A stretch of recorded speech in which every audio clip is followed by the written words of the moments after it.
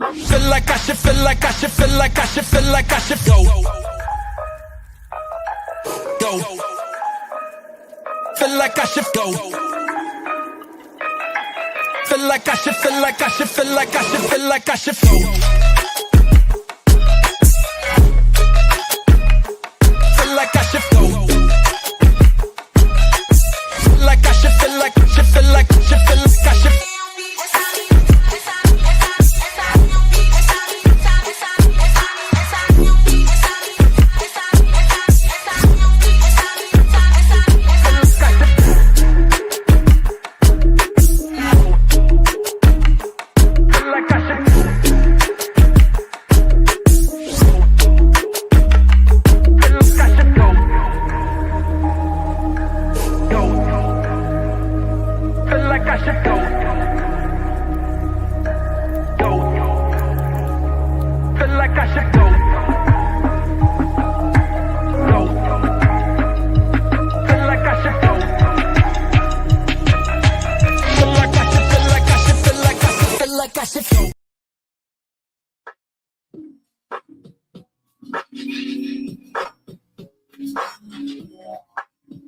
We're gonna get into a little review. Man, I was on a couple panels the other day and yesterday, and I came away thinking like, damn,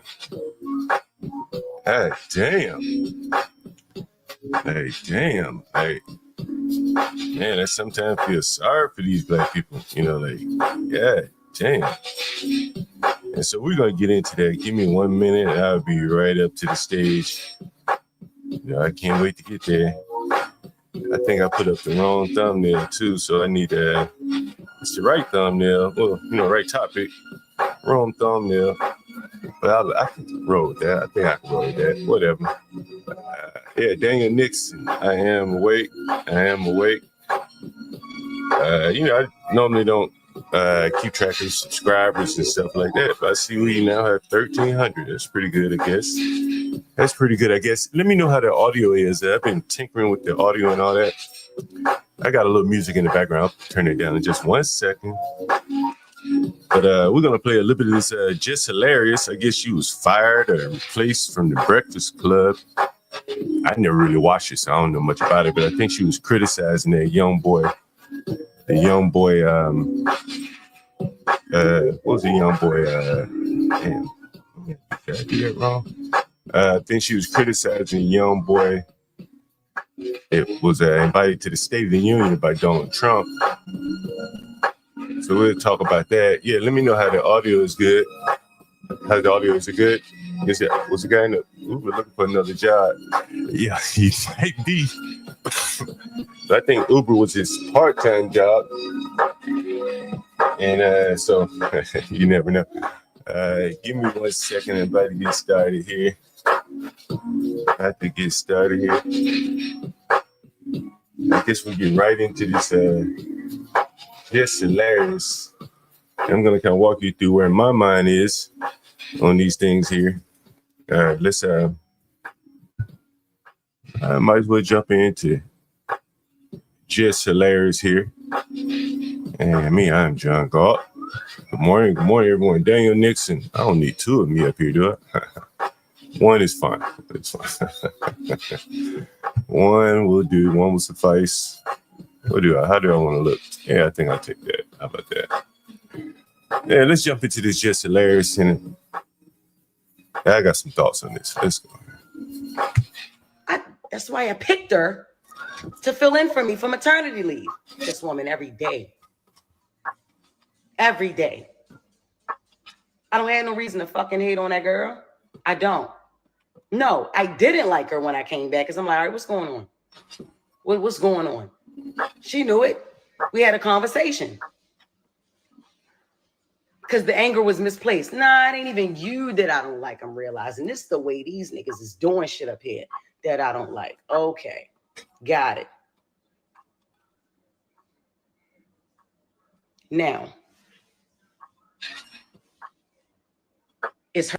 All I want to be going through your mind while you listen to this is, would you want to roll over every morning to this sister would you want to work in a cubicle next to this sister?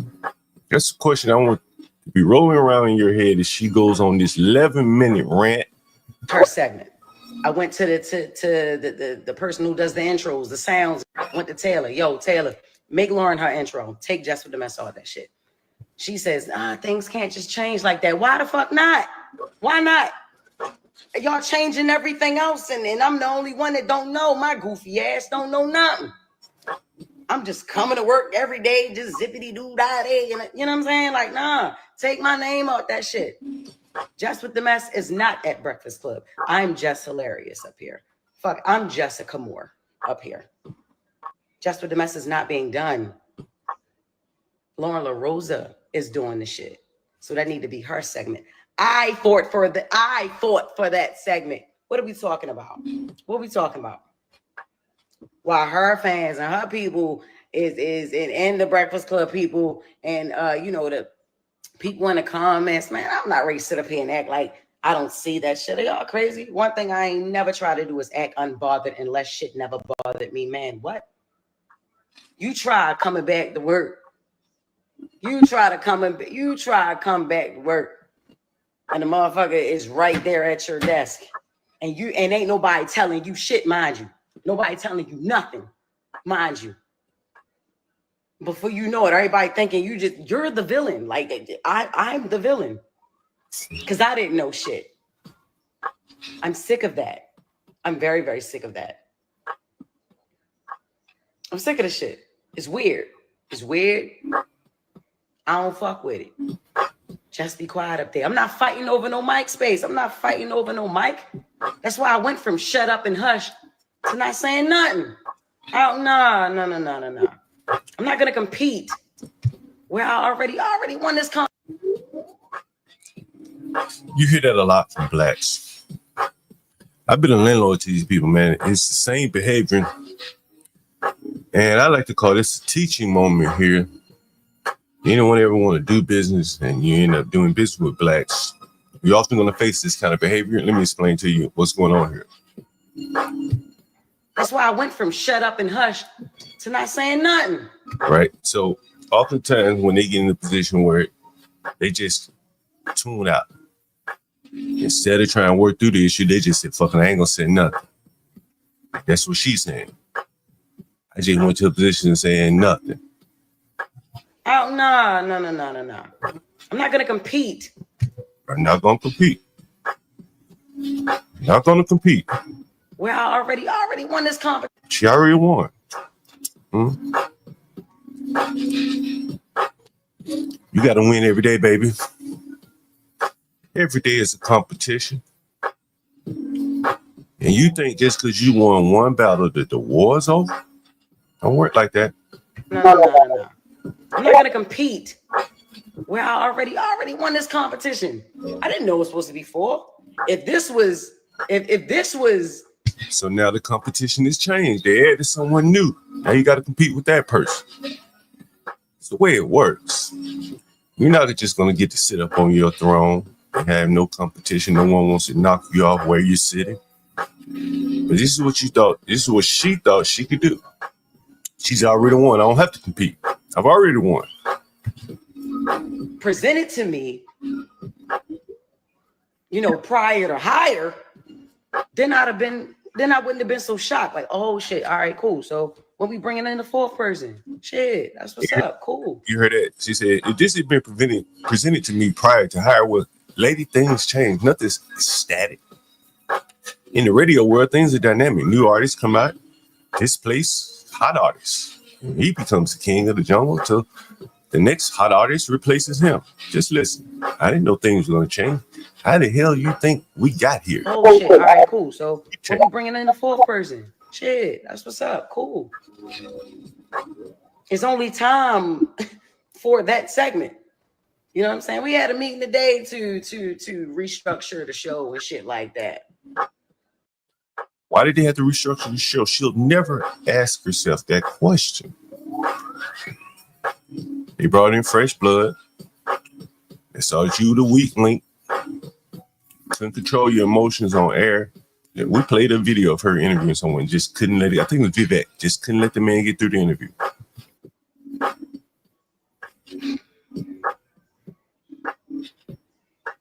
Fuck out of here. Fuck out of here. That went crazy too.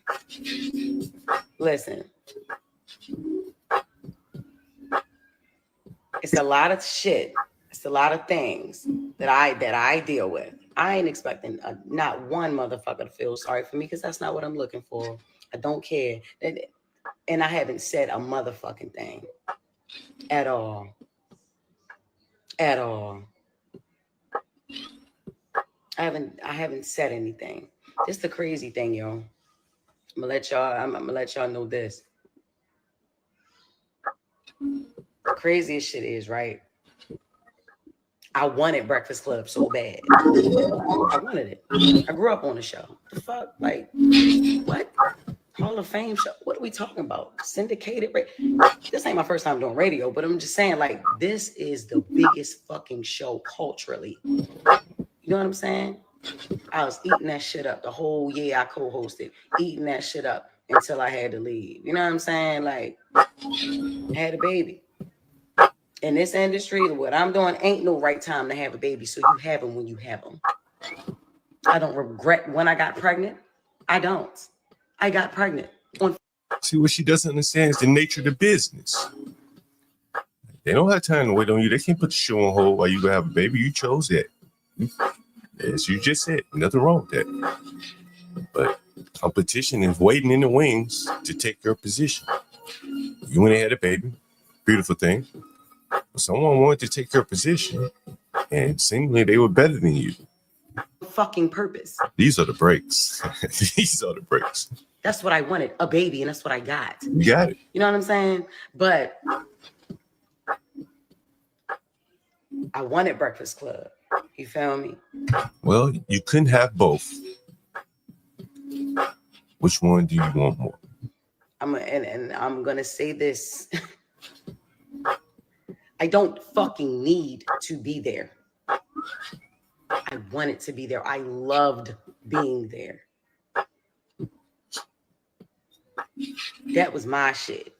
You get what I'm saying? Like, that was my shit. I used to be happy as a motherfucker on the radio. Yeah. Used to be, then what happened? Yeah, definitely. Listen, I'm not intimidated by no woman walking on this earth. Really? So why you mention it? I give a crown to that girl. If you listen to the show, you know. Nigga talking about she tried to be my friend. Excuse me? Ain't nobody trying to be no motherfucking friends. What are we talking about? We just naturally, organically became cool. Once I realized what the fuck was going on, like I said, my anger was misplaced. No, I did not like her when I first came back. I didn't. Even down to how I was supposed to return. Like, we had a whole plan on how I was supposed to come back. She didn't like someone. I wonder, did the girl dislike her? When I walk in the room, she never left. First thing she said is not, how your baby doing? No, that was Envy, because he's the family man, right? How was maternity leave? No.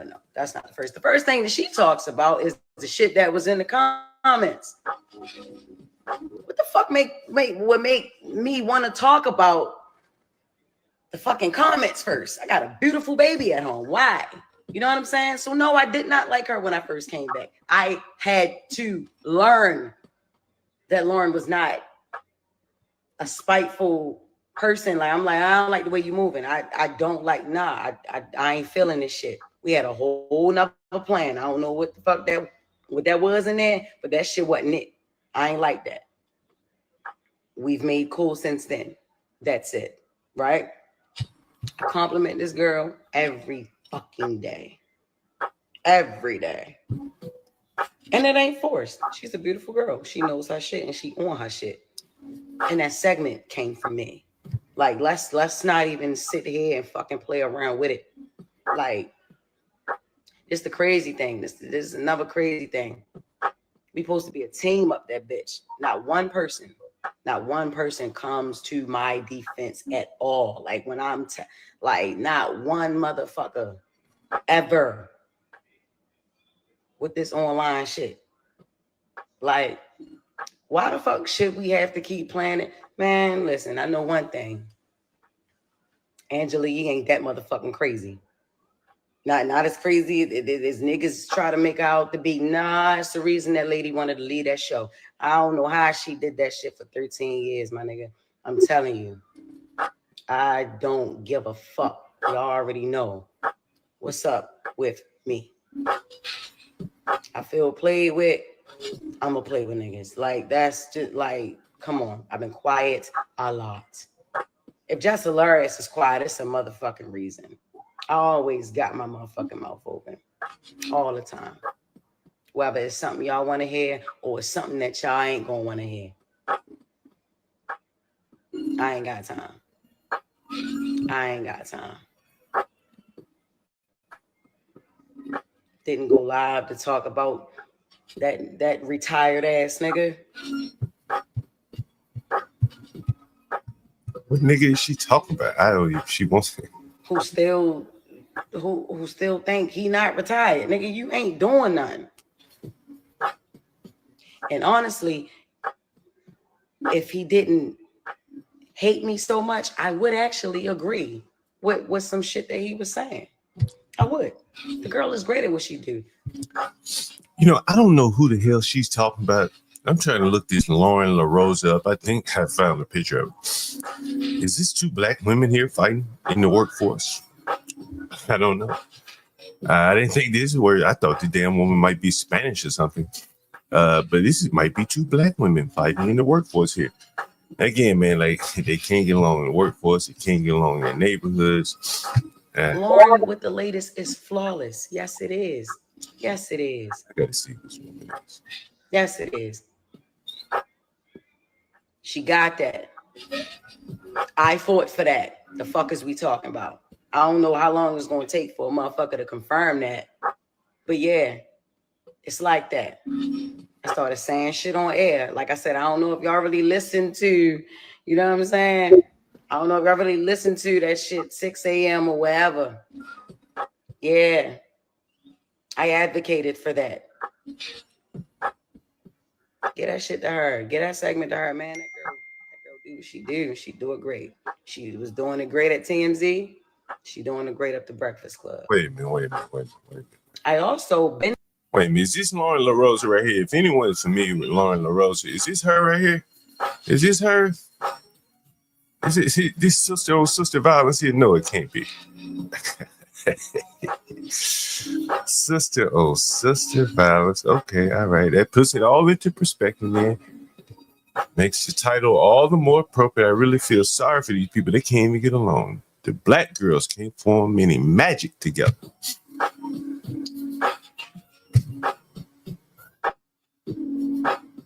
Said that she did great during the co-hosting year too. Said that. Along with Claudia Jordan and Jason Lee. I also said that. Okay. Stop trying to make me out to be the villain. Or like I'm the fucking hater or something. I ain't never gonna hate on no fucking woman. Ever. Yo, this lady's English is not that great. Kind of amazing that she's on the radio or was on the radio.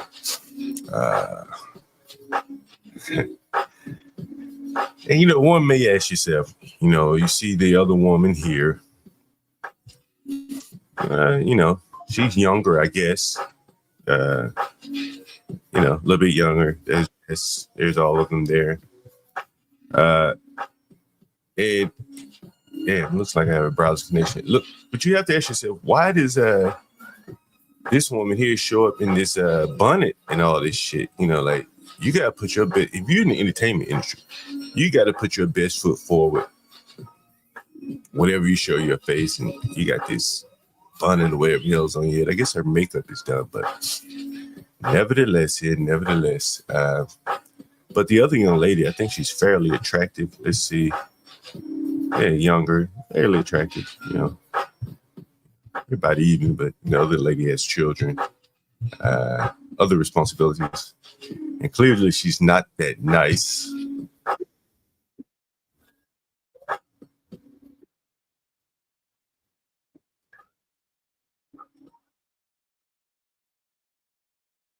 Really, so you're offensive.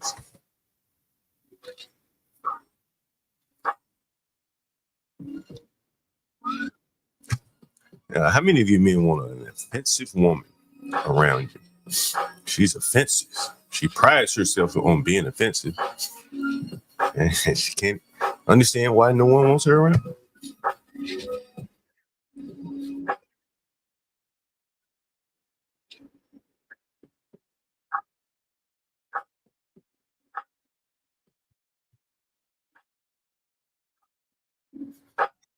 Well, at least she gave the woman her credit, tipped her hat to the woman.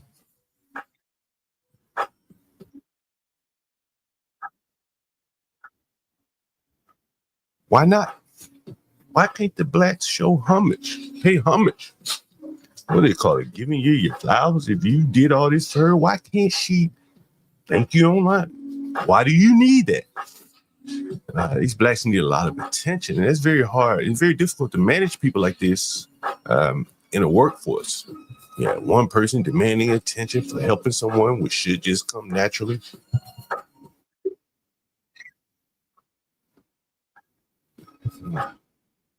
Mm.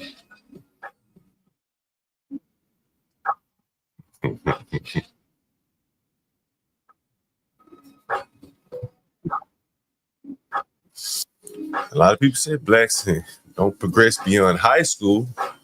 I mean, this whole damn 11-minute rant is indicative of someone in high school. And so it's funny that she mentions that. Yeah. You blacks were in charge, and you created a high school-like environment. Shit. Ran like a high school, hell, you niggas in charge. Shit, you created a high school environment, right? You man children. And you get there, you create the childlike environment, which is probably what you would do on an even larger scale if you were able to take over something. It's what you do to your neighborhoods. And then you want to move out. Fuck it, I don't want to talk about it no more. I'm out. Or in this case, they put her ass out. But in other cases, these blacks would be running away from each other. Running away from the environment that they created. She begged to be here. She wanted to be here. Back to high school. Back to high school.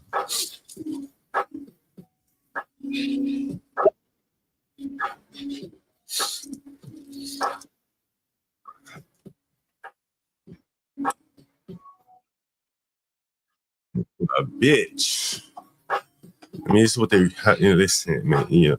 On one hand, they want you to not call them the N-word. Then on the other hand, they call themselves female dogs and shit like that while referring to themselves as I mean, how do you deal with someone? Why would you want to deal with someone like this? Well, they have rules for thee, but not for me.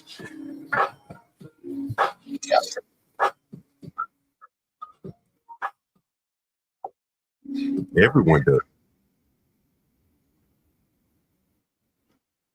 Everybody get up.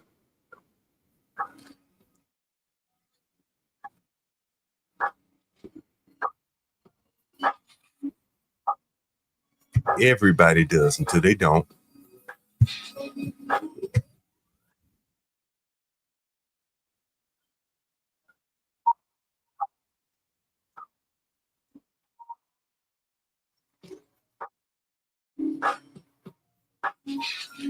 And that was Jess hilarious there. Complaining about another sister after they done bounced her ass off her show that she loves so much. And then I saw this video, a tweet actually. A black girl tweeted this, or a black person tweeted this. And, I want you to take a listen.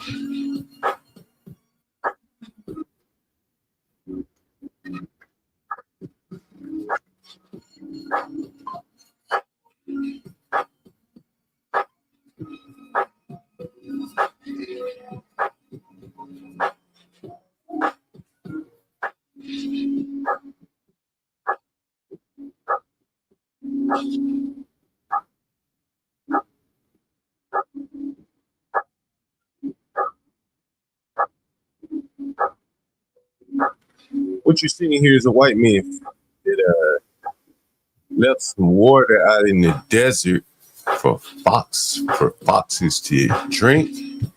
And the post by the black person was, white people will be kind to everything but black people.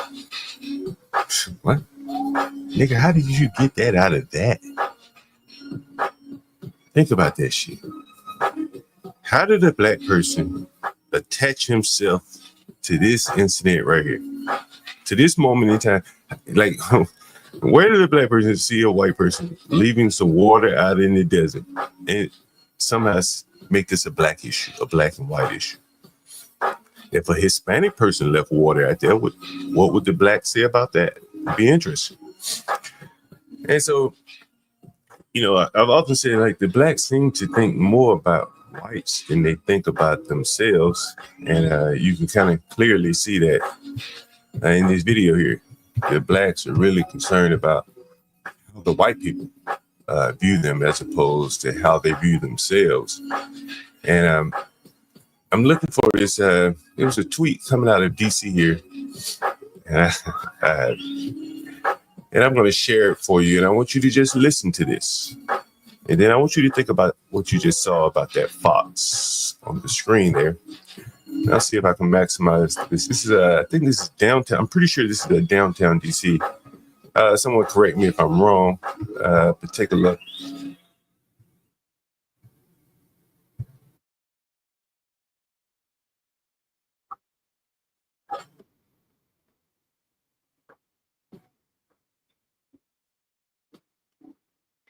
If I was a dog, what the fuck you would have said? Nigga just compared his behavior to a lowly animal. Lowly animal. If I was a dog, what you would have said? In case you missed it, in case you just joined, we got a nigger. This is Fairfax County Public School. So this is DC. They're bringing children in. Fairfax County is a very affluent area outside of Washington, DC. And here we have a black man that is pissing on the street downtown. This is right where the convention. No, it's not the convention. This is where the Wizards play, downtown Chinatown. You may see some Chinese signs in view there. And here's a white man trying to maintain civility. And he says, "Hey, man, why you pissing on the street, bro? Why you pissing on the street, bro?" And the black man says, "Shit, if I was a dog, you wouldn't say shit." Blacks and their analogies here. It's very interesting. Very, very interesting. We have 27 people in the audience right now. I hope everyone has hit the like button. Also would ask that you support the show. This show is brought to you, as always, by our lovely editor, Portia J. Wonderful editor, Portia J. We're trying to figure out how to get these sponsorships going. But in the meantime, if you would like to sponsor the show, we're always doing a campaign, $20 a day for Portia J. And if you want to support any of our other hosts that you see up here, me, John Galt, HB2N, going trucking in the morning. I think he'll be going trucking this morning. Portia, you can correct me if I'm wrong in the chat. Stanley Cross, Get Cracked. And I guess we've now brought Universal on board. The Morning Roast, HB Universal Jones, and me, John Galt here. Give me 1 second, guys, 1 second. But you hear this guy downtown pissing on the street. Could have gone into a restaurant, could have held it. But he looks like he's probably homeless as he has a backpack on his back. And let's listen.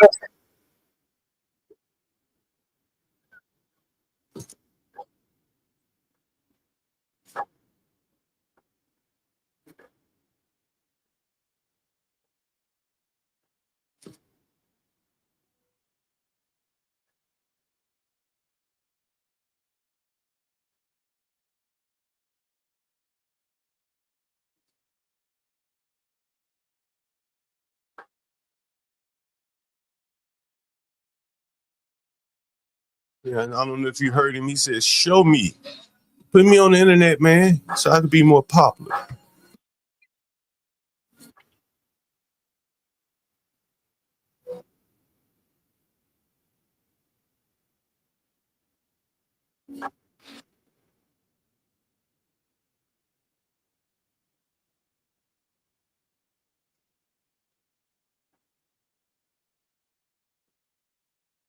name and everything. Now, here's one thing you might notice here is that this is a fairly indigent man. You can look at him and tell he's indigent.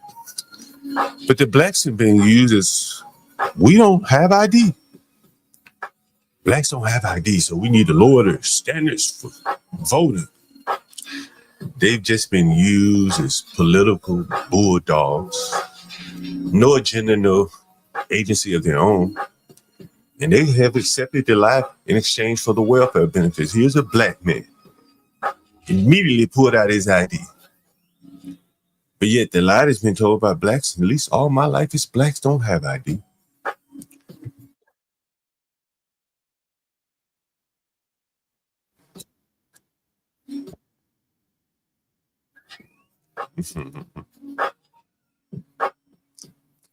No shame.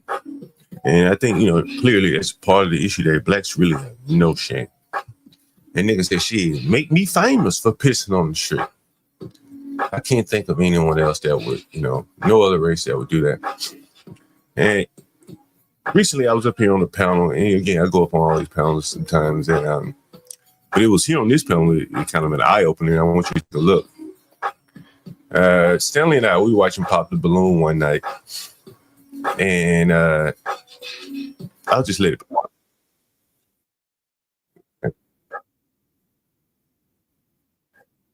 And you can hear Stanley because he knows what's coming. Ugh.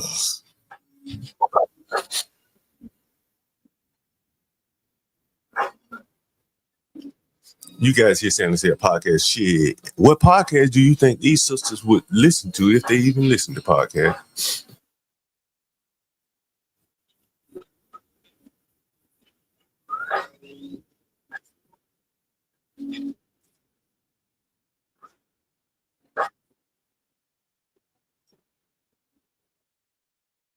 You can hear Stanley. He's just, ugh.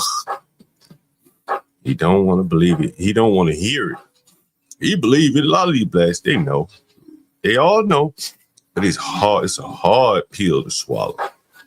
And if you move away from them, you can say, you can feign that it ain't all of us. It ain't most of us. It's just some of us.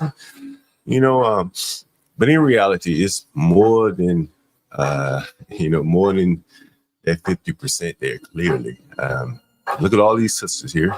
We're going to listen to the music that they enjoy. Let's hear what they have to say.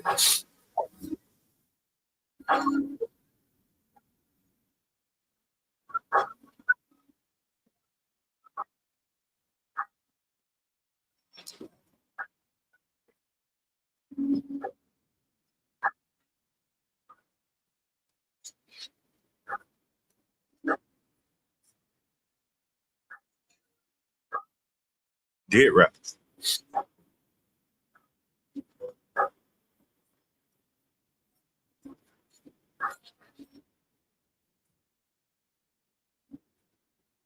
Mo.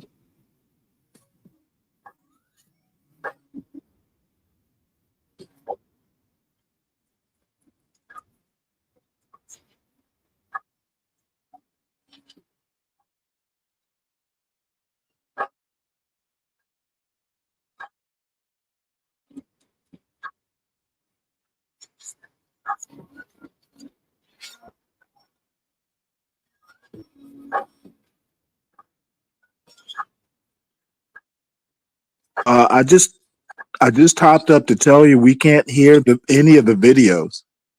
Oh shit! It must be sometimes StreamYard is fucking up here. I'm not getting any comments in all this. Did anyone write any comments in all this? So yeah, we've been telling you for a couple minutes. I'm gonna hop back down. I just wanted to let you know. Oh shit! I don't see any comments in all this. Damn, where are the comments here? Where are the comments here? I see no comments. StreamYard must be having an issue here. Matter of fact, StreamYard must be having. Let me go to YouTube just to make sure I can see what's going on here. Yeah, I ain't see shit. I literally saw nothing. Let me see. Damn. Glad you guys popped. Glad Stanley, thank you for popping up and letting me know. Sometimes StreamYard is Borg's out here. Oh, here I am. Where are you guys watching, by the way? Wonder what streaming. I don't see one comment in StreamYard. Not one comment in StreamYard. But I hear myself. All right. Let's see. Oh, okay, perfect. I see the comments in StreamYard now. But I see the comments in YouTube. I don't see them in StreamYard. Okay, carry on. Anyway, did you guys see the Just Hilarious video that I played? Were you able to hear that audio? Let me know if you're able to hear that audio.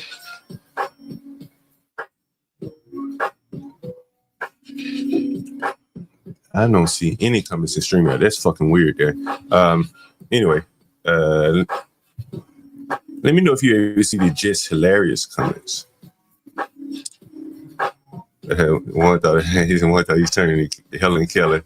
Look at Black Man. You know what? I tell you, StreamYard is the StreamYard issue. Layoff. No, it's not me. I promise you, bro. It wasn't me. Johnny's first days on YouTube. Nah, man. It wasn't me. What's up, Panelverse?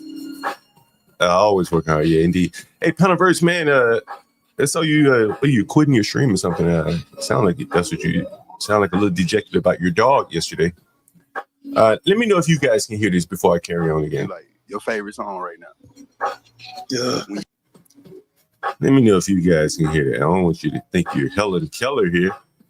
It wasn't me though. It was StreamYard.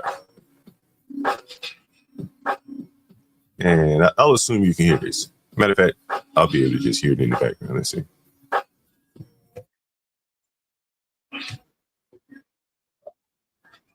You get in the car right now. What you gonna put on? See if it's playing here. All right. It's playing. All right, it's playing. All right, perfect. And so again, let me know if you were able to see Jess Hilarious. If you were able to hear Jess Hilarious, that interview of her. I mean, she really showed her ass on Twitter, YouTube. And it really makes it easy for you to see why no one will want her around as an employee there. If you didn't see it, I'll replay it. But here's a Pop the Balloon that Stanley and I were on. And do I need help? Is everything fine? Can you see? I see Dane Nixon just tweeted, commented, I need help. Okay, cool. Let me play this first. A podcast. Okay, let's start with your name, your age, and your occupation. My name is Courtney. I'm 32 years old, and I'm a mental health counselor. And my favorite turn-up song is, what is it? What's that? My mama's soul. Now it's time to say congratulations. Work so hard, forgot to vacation. See, they sent some rap songs. Your name, your age, your occupation. My name is Ashley. I'm 35, and I'm in tech support. My turn-up song is always something Boosie. Anything. What's Boosie? Badass. Your name, your age, and your occupation. My name is Ashley as well. I'm 31 and I'm an esthetician. I'm from Cali, so my turn-up song is always Nipsey. Rap. Okay, your name, your age, and your occupation. My name is Tracy. I'm 25. I work in safety and compliance, and I'm in my Boss Man D-Lo era right now, so I'm gonna go with Mo Chicken, my Boss Man D-Lo. Rap. Okay, your name, your age, and your occupation. Hi, I'm Jasmine. I am 26. I'm from Houston, Texas, and my favorite turn-up song has to be "Wanna Be" with Megan Thee Stallion and Glorilla. Rap. Okay, your name, your age, and your occupation. Hi, I'm Venetia, and I'm 35. And my, favorite turn-up song, anything R&B, anything 80s, 90s, Escape, Total, and my occupation, I'm in real estate as well. Okay, your name, your age, and your occupation. Liam, I'm 28, and I don't have a favorite song. I'm from Honduras, and I listen to Spanish music, English music, anything. Okay, your name, your age, and your occupation. Hi, I'm Jasmine. I'm a hairstylist, and I'm 31. I don't have a turn-up song. I'm an R&B girl, so I don't have one. Your name, your age, and your occupation. My name is Anaya. I'm 25. I work in nonprofit doing youth advocacy for youth in the child welfare system. My favorite turn-up song, I'm not really a turn-up person, but anything Chris Brown always puts me in. Now, Chris Brown, I think he beat up a woman. Is that correct? I think he did. He beat up actually one of their the black women favorite artists. He beat up Rihanna. His sisters love Rihanna. But yet, the man who beat her up is her favorite artist. I mean, Like, how do you reconcile these things? In a good mood, so that's my go-to. Okay, your name, your age, and your occupation. I'm Natalia. I'm an officer of compliance as well as her. My turn-up song I would choose is On My Mama, On My Hood. I live by. And there you go again. Like, and, you know, I've been talking about this for a while, man. Like, a lot of these black, they talk about rap, they listen to it, but they embarrassed as hell of it. They are. Trust me. They are embarrassed. They are very embarrassed of this rap music. They don't want anyone to know in polite company what they listen to. They really don't. And if you don't believe me, go to work one day and tell them, let me hear some of the music you played coming to work. And it's going to sound something like this.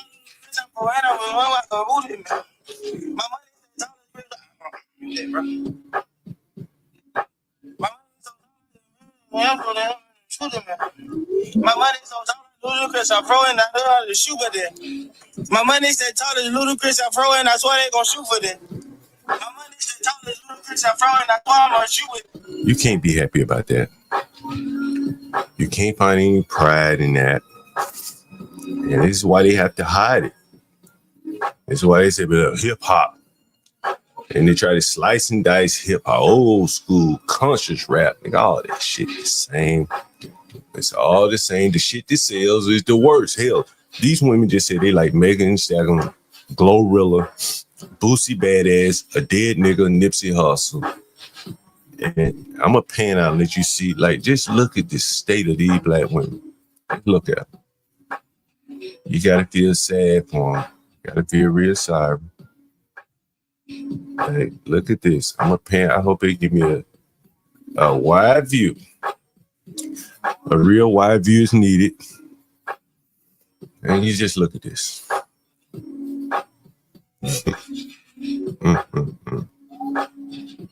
Bad built.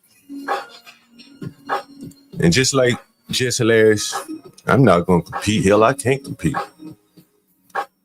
Jess Hilarious, she said, I'm not going to compete. I already won. But sweetie, you got to keep winning. What did Donald Trump say? You're going to get tired of winning. Not just one win. You got to keep winning.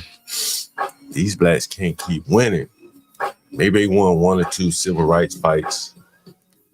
And I just think of some of the black music sometimes. I be listening to some of this shit. I'm like, what in the fuck? Hey, listen to this. Am I sharing my screen? Share this tab. Matter of fact, let me stop sharing just to make sure I'm sharing. I'm going to stop sharing. I'm going to share again. Just to make sure you're getting the audio here. And this is a rap song I remember. You may remember this as well. This is the artist now. And you just think about how silly this shit sounds. Let me refresh you from the top. Coming from the top off the dome. Oh, we grab it. Pack extra slapping. Don't I love my vegetable, extra cheese and broccoli. Don't young lay like the kick like karate. Don't I be with J Money serving it. Man. That's the music that those sisters over here. That's the music that these sisters listen to. Right? That's the music that they listen to. Don't be everybody. I mean, these people have to be embarrassed about this shit. They have to be embarrassed. You're not going to convince me that they're not. Man, StreamYard has a serious lag. A serious lag. That is fucking weird here. StreamYard has a very serious lag. Let me see what the fuck is going on. Well, let me not be dismayed by that. And, you know, continue on with like, damn, you know, you got to really feel sorry for the blacks. I was on this guy's Speakeasy panel. I wasn't on it. I was just listening to it. And I guess they had this Fight Club, like, debate type shit. Yo, this Speakeasy, these two, this black guy, this black woman, I mean, they were calling each other every other word under, like, nigga, bitch, hoe, suck my dick. I mean, they were telling each other suck their dick. The woman was telling the man suck my dick, and the man was telling the other suck. And I said, damn, and I don't know who, Speakeasy, I'm not very familiar with his background. He's been up on this panel. Here he is, here, Speakeasy right here. Damn, let me see. Let me stop sharing the screen. What the fuck is going on here? All right, let's stream out to have some kind of fucking issues over here. But yeah, so I was listening to Speakeasy this morning, and I mean, these blacks were going at each other's throats this morning. And he may have taken the stream down, but geez, Louise. And I said, damn, and it's almost every panel you go on CT's panel, Sharon Bracey, and Sharon, they just begging for welfare benefits. But with these other panels, it's mostly, blacks arguing each other. I can show you just like, what the fuck? And it really make you feel sorry for them. I was telling someone, like, sometimes these people would have 200-300 people in the audience. You said, well, damn, couldn't they come up with something better than arguing and fighting or talking about relationships and having sex with each other? And you just look at this. Let's see, smoke scene. Here, black panel. 10 toes down, common sense, no common sense. Back to the basics. Ain't no stopping. Platinum elite. I like some of these panels. I'm not criticizing. I'm just saying, like, the blacks just can't put it together. They're talking about Diddy's dinner. Let's see live. Let's see what they got live. And you just see the kind of topics. This is what goes on in the black universities, talking about Jess Hilarious. Stephen A. Smith, entertainment, becoming irresistible to women.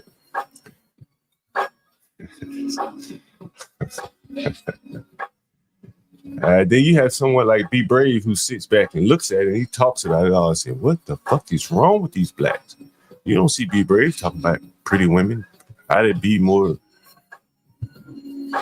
irresistible to women. And on it goes. And if you would listen to some of these panels, they're just blacks arguing, screaming at each other. And it's truly amazing. Even Anton Daniels is probably, it just, game is different. You're no longer a girlfriend having outside friends, child support. I was on a panel the other day. I can't remember what panel it was. And I think it was DJ Hill.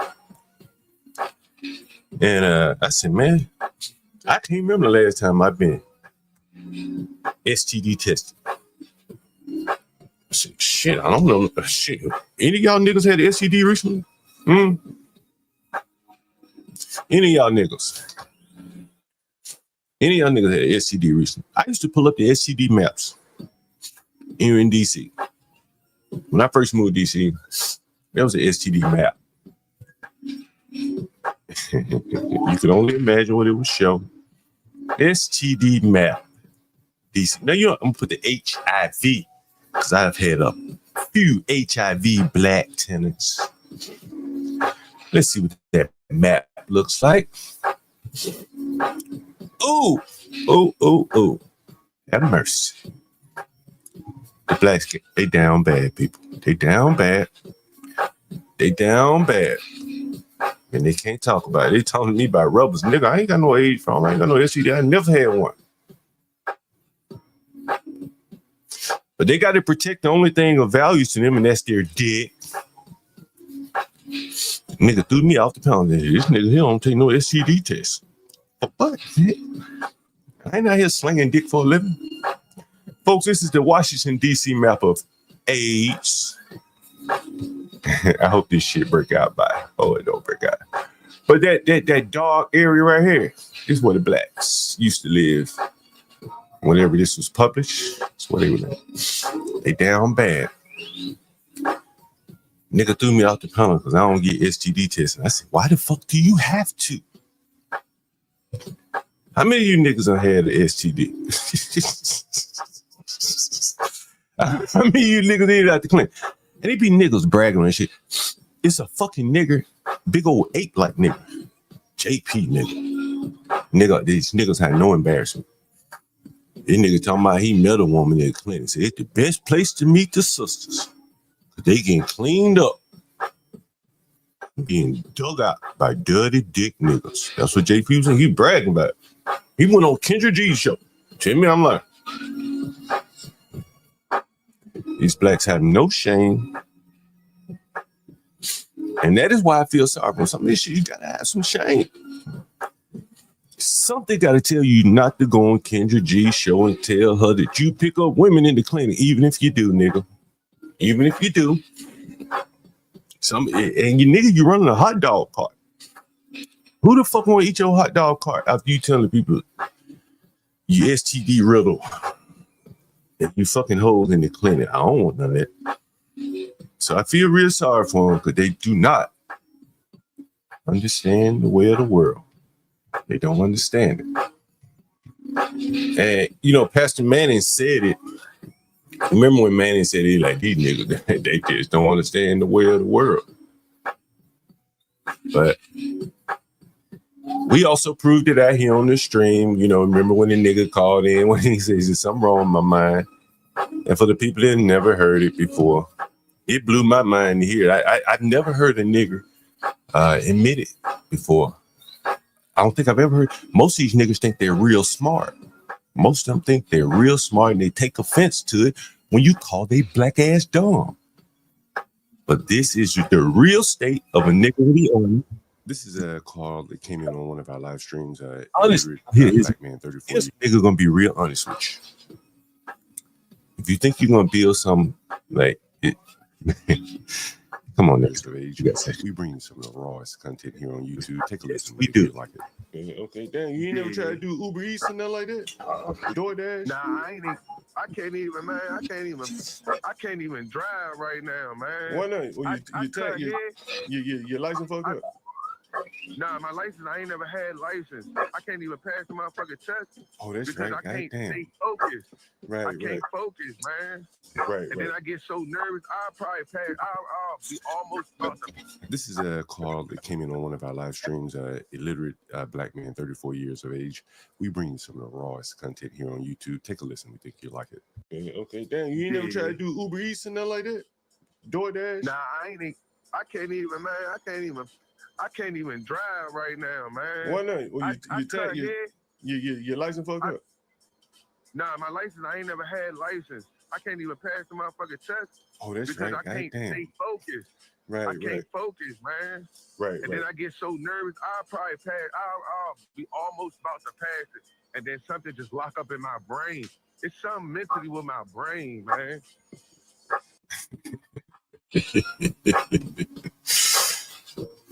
Shit, I brought it to you. You probably never thought you'd hear no shit like that unless you went to Pastor Manning's channel. And that same nigga, he also called in and he said something about what he said. He said something like this. He said, "Oh yeah." Yeah, bro. Yeah, lucky, bro. Yeah. I love God, bro. Now, what are you talking about right here? He was in a shootout with the police right around the corner from me. But I ain't moved. Kept my head down. You ain't shooting at me. I love God right now, bro. God, how the fuck you get on them dippers, bro? What made you take that shit?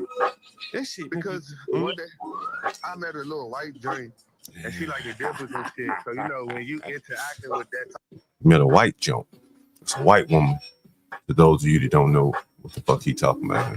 type of lifestyle, because I used to be in the streets and shit.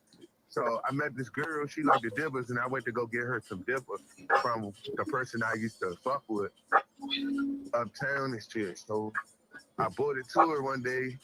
She was like, "Oh, I want you to hit it." And I'm like, "Damn." She like, "Hit it, test it out."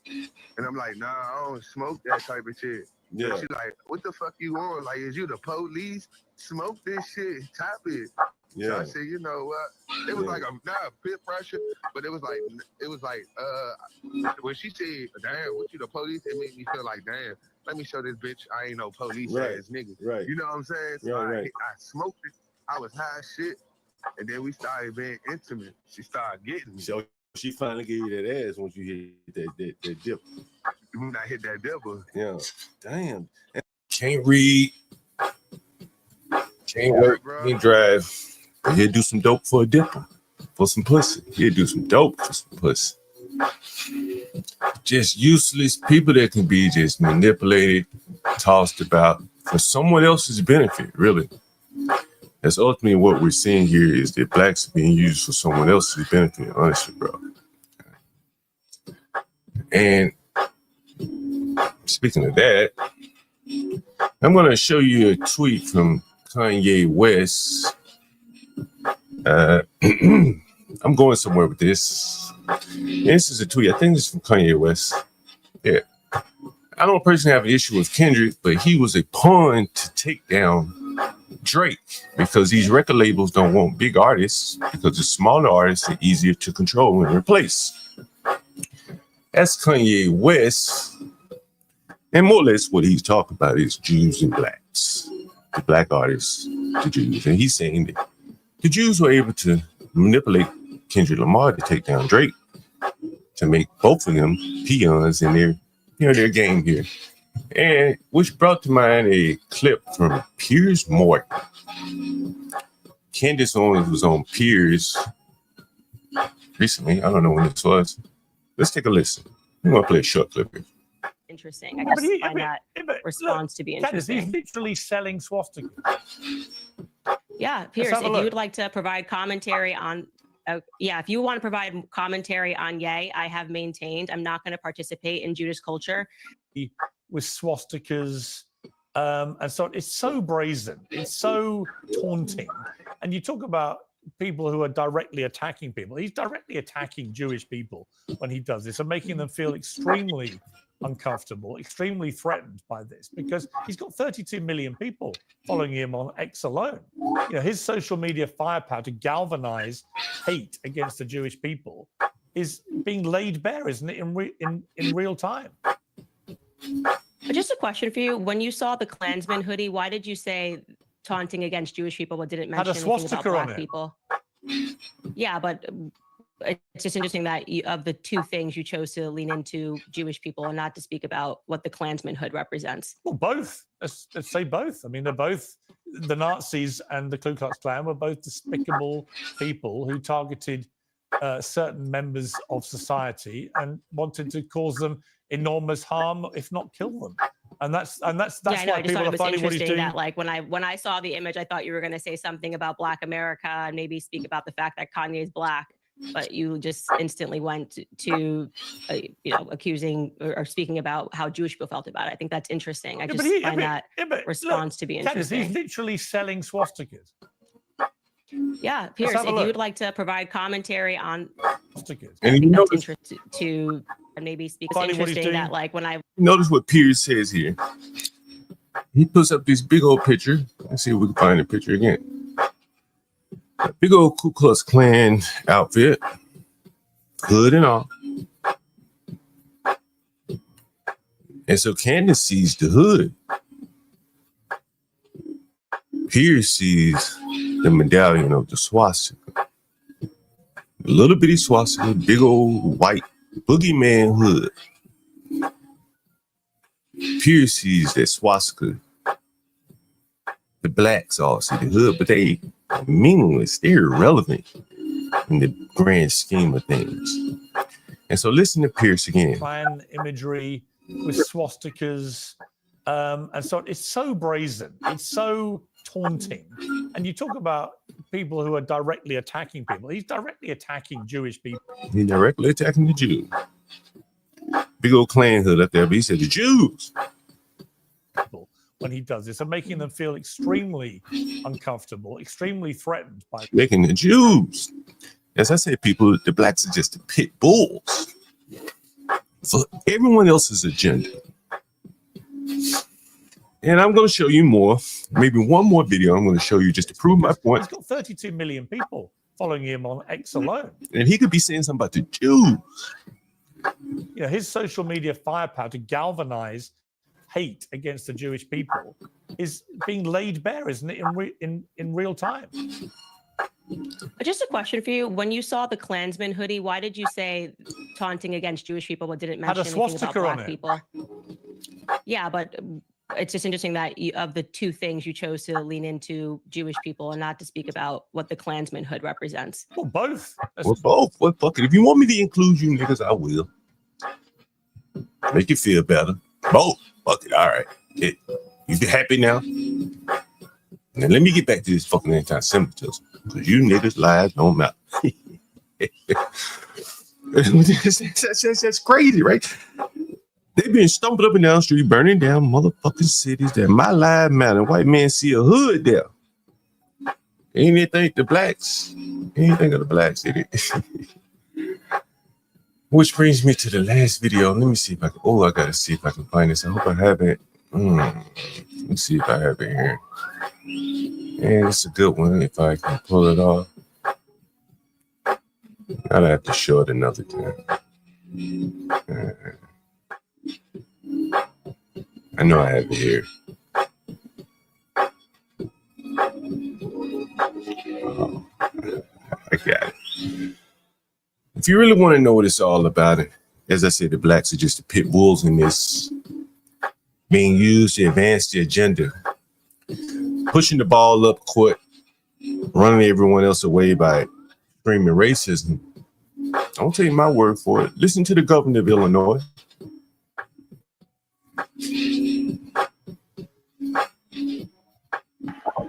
We expanded Medicaid to cover gender-affirming surgeries. We brought inclusive LGBTQ plus curriculum into our schools so that all students now learn about the contributions of queer and trans trailblazers from Marsha P. Johnson and Harvey Milk. The State Board of Education is implementing gender-inclusive policies. All the things, nigga. All the things, niggas. All the things. They advancing the ball, nigga. Black Lives Matter pivoted immediately, almost immediately to Trans Lives Matter. I showed you at the statue of Robbie Lee in Richmond.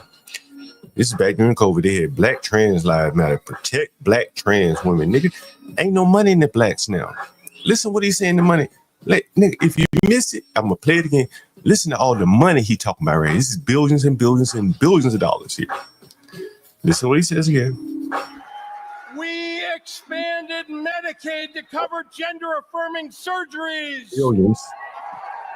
We brought inclusive LGBTQ plus curriculum into our schools so that all Curriculum is billions of dollars. students now learn about the contribution. All the students will learn all the LGBT things here. Of queer and trans trailblazers.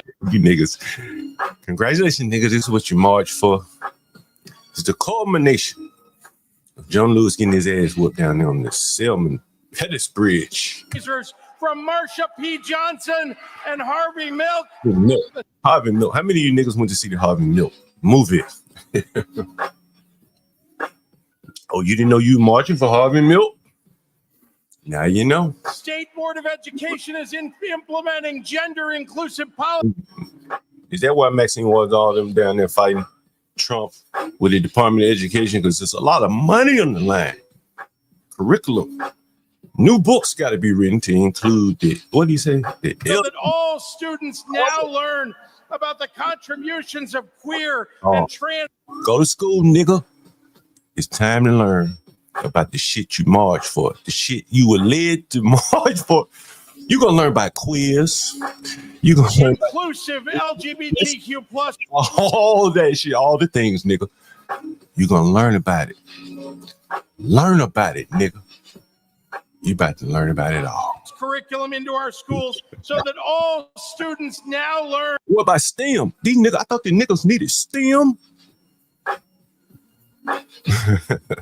They're gonna need stem cell surgery. About the contributions of queer and trans trailblazers. The what? The what? The who? Now learn about the contributions of the motherfucking contribute queer and trans trailblazers from Marsh. Thank you, niggas. The trans would like to thank you, niggas, for moving the ball further up court. Thank you, niggas. Thank you, niggas. If you really want some of the government money now, nigga, you know what you got to do? Transition, nigga. P. Johnson and Harvey Milk. The State Board of Education is implementing gender-inclusive policies to ensure that our schools are welcoming and affirming. And I'm proud to say that my administration is the most diverse administration in state history. We expanded Medicaid to cover gender affirming.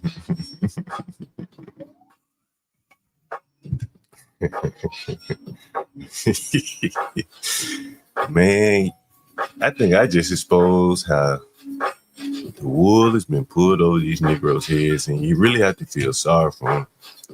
While they talking about reparations, this man just rolled out billions of dollars that could have been spent on reparations. And he said, how did he do it? He found the money. Expanded Medicaid to cover gender affirming surgery. Billions of dollars he could have spent on reparations. We brought inclusive LGBTQ plus curriculum into our schools so that.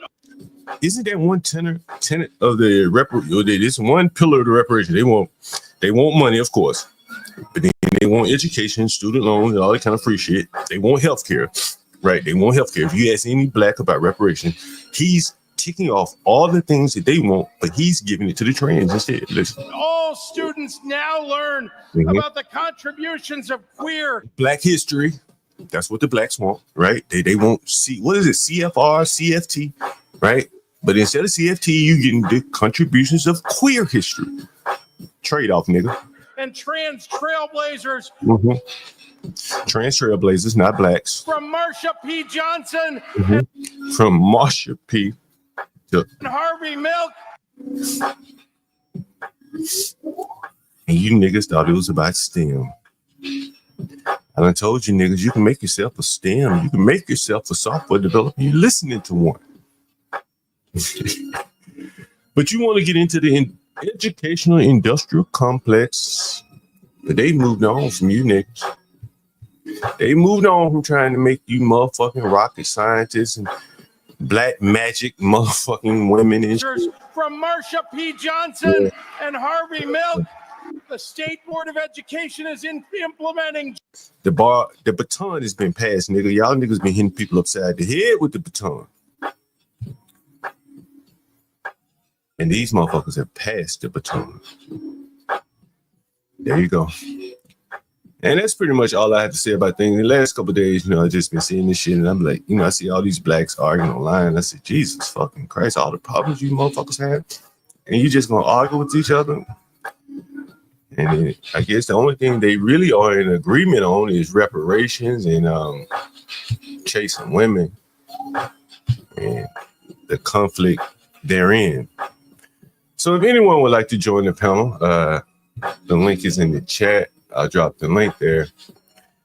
It was a free, kind of a stream of consciousness here. I did a first take, but the audio didn't come out good. I did it on OBS. So I figured I'll come here to StreamYard. And if anyone wanted to have anything to say, feel free. We have a little bit. Otherwise, I'll get out of here and let you have your day back. So here, I looked through the chat for a bit. We had one point, I think we had about 40 people in the audience. Some people I haven't recognized before. Now volatile. Is that in reference to the river now? I'm curious, what's up, B-Bray? You want to come up on the chat? And me and you have a little chat. What do you think? Brave. Years ago, I've shown this photo. You may not have seen it. But I went around the country. Well, not around the country. I went to the place. I went to Memphis. Nathaniel Bedford Forrest. Anyone remember him? The niggas dug his grave up, I think. They weren't happy with letting that man at peace. I think they dug the nigga grave and his horse up. I think the nigga drug his horse up brave. I went down to Richmond. And I've shown these pictures before, and I said, man, blacks in a terrible way. Have mercy. I don't know what's worse. if the niggas really believe that shit, if they really believe that, man, we in terrible state. And I've talked about this before. Some weak ass nigga with a rifle, ripped jeans.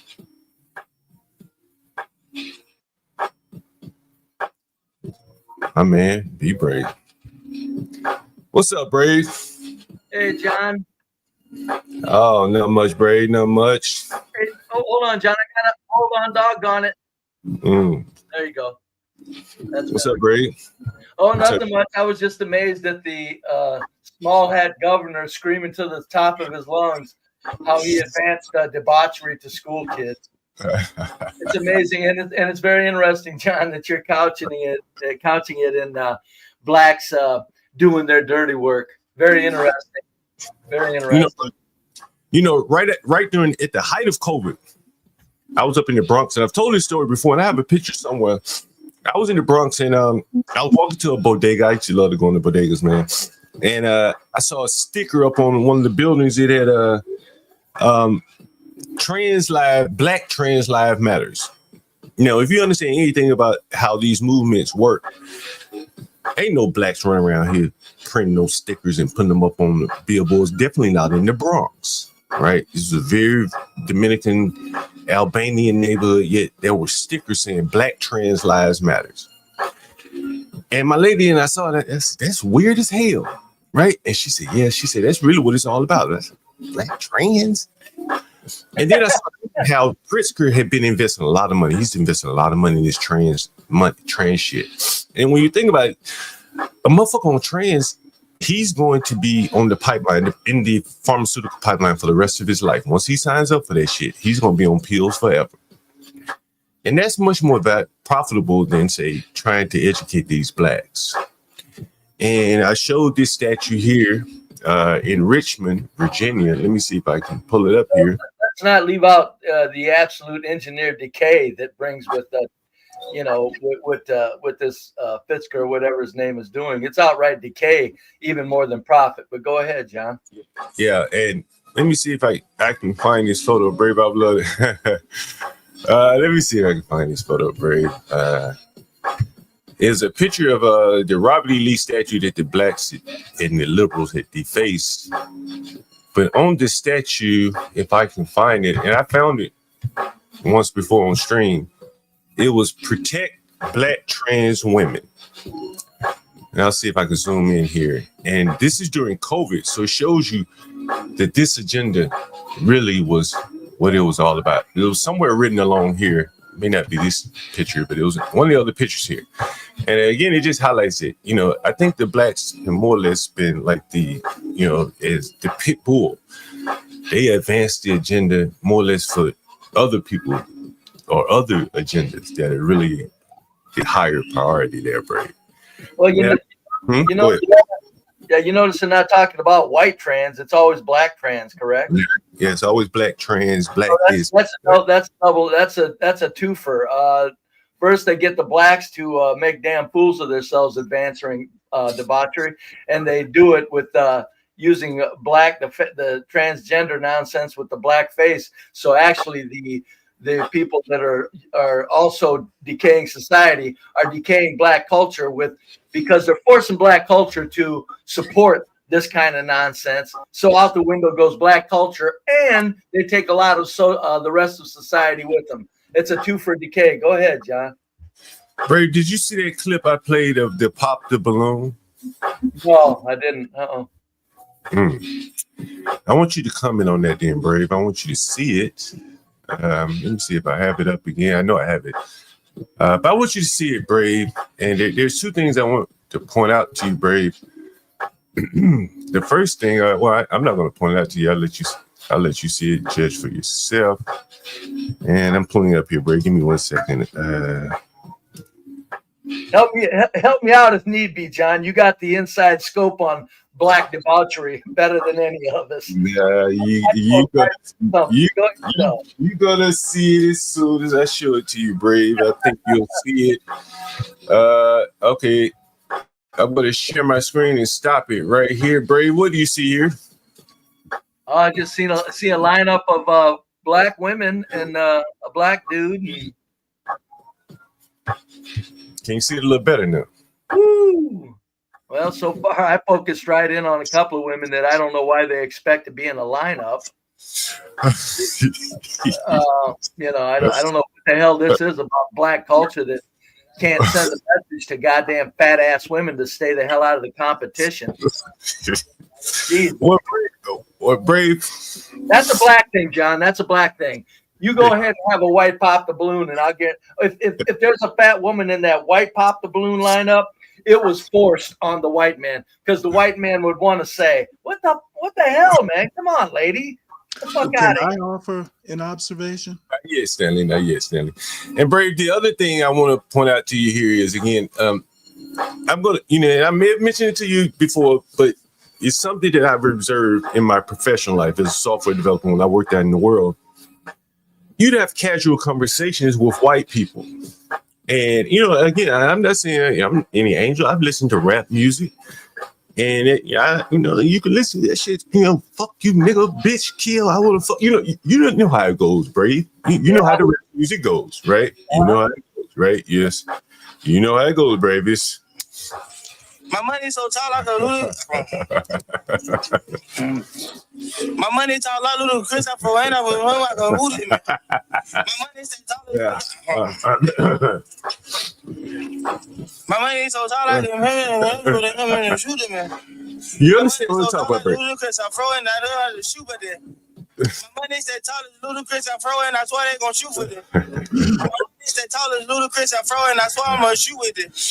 My money said you understand, Brave? Brave. Tell me something, John. Tell me something. That's okay. Are there people that can understand that on the planet? There are, aren't they? He's working it out, Brave. Is that what it is? Hold on, Brave. Listen. Afro, that's what you gonna give with it. Listen, he's working My out. money's that tall as Ludacris Afro and that's why I'm gonna give with it. He's working it out. My money's that tall as I'm being ignored on the panel. He's working it out. My money's that tall as Ludacris Afro and that's why I'm gonna shoot with it. He's working it out, Brave. He got it. He finally finished the song. He finally finished the clip, Brave. Right? I don't think it's anymore. I don't think he's speaking any clearer on the song. He's probably not. Yes, he is, Brave. Listen to the beginning and listen. My money's so tall like a my money tall like little Chris Afro and I my money's that tall as Chris. Damn, got it wrong. My money's so tall like Damn, got it wrong again. My money's so tall like Ludacris Afro and I almost got it. We're gonna listen to this thing for the rest of the morning. I almost got it, Brave. My money's that tall as Ludacris Afro and that's why I'm gonna shoot. All right, that's good enough. Goddamn, that's good. Oh, one more time. And that's what you gonna give with it. Right. My money's that taller than Ludacris Afro. That's what you gonna give with it. Got it. My money's that taller One than more time. Ludacris Afro, and that's why I'm gonna give with it. All right, that's it. We got it. It's good. Okay, hold on. So that was the final take, what you played there at the end?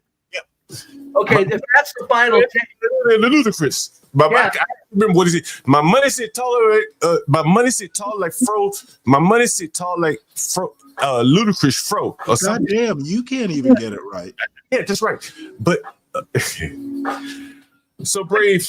I guess I'm gonna be ignored, so I'll hop down. Yes, I'm trying to Brave, I just came up to say hey and to offer the point that there are no pop the balloons with old white racists on it either. All right. Damn, that's a shame. All right, and let me finish up this conversation with Brave here. So Brave, as I was saying before I lose my thought, that is one of the most popular rappers in America right now. I understand, Brave. And so my question is, John, is how can he mumble like that and the black culture doesn't ask him to clean it up so the kids can get since they're following rap, wouldn't it be better to clean up the mumbling and at least make the kids know that you need to speak a little bit English? It's amazing. Say what, Brave? What you say?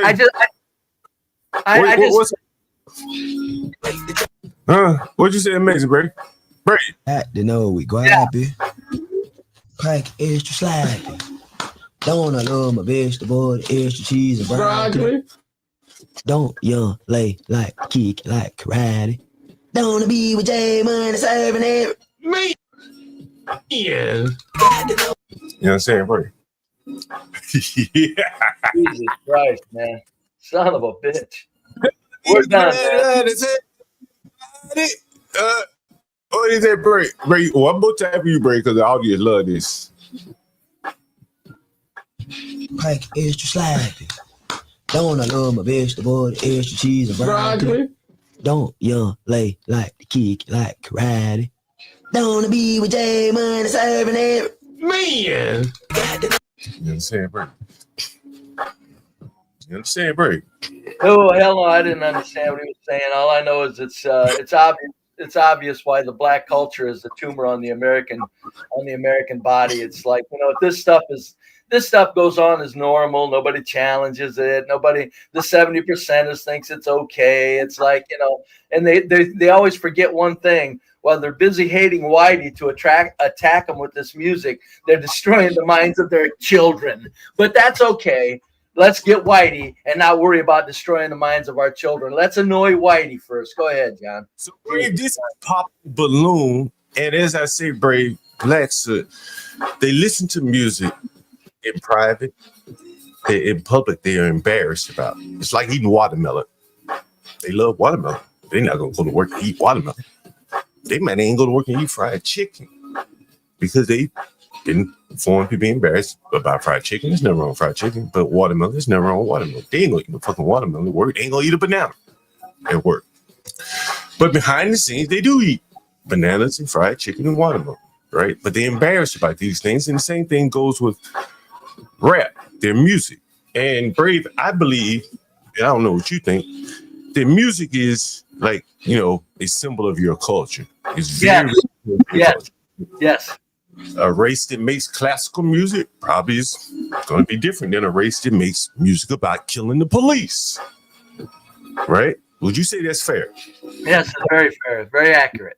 Now I want you to listen to what these women, even the listeners, with the people listening to is an indication of your culture. Go ahead. And so I want you to listen to what the women, the sisters, the women that probably have children and are looking to have children, looking to find a man. Listen to what they listen to, Brave. And I want you to listen to Stanley in the background as well. Oh, got on mute. Shit. My name is Courtney. Like, what's the song you like? Just asked him what type. He's gonna ask him what type of music do you like. Your favorite song right now. When you get in the car right now, what you gonna put on first? A podcast. Okay, let's start with your name, your age, and your occupation.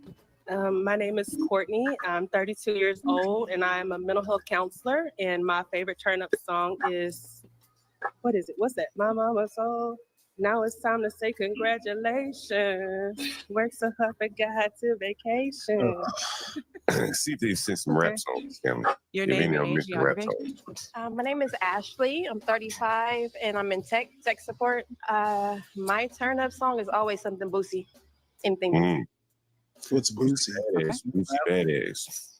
Your name, your age, and your occupation. My name is Ashley as well. I'm 31 and I'm an esthetician. I'm from Cali, so my turn up song is always Nipsey. Rap. Okay, your name, your age, and your occupation. My name is Tracy. I'm 25. I work in safety and compliance. And I'm in my Boss Man D-Lo era right now. So I'm going to go with Mo Chicken by Boss Man D-Lo. Rap. Hey, right quick, John. Okay, your name, your age, Yeah. Could you take it back just to where that the lady just previously said what she does for a living? I want to hear how she says that. Yeah. Oh. Name, your age, and your occupation.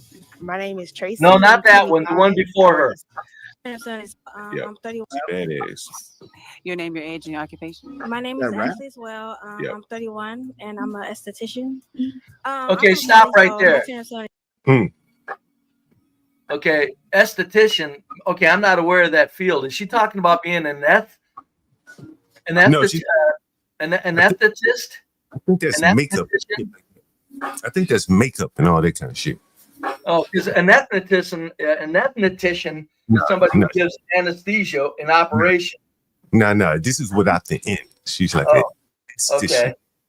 They do makeup and little shit like that, eyebrows, whatever. Someone in the audience will know. Okay, as in aesthetics. Yeah. Okay, go ahead. Rap. Okay, your name, your age, and occupation. My name is Tracy. I'm 25. I work in safety and compliance. And I'm in my Boss Man D-Lo era right now. So I'm going to go with Mo Chicken by Boss Man D-Lo. Rap. Okay, your name, your age, and your occupation. Hi, I'm Jasmine. I am 26. I'm from Houston, Texas, and my favorite turn-up song has to be "Wanna Be" with Megan Thee Stallion and Glorilla. Rap. Okay, your name, your age, and your occupation. Hi, Hold on, John. Stop it. Yeah, that's stuff. Right in time for you, break. Okay. Now, here's a black woman who's got basically very ugly breasts. Okay. Nobody wants to see them. Don't take one out. I don't want to see him naked. I don't want to touch him. Okay. Nothing against that woman. What I'm saying is, look how much of him she feels bold enough to fucking show in public. That's black culture right there. The ugliest goddamn thing that got on them, they think they're supposed to show it because of the breast. That's fucking black culture right there, man. That's disgusting. If I was her father, I'd say, put them fucking things away. Are you trying to find a man or run them off? Go ahead, John. Jesus Christ. Well, Brave. Nasty looking. Got them all out for everybody to see. This is how they have to compete, though, Brave. Honestly, like it still shows a lack of realism. It's like those things are ugly. You don't want to show those in public. That's kind of a deformity that you want to cover up when you're finding somebody, that you want to respect you. It's just I'm 35, and my favorite turn-up song, anything R&B, anything 80s, 90s, Escape, Total, and my occupation. I'm in real estate as well.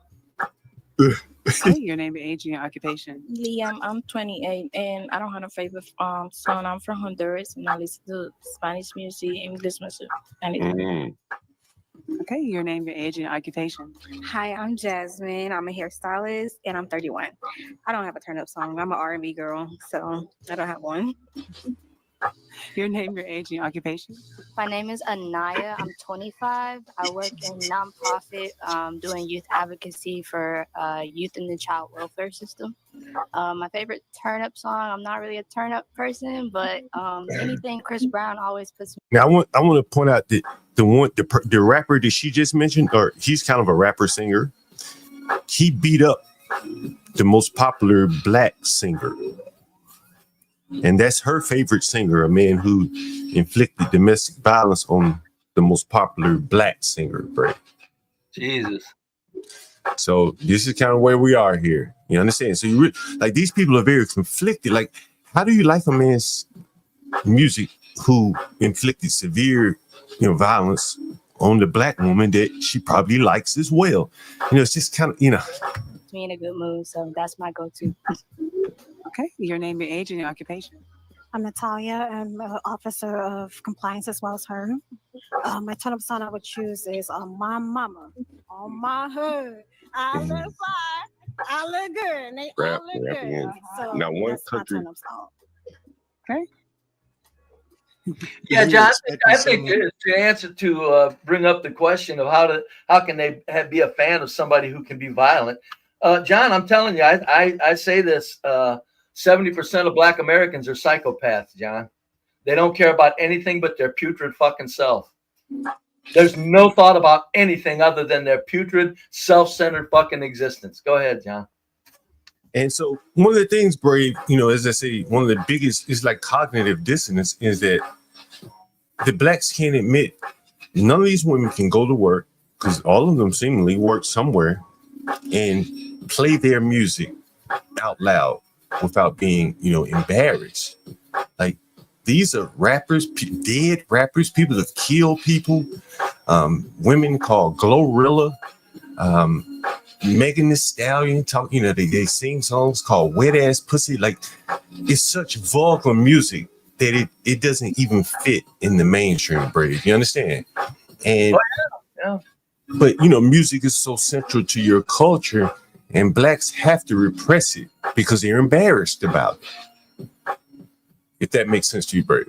Yeah, I don't know. I don't think it's embarrassment. I think they're smart enough to know that they're involved in something that's just complete insanity. So I don't. The embarrassment would be like they have shame. They don't have shame. So it's another motive. There's another motive there, and I would say it's something to just to. It's kind of like a prostitute that's a prostitute and doesn't want to let anybody know. That's not about shame. She just knows that there's social acceptance. These people know that rap junk is, people's going to look at them like they're goddamn fools listening to it. But I don't think it's about embarrassment, buddy. I think it's about they're just kind of conniving. And they like the music. That they like the music proves where their fucking mind is shot to hell, that they even like that music. You know, Brave, even in social settings, there is some music that blacks will try to dissect rap music to say, I only like the good kinds of rap music.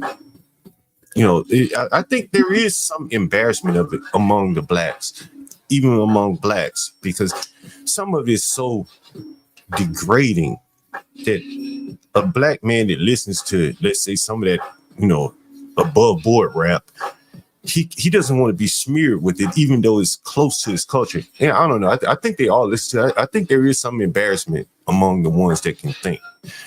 Brave, I want you to take a look. Okay, that's a good way to put it. Among the ones that can think, majority of them, it's not about embarrassment. They know it's about fucking keeping a paycheck going and not looking completely crazy. But I'll give you that embarrassment among the ones with brains. Yeah, I'll go for that. Go ahead, John. Take a look at this, Brave.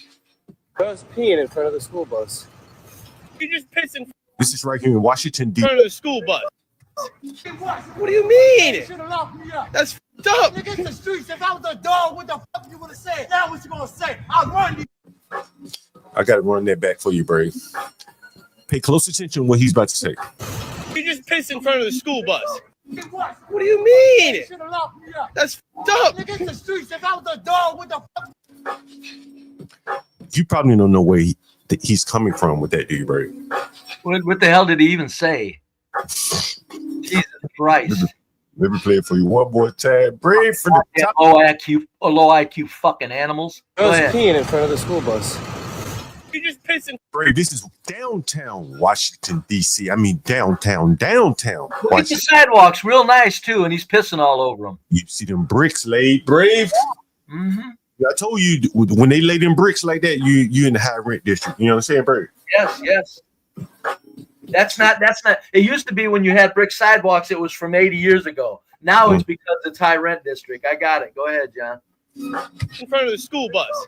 What are you? It's pissing in front of a school bus as well. Children on the bus coming in for a tour. Yeah, I've seen it. Yeah. And they're parked in front of a National Smithsonian Museum, Brave. Yeah. What do you mean? That's fucked up. Nigga, in the streets, if I was a dog. If I was a dog, What the fuck you gonna say? What the fuck would you say, nickel? There you have it. That's what I'm saying. We're not looking at the psychopathy of the black culture enough. The word psychopathy really needs to come into play. Not violent, but non-violent psychopathy is still completely destructive to all around it. Listen to this fucking idiot comparing himself with a dog that has no brains, no sense, no consciousness, no sense of logic or nothing. He's comparing himself to a fucking dog. You think we ain't in trouble with fucking 40 million, or how many? 70% of the 40 million people thinking like this shit or apologizing for him.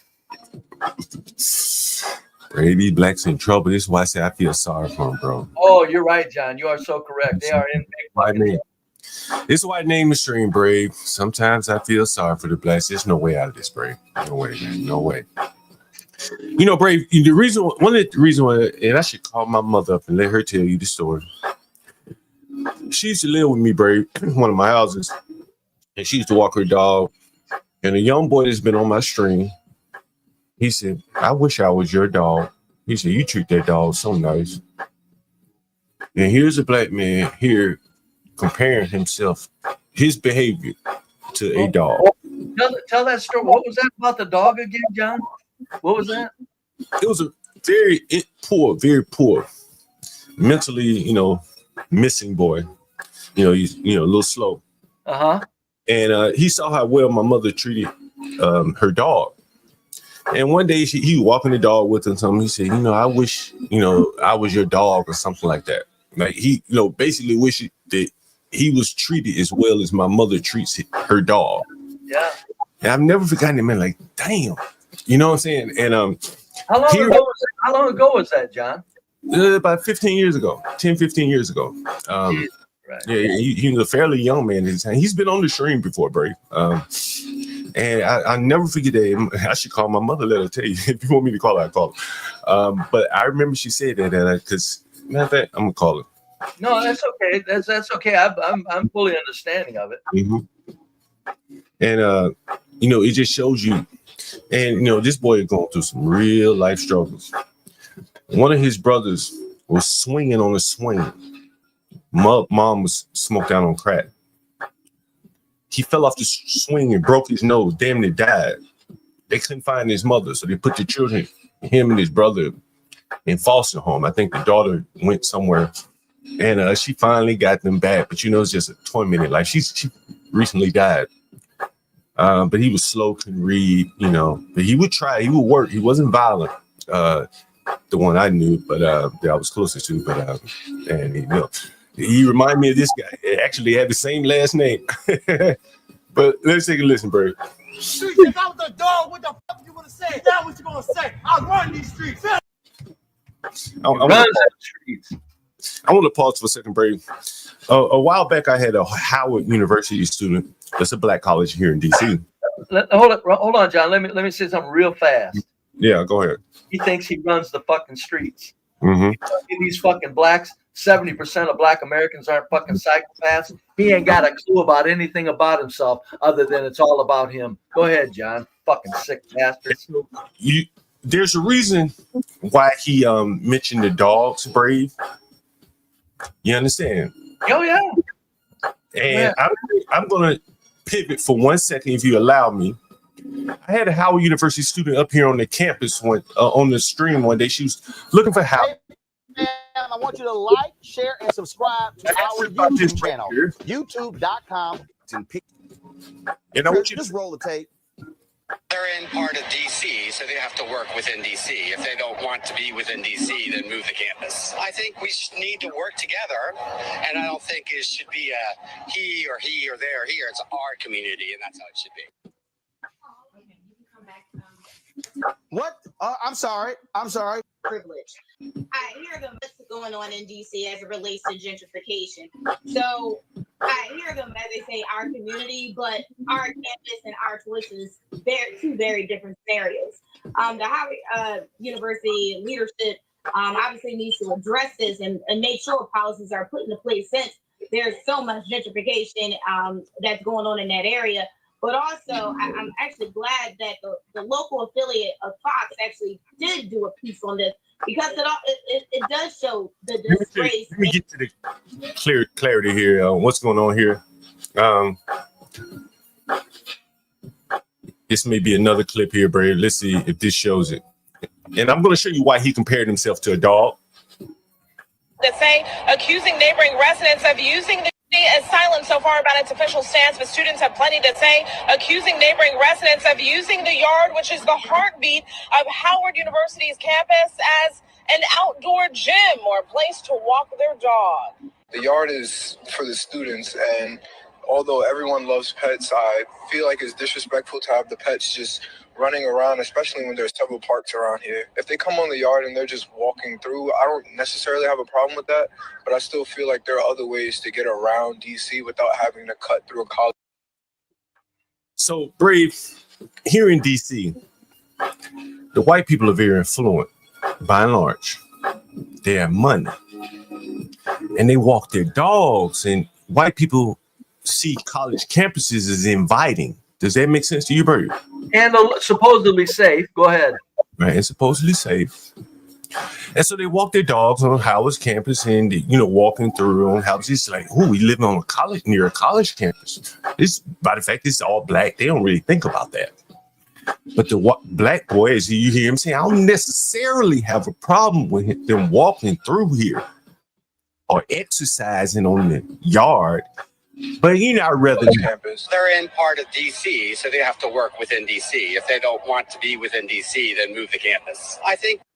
You heard this outspoken white man say, "Hey, niggas, you don't want me walking through a public, a campus, then you ought to move your campus, make it private, gate it up." Well, quick question, John. Was there a complaint at all in the beginning about people not picking up after their dogs?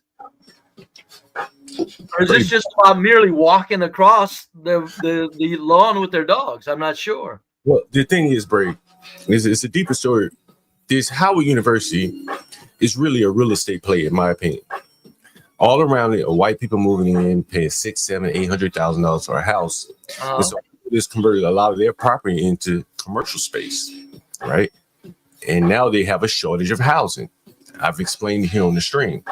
So the black colleges shorted the college students in pursuit of money, right? By renting out or leasing the space to corporate.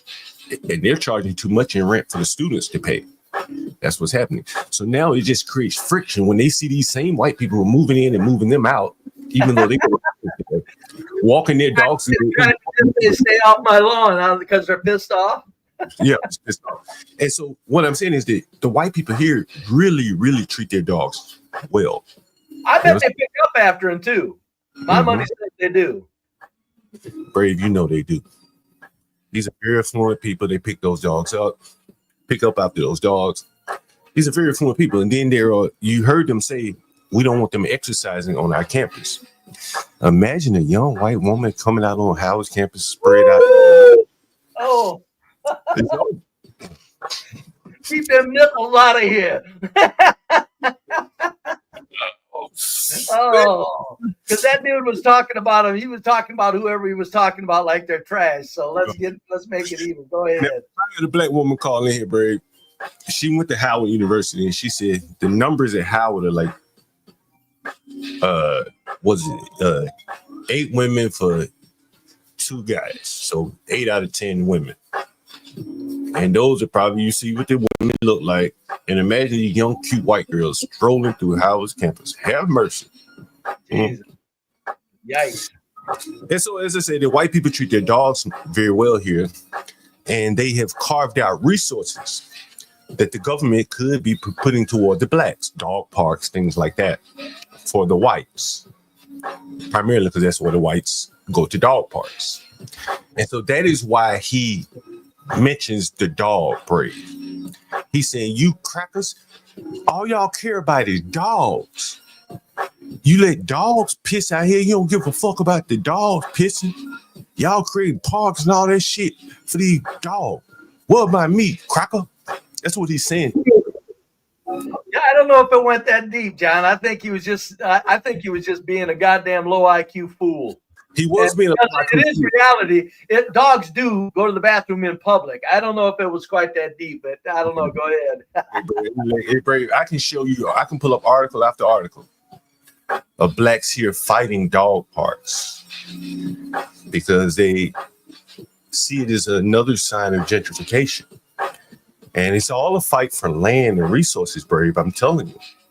And every dog park. With that in mind, that's going on. That fellow might have been referring to gentrification. You could be correct. It's the same thing with bike lanes, Brave. Blacks don't ride bikes productively. You understand? Blacks might ride a bike to go get some pussy or to go to the store, but they're not riding the bike to work. Well, usually the blacks I see on a bike, it's a 20-inch children's bike that they had to borrow for the trip. I'm not lying about that, man. You don't see any blacks on some fine ass fucking mountain bikes, knowing that they're a complete hobbyist on that. Usually, it's a grown man riding a 20-inch to get somewhere. Blacks don't see bikes as transportation, Brave. If you go through Europe, man, you see white people hauling drywall on a bike. Yeah. But blacks see bikes as more or less recreational. Many people in America see bikes as recreational. But in the inner cities, whites see bikes as transportation. Damn right. Brave, I have a tenant that works on $20,000 bikes. That's what he does for a living. During COVID, I realized, like, damn, bike mechanics are a necessity. You know, he was considered an essential worker, quote unquote, right? And this whole cult industry of people that in a city like DC, they sell a lot of $20,000 bikes. Ryan's in the audience, he'll nod his head to that. And so when they start carving out these bike lanes, and Ryan, Ryan in the audience, tell us what your most expensive bike you've ever purchased, Ryan. Go ahead, John. Sorry about that. I was just curious. So Brady, so what I'm saying is, Ryan, he said he used to have a $7,000 bike, right? And it's Ryan, right? Son of a bitch. Damn. That's this area, Brave. No one's riding $200 bikes around here, but yeah, but I mean, my bikes are like 5 or 6, but 7,000. Wow. Yeah, Brave. Yeah, Brave. And so Brave, so the bike lanes are like dog parks here in DC and in these inner cities. Blacks by and large don't have dogs; they can't afford them. They do, they mistreat them, you know, let them all off the leash and shit. It's the white people that really, really see the dog as like a child. You understand? And that is the motivation that that guy was talking about when he said to my mother, you know, I'm going to call my mother right now because I really want you guys to hear that. Because again, this is why this goes in line with what I'm saying, man. I really feel sorry for these people. I'm not telling you a lot here. And I'm going to call my mother. Give me 1 second. Give me 1 second. Let's see if it's right.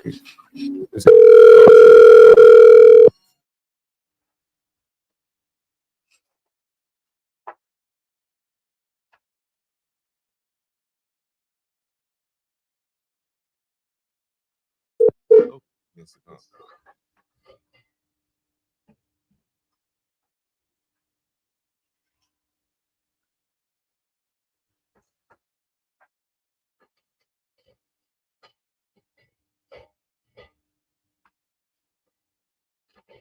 You wish you was a dog or something. Remember you were telling me, Janelle, what did he say to you about that dog? It was him and Brenda, wasn't it? Yeah. And what did he say to They you? was a dog. Say what? They wish they was a dog that Roscoe had it made. What do you mean by he had it made? You know, he had it made. And so they, you know, Mhm. and they, you know, like the way he was treated. And how were they treated? How was Janelle treated? I don't know about that, but Joseph Roscoe had everything he needed. Mm-hmm. And he said to you that day, because I never forgot that. I don't think you ever forgot that when he said that to you. You remember that?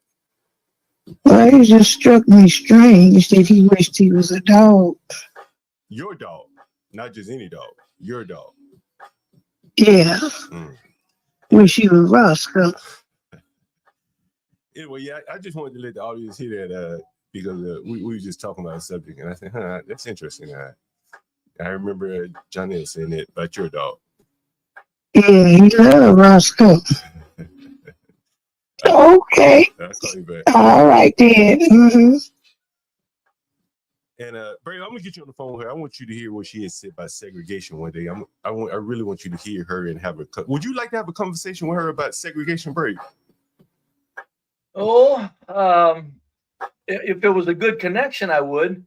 Yeah, that's probably about as good as we can get it, Brady. Well, that wasn't too bad right there. What I heard there, that was pretty good. That was pretty good connection. It's just this when I heard her talking about segregation previously, probably a month ago. Yeah, I could barely understand anything that was being said. It was too quiet.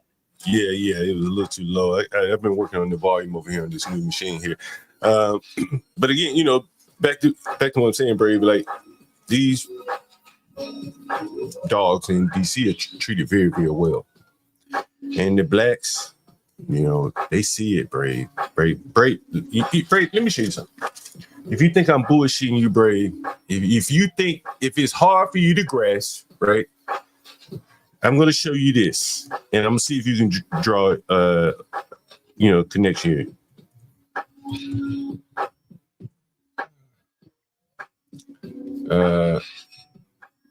Let me see. let's see. Here it is. Here.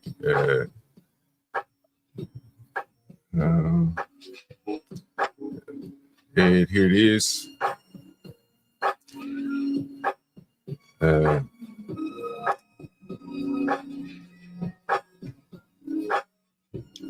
want you to listen to this, Brave.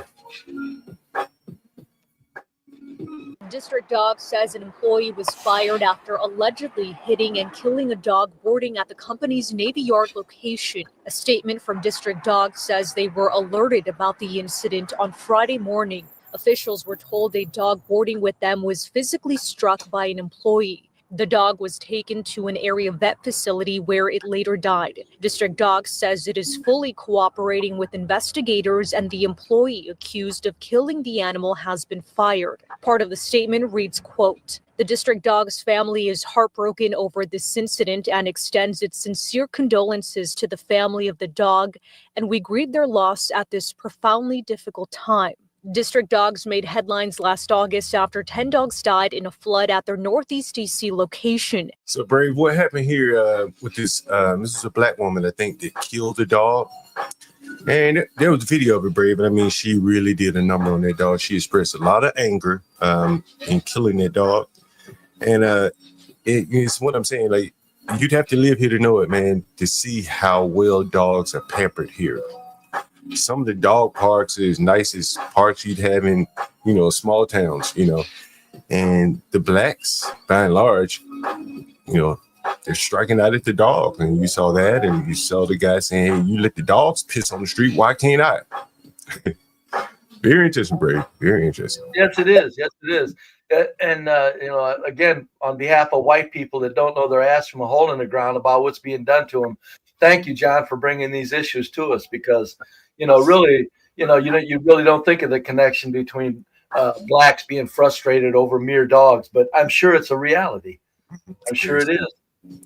Because that shows how fucking low the black culture is. That's what I'm trying to do. They're frustrated over how well dogs are treated, and yet so now they're blaming dogs instead of white people for their miseries. Not quite, I get it. I'm just, being exaggerated, but in some extent, they are blaming dogs, Brave, because they're saying all of that money that you spent on dogs could be spent on us, right? These dog parks are not cheap, Brave, that they're building.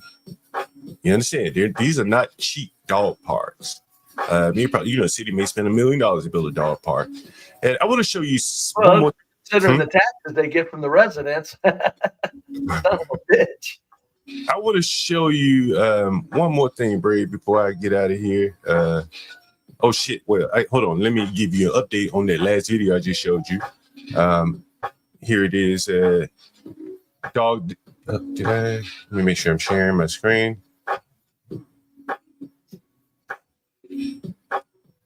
So here's the update to that video I just showed you. Dog daycare worker pleads guilty to stomping on a 4-year-old Shih Tzu, killing him.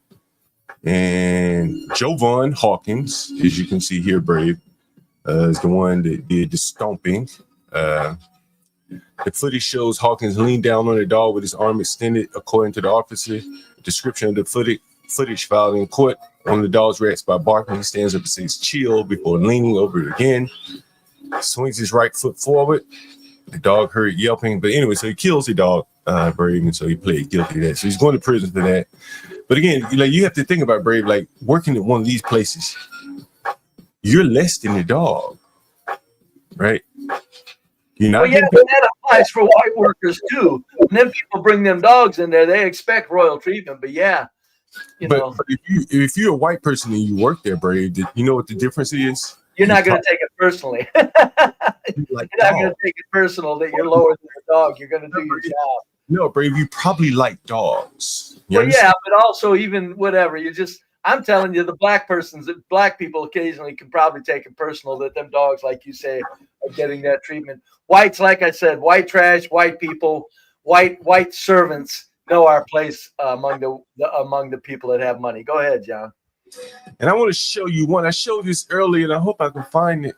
Yeah, I know I have it. Yeah, I really want to get your, because this really dovetails into what I'm talking about here.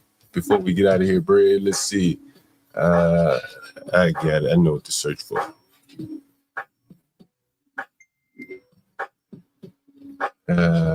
Shit. Where is it? I showed it earlier. I'm going to describe it to you if I can't find it. I know I'll find it though. It was about some white people, a white guy. He went out into the desert and he left some water for for foxes. I think they were foxes. And I guess a white person saw it and said, let's see. I know how to find it. Yeah, I found it. And here it is. I want you to take a look at this, Brave. Let me know if you can see my screen. You can. All right. Cool. Yeah, I see it. Mm-hmm. Look. You see the white man? He's in. He's putting water. He's not harming anyone. Is he, Brave? Is he harming anyone, Brave? Looks pretty nice. Looks like a nice person to me. He didn't do it. He bothered anybody. That's not poison. Nope. That's not poison, Brave. He didn't kill him. He didn't show himself shooting them, Brave. He just put water out there for them in the desert. Can you draw a connection with racism in this, Brave? I mean, it'd be far-reaching. I'm not sure. Help me out. I want you to reach. Put your thinking cap on. Well, that you're helping me along. I would say that he's probably more concerned about animals than blacks. There you go. Ding, ding, ding, ding, ding, Brave. But I mean, that's only natural. Blacks are humans; they can take care of themselves, but blacks don't get that. They don't get the connection between the fox needs help, but the black humans that have bodies and arms with which to work, they shouldn't need help. But we live in food desert, Brave. We live in food desert. Why you don't drop some food off for me then, Brave? Well, you do, but somebody's gonna steal it before you get it. You got food off in a food desert, somebody's gonna rob you for it. Just like the reason they ran the goddamn store out in the first place. Jesus Christ. Do you see what the black person said up above there, Brave? Let me see here. Someone left water for a fox family in the desert. White people will be kind to everything but black people. Amazing. Fucking amazing. Well, first of all, they're admitting that we've been taking care of them for fucking since they've been here. Number one, I like that. Okay, I like that subconscious, manifestation there. Okay, because we are taking care of black people. You are nothing without white people in this country. Nothing. You don't even have electricians. You don't have carpenters. Hell, you don't even have goddamn very many grocery store workers. But that black person really said it well. And I wonder if it was a man or a woman, like a man that could actually take care of himself, saying that shit. Let's see who it was, Bert. What do you think? You think it was a man or a woman, Bert? Before I pull it back. I think it was a man. Well, no, I wouldn't bet on it. I might think, if I had to bet, I might think it's a woman, but it wouldn't. Let me say this: it wouldn't surprise me if it was a man, because black males piss and moan like they're supposed to be taken care of. They do. Why would you think it's a woman, Bert? Well, women are, they're naturally the people benefiting from a good provider.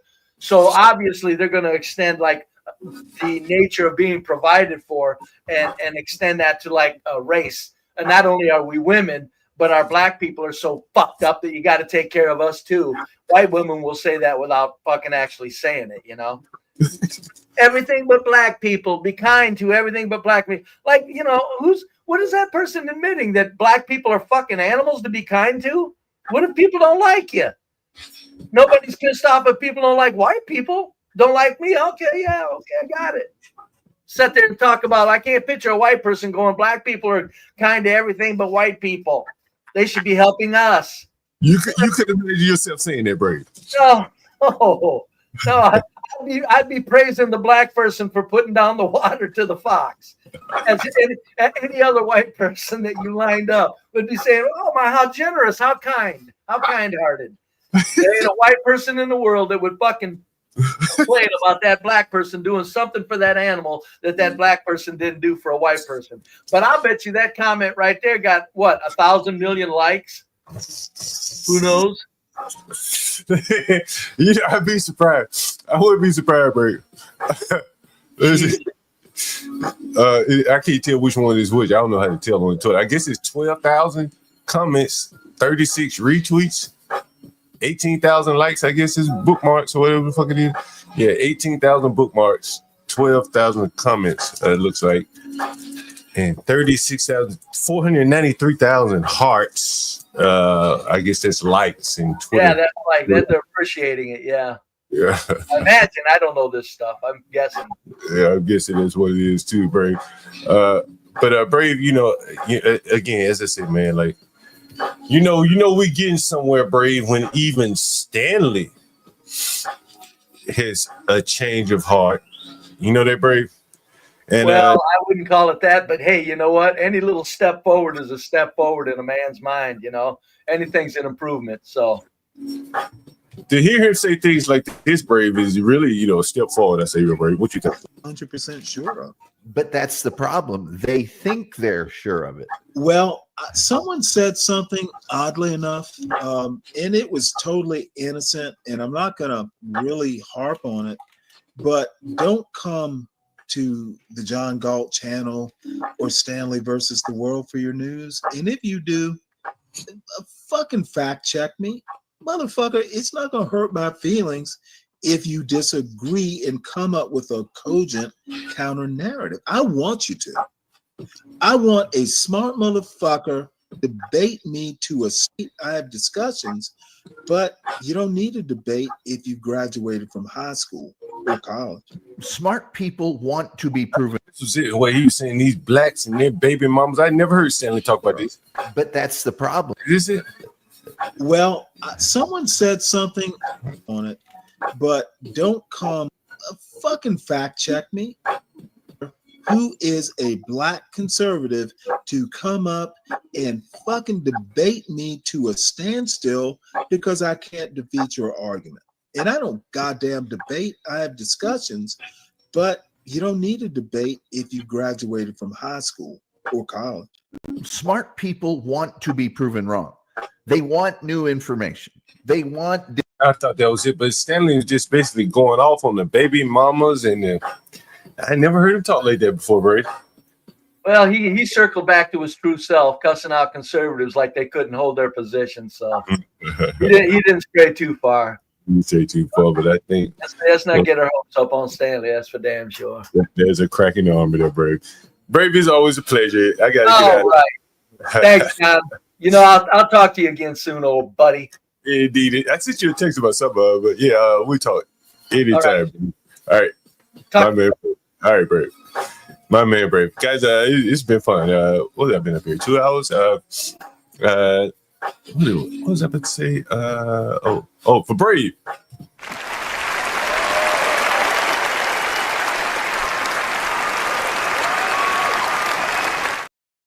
They do extended applause.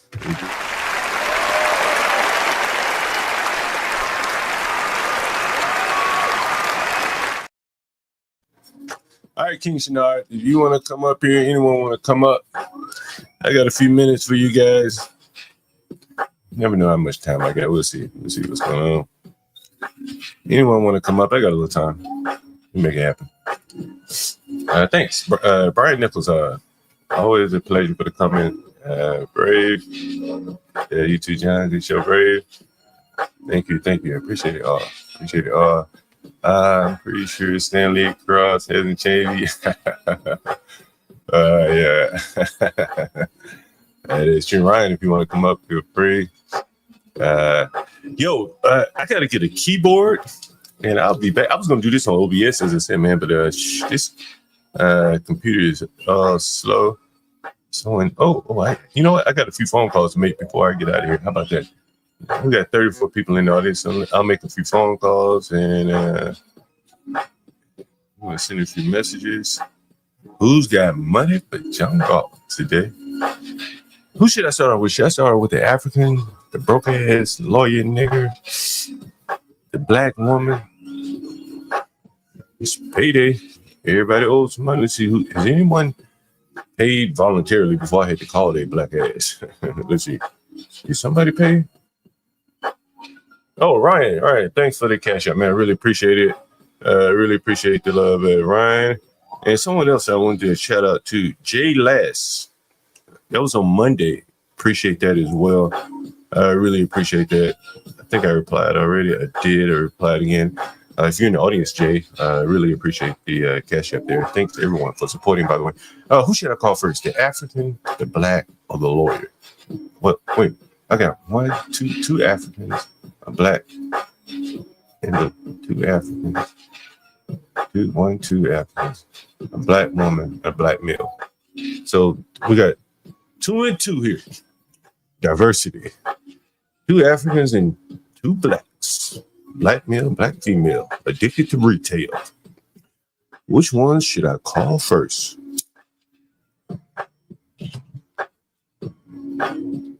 Guys in the chat, let me know which one should I call first here. I think I'm going to call the first African. The first African. I'm going to call him up. Let's see. First African. This one owes $275. See what he says.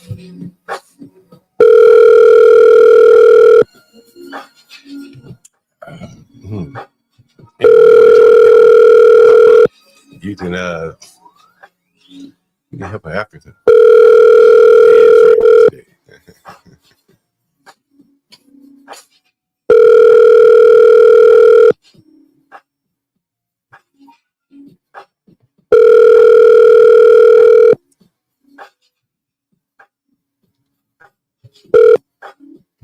Please leave your message for 5408920.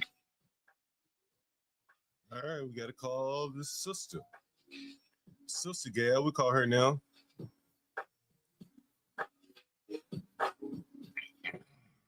Please leave your message for 7. Let me tell her to give me a call because she really needs to give a call.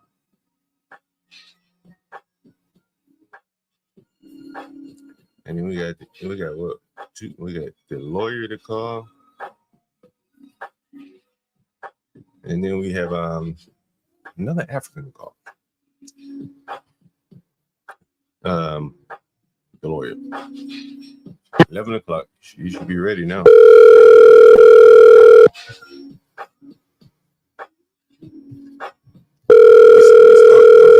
His rent. He done went down to the aunt now. No mama, no daddy. Hello. Hey, how's it going? I'm at work right now. Can I call you back in about an hour? Yeah, but what did your aunt say? I haven't heard from her yet today. I don't think you're gonna get it, bro. We gotta just be honest with yourself, right?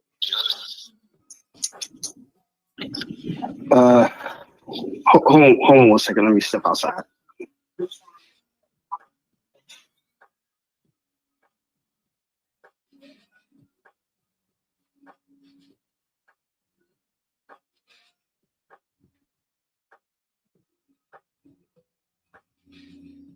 Guys, hit the like button, by the way. Hit the like button. Make sure you do that.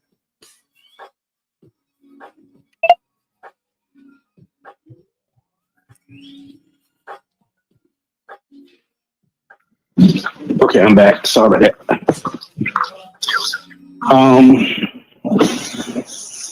Still waiting to hear from her. Let me can I send you what I have right now? Let me see what I got on me right now.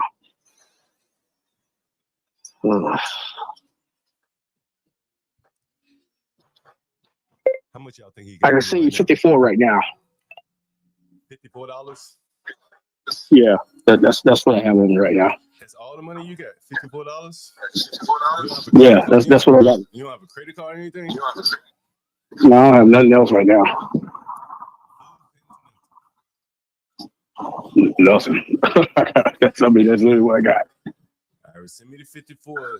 You gotta let me know, man. Today, man. You gotta have to get some help. I don't know what you can do.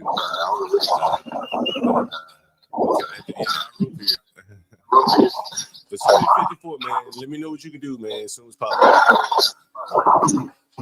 Okay, then. I'll send it to you in a little bit. Send it right now. Thank you. All right.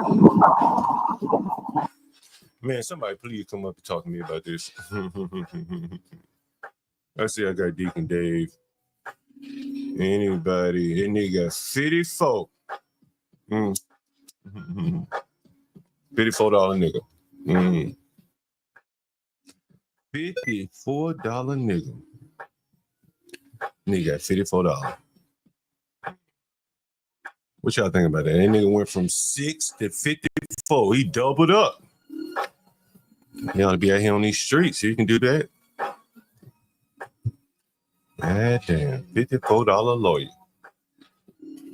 Hey, if I'm the slumlord, imagine where he'd be if there was no me, nigga. That nigga gonna be out on the street. I done told y'all niggas. These niggas are gonna be in shanties before it's over. Because if it wasn't me, bro, he'd be out on the streets. You understand that? You gotta understand that. Nigga got $54. If I told that nigga, yo, bro, I'm done. I'm out. Deacon Dave, man, come up. I'm gonna have a little back and forth with somebody. Anyone want to come up, have a back and forth? This is why I title this stream, I feel so sorry for the blacks. Nigga got $54. And Deacon Dave, you said, well, what do you say? At least he at work. Well, who does he work for? A Negro law firm. And them Negroes is not paying. So much for black bitches being a bro man, shitting on it. Yeah, damn, John, you putting up with that shit. That's what's up. Man, you know, man, he been here all year. He's been paying though, right? He just ain't got it when you ask him. Yeah, see what happened is, and I detailed it here on the stream. One of the partners at the law firm running his mouth on Twitter about Kyle Rittenhouse, right? Lost his judge position. So that's one income gone, right? One big income, easy money, gone. Running his fucking mouth over politics. Nigga, you got a business that niggas depend on that income of yours to keep everything afloat. You understand? They probably sending cases in front of him or presenting cases in front of him where he's able to help the firm. You understand? Niggas can't play the game. Yeah, that's definitely not playing the game. You're going to work with something on your mind. Keep that shit to yourself. Nigga out here, because he out here tweeting about legal decisions, jury decisions. Bro, you can't tweet about that, right? You understand? If I work at Apple, I can't tweet about a bug in the code, right? I can't tweet about that, right? Right. You understand? And he's in the legal profession criticizing other lawyers, judges, jurors. Can't do that, so they threw his ass off the bench. And did you see the black guys that he worked for? Did you see the black guys that he worked for? No, I didn't. I asked nigga, I said, man, what law firm you work for, nigga? What law firm could this nigga be like? See, he disbarred. See, that's the next thing. He disbarred. So he can't practice law. Right? And now look at these niggas. Look at these niggas that he worked for. See, the whole ecosystem is fucked up, bro. Like, the whole ecosystem is fucked up. Look, let me show you. Imagine you working for these niggas right here. Imagine you working for these niggas right here. Bro, you fucked, bro. You fucked, bro. You work for these niggas right here? Shit, ain't no checks getting cut. Them niggas, man. Oh, it's over. Nigga, you want to see more? Bro, I don't know if I would be, doing business. I got a bias, I guess, but did he ever tell you why he was disbarred? Did he ever get into that? Same reason lawyers get disbarred. Most lawyers get disbarred. Fucking with the money. See, you can't. You got no self-control. You know, no, it ain't that. Oh, he was a lawyer, you know. It could be that. You know, you remember the whole Fannie Willis shit that happened? Yeah. Remember the niggas that were all involved? Shit, I bet most of them are disbarred, right? So that's one wave of it. Then the other wave is Trump came into office, right? Remember I said he been paying rent all year, but Trump done got the cutting, and these niggas probably start cutting, right? Right.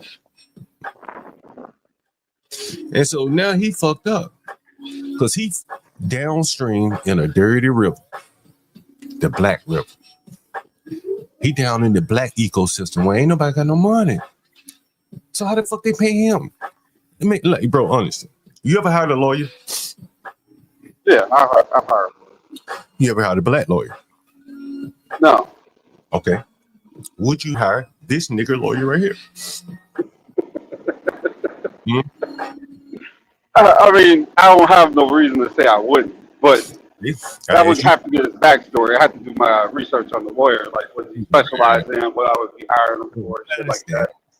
But if I showed you more of this website, you probably have Paul in hiring this guy. You'd be like, oh, I don't know.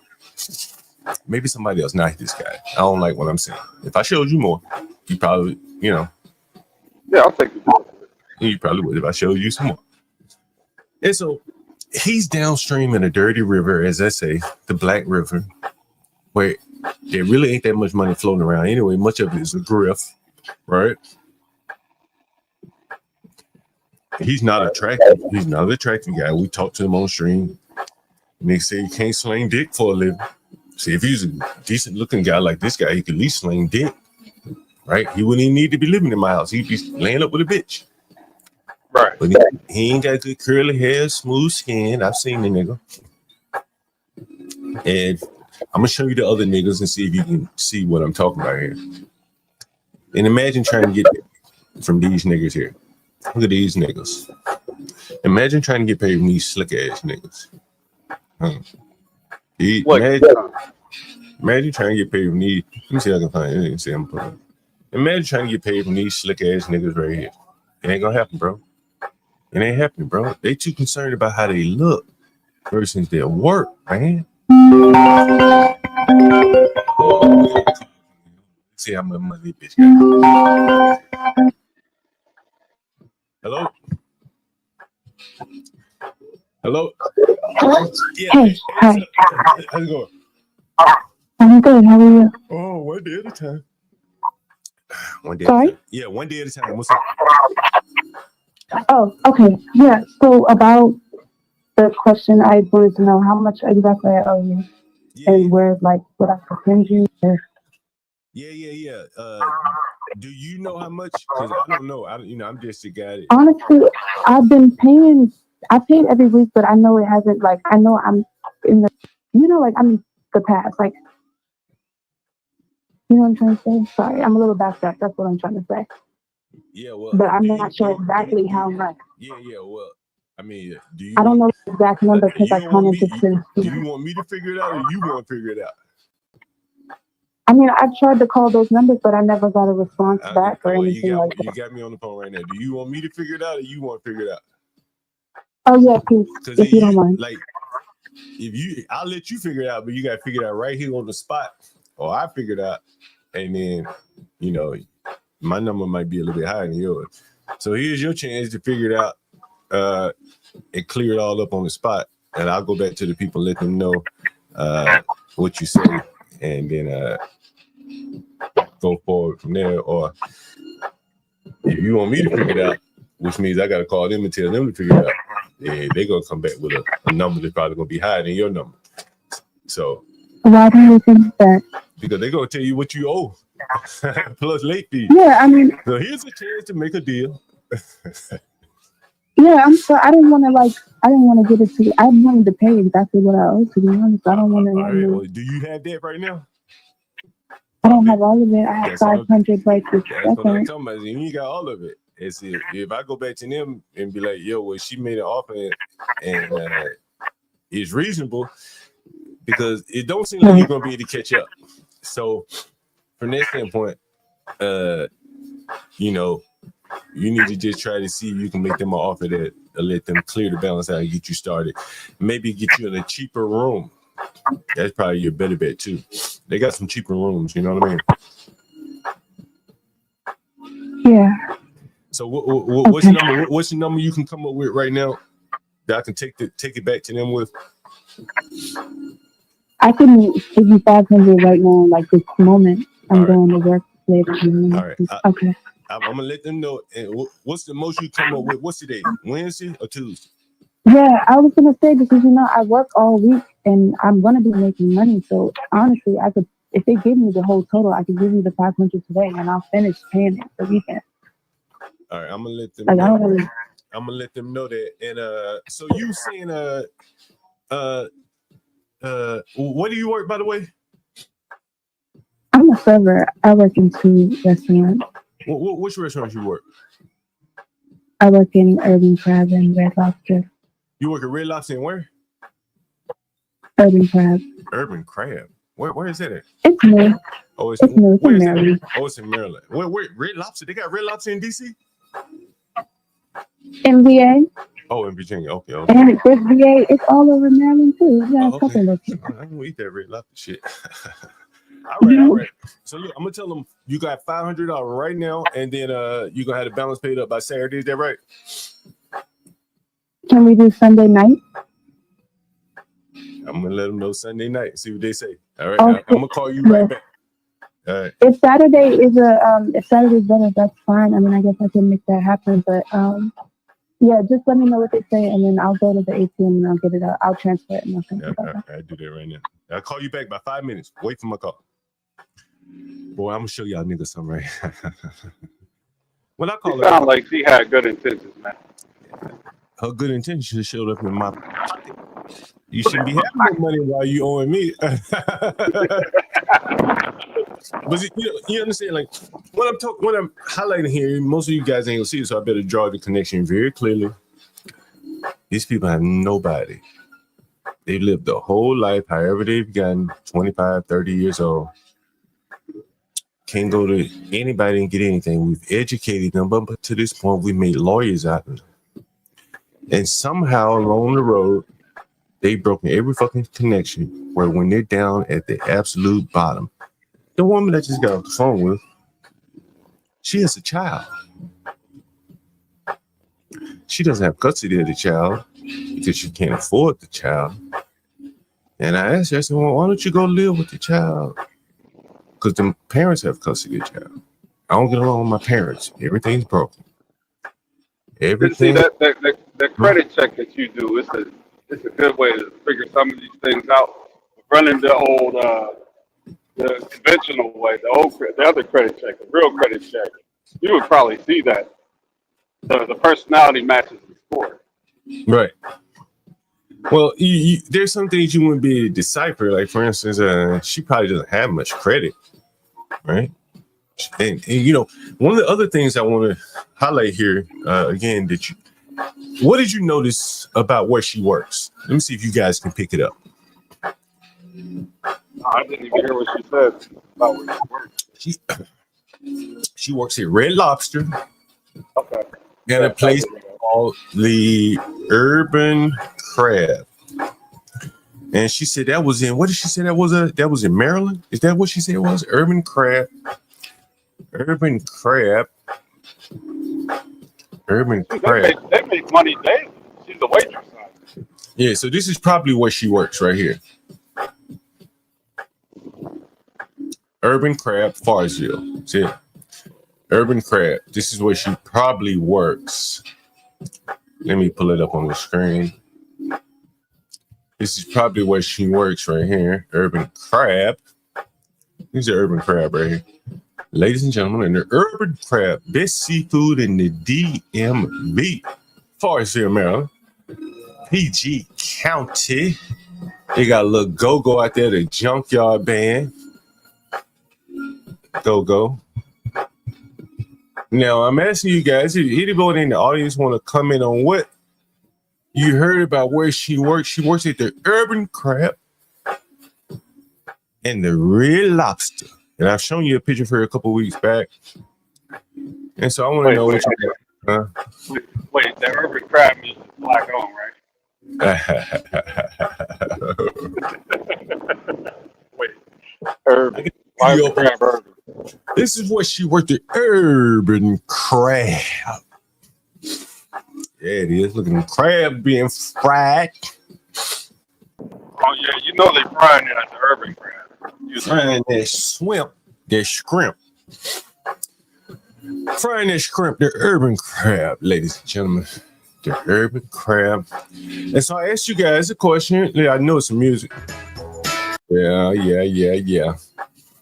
And look at that fry. Dip that shit in that batter, that grease. And we drag, bag, and boil. April 12th, Shaquita Lee's drag, bag, and boil. Join us for our first ever drag brunch. Oh yeah, drag, bag, boil. Coming soon. Wait, you mean drag queen? March the 6th. Yeah. Oh, bro. Drop drag.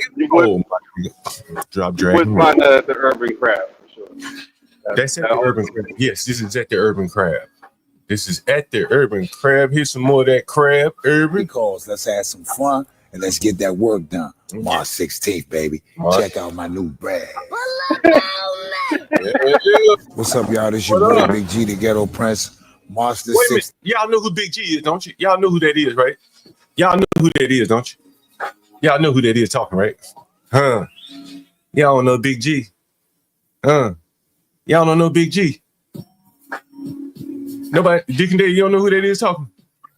Nah. This is dude from The Wire. This is dude from The Wire. And one Big G Glover from the Backyard Band. Big G, he played in The Wire a couple of episodes. I was in a club one night, bumped into him, and then I think his brother got killed. I think he later got stabbed here in DC himself. It looked like he was doing better. Team live right here, Urban Crab Boil. Come on through, and I got a special treat for y'all. Y'all can get my crab bag on the menu. I got a po' boy as well. I got the shrimp. Partial proceeds go to Hugs Not Slugs. Come on through for a worthy cause. Let's have some fun and let's get that work done. March 16th, baby. Check out my new brand. Hey, John, we complain about when they try to market to us. Say what? It's even more, we complain when they try to market to us, right? Yeah. For me, it's even more cringe when we try to market to us. Like, you'll want to see nothing else in there. That's, man. At least they package it better. I guess at least they package it better. And this is some more. This is what she works. So back to the point that I was making here. Yeah, someone said that's slim. Yeah, that's slim. Does anyone see? Don't make me pull up an article here.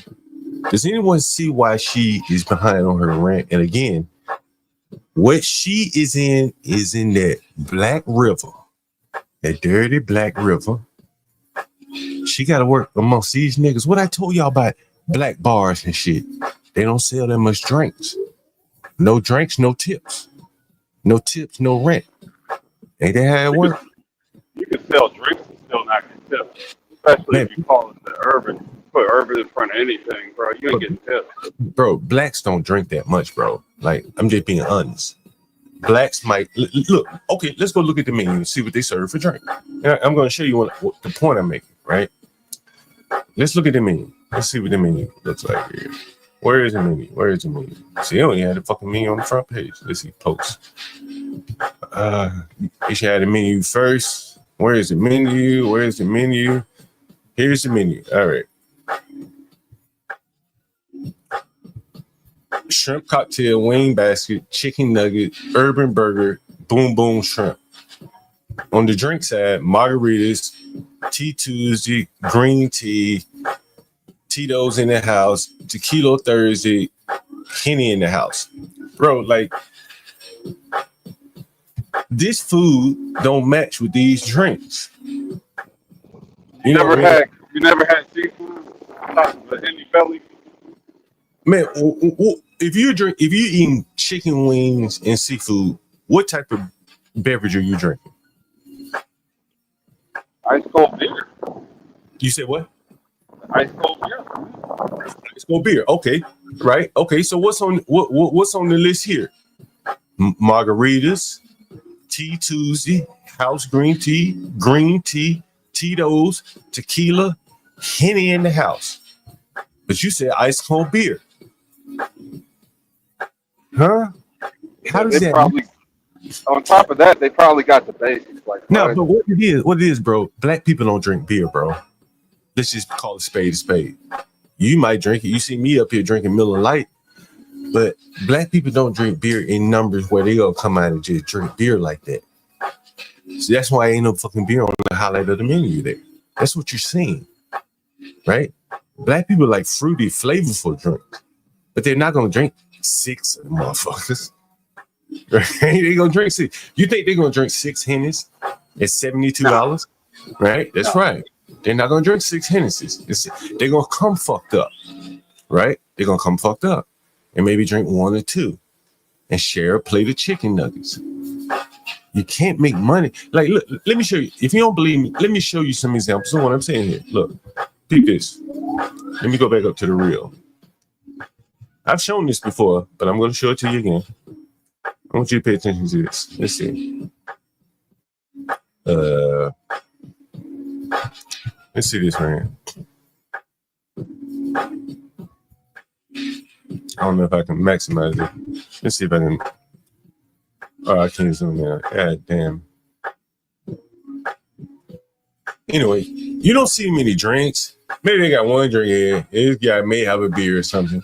But like these people aren't really drinking like that. These bartenders sitting there talking. They ain't got their back to them making drinks. They talk.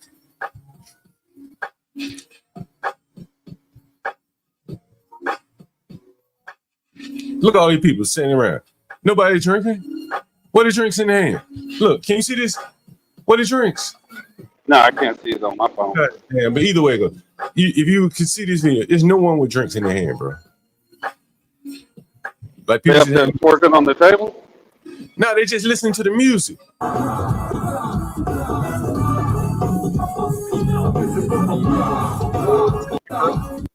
No one's drinking, bro. Everybody, they're grooving. You can't make dry, money. man. I don't know. I gotta have a sip on it. Hey, man, the proof is in the pudding. Proof is in the pudding. She's working 2 jobs, 2 low level. Who the fuck is it? Red Lobster in the DMV. Man, that's the lowest. Like, they don't even have that shit in DC. That's how low Red Lobster is. That shit ain't even in DC. She gotta go out to Virginia to go to work. Like, you're not going there dropping dollars, buying bottles and Red Lobster, right? Man, bro, let me show you an article. Let me share an article with you.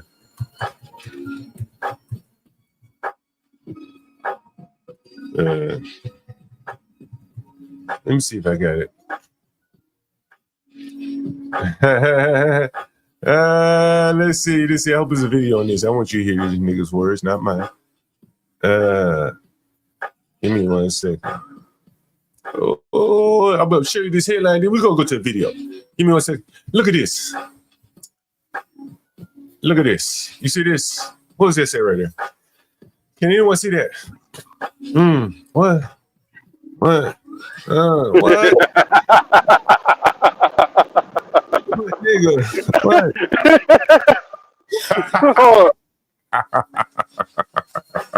Well, where you be finding this shit? Here, right, bro? Nigga, bro. I've been doing this so long. You don't understand the shit that I've learned just by doing it for so long. You got to understand, bro. I'm gonna tell you. I had a guy. He worked. Where do you live, Deacon Dave? What part of the country you live in? I'm in Ohio.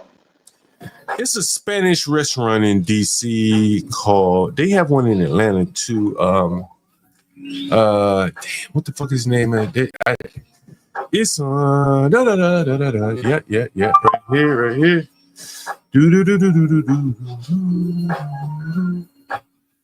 Yeah, I think it's yeah. Any niggas been to this place in Atlanta. If you got J Dub, I think is in the ATL shouted. So there's this place. I'm gonna give it. Hey, remind me to go back to the racism restaurants. Those would be my keywords and get me back to where I'm going here.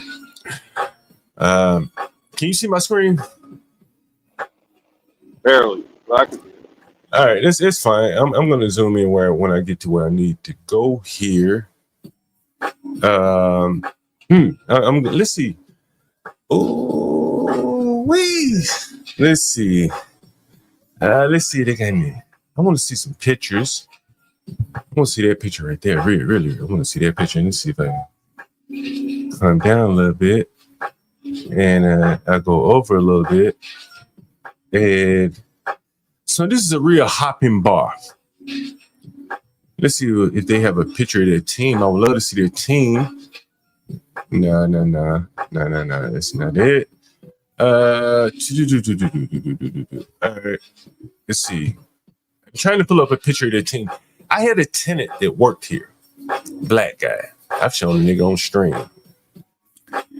And this is a very, very popular Spanish restaurant. It's called Barcelona Wine Bar. They have one in Atlanta. Anyone ever been to Barcelona down in the ATL shouted? Right? And so I'm trying to see, let's see, benefits. Man, I really want to find, but it's a very, very pretty audience. And I can't believe they don't have a gallery. Is this a gallery? Photos? Okay, this may be a gallery. Yeah, maybe I can't find it on the gallery. But anyway, the point I'm making, I'm going to get back to it. It's a very pretty audience. Understand? The women, the servers, it's a pretty audience. It looks like they dress for the occasion now. It's DC, man. It's a wine and tapas bar. You understand? Like, you're not going that motherfucker shoving food in your mouth. Little bites here, bites there over conversation, wine, you know what I mean? And it was a very, very popular place. And so this black guy I knew that was a tenant of mine. He was working there. And I read about racism in the restaurants. And this was a Spanish bar, a lot of Spanish people. And I said, bro, like, I just said to myself, he's not going to make it long. He's black. He doesn't have a particular skill or anything like that. And he was out of there before long. And that was one of the things I learned that, like, in the restaurant business, blacks are persona non grata working there. And there's a lot of there's a lot of discrimination. Let's see if I can find one that I remember recently. Let me see if I can find one here. And I'm going to bring it back to why she works here at Red Lobsters and their crab boil.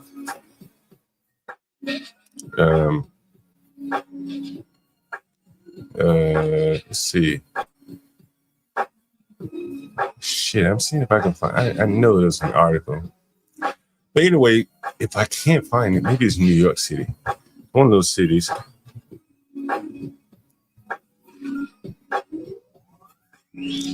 Let's see. It's got to be a video on it. Here it is.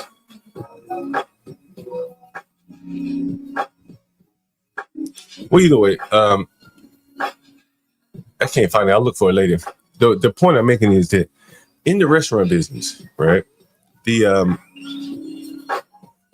pretty people clearly are going to be in front of the house. That makes sense? Yeah, I mean, yeah. I mean, I don't think you do it just on a Friday night, but I mean, like, when you walk in that restaurant and that hostess greets you, you want someone pleasant, right? You want someone pleasant. Look, that's true, right? It's fair, right? Okay, prettier the better, right? As soon as you got the pleasant quotient down, prettier the better. Then when you have servers, Do you want Precious serving you fine dining? Probably not. Probably not. Hell no. Probably not. It's gonna be what I it gotta is. count my wings when she bring it. No. You want them big old paws on your plate when she bring you the food? Probably not. And so the restaurants having owners to put pretty people in the front of the house. The people walking around with the plates or even retrieving the plates. They want them to have a certain look. Okay, well, that's the front of the house. The back of the house, they don't really care about looks. Hell, I got a 60-year-old tenant, right? That dyes the tips of his hair. He works at a restaurant here in the back of the house. This black girl, she's not, she's okay. So she's in the front of the house as a waitress, but where is she working? Down in that dirty ass Black River at the Urban Bowl where ain't nobody tipping. And she can't make any money. And in DC and a lot of these urban areas, she can't get into the Capitol Grill or Barcelona Wine. They're not going to hire her. She's persona non grata, right? She doesn't speak Spanish for the back of the house. She's not pretty enough and doesn't have that je ne sais quoi for the front of the house.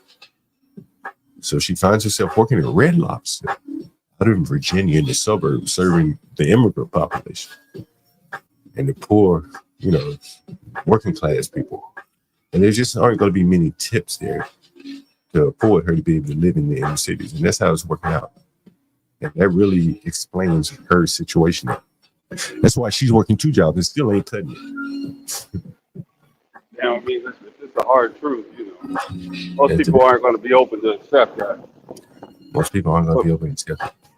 But we know what it is most of the time. You gotta be pleasant, number one.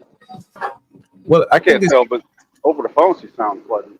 She did sound pleasant, but as I was about to say, we're almost at a point now where there's so much competition. Did you hear the Twitter stream from Jess Hilarious? Yeah, I heard it. Yeah, that's exactly what we're talking about.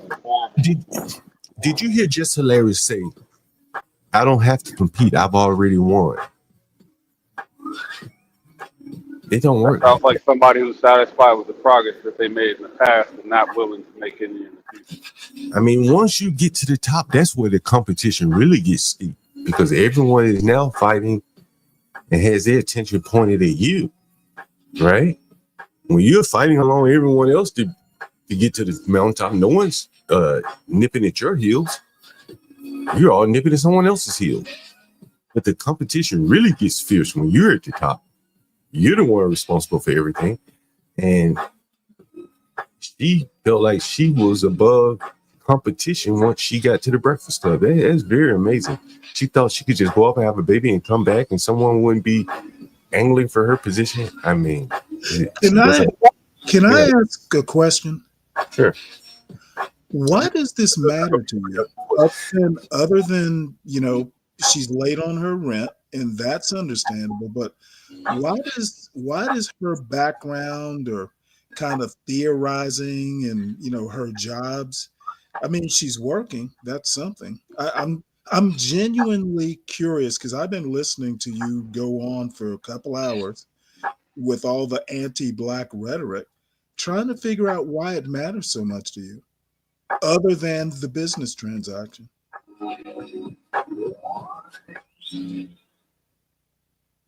What I'm teaching here, in my estimation, is that if you're a landlord, what are you teaching? Most of the people you're not interested in it. People in the chat are adults. Who are you to teach? Oh, I don't think you're interested in listening. No. I'm interested in listening. No, I don't think so. Because as I started to talk, believe me, I am definitely interested. That's why I asked the question. Came all the way up here. Well, I'll try it one more time. If you cut me off this time, okay. Well, you know what? Yeah, please try. You ready? All right. So as I say, I'm teaching here. What you just saw was if you were in the, say, extending credit business, then you just, when someone comes and says, well, I work 2 jobs, but what is the quality of those jobs? She works at 2 very low quality jobs in this environment. And Urban Boy, you may on I the saw all that. You're I going to think tell me what you're teaching? Yeah, I think you cut me off again, so I don't think you want to hear. Yeah. You Moving want to on. delay. I Yeah, asked you no, what I'm you're moving on. teaching. Well, I'm moving on because I don't think you want to You know. know where she works, John. not You've been talking about it for 15 minutes. Yeah, I'm I'm not gonna. interested in the lesson you're teaching. Yeah, I'm not gonna have a struggle session with you. So I'm moving right along here. I thought you What's, would. yeah, what's up, Deacon Dave?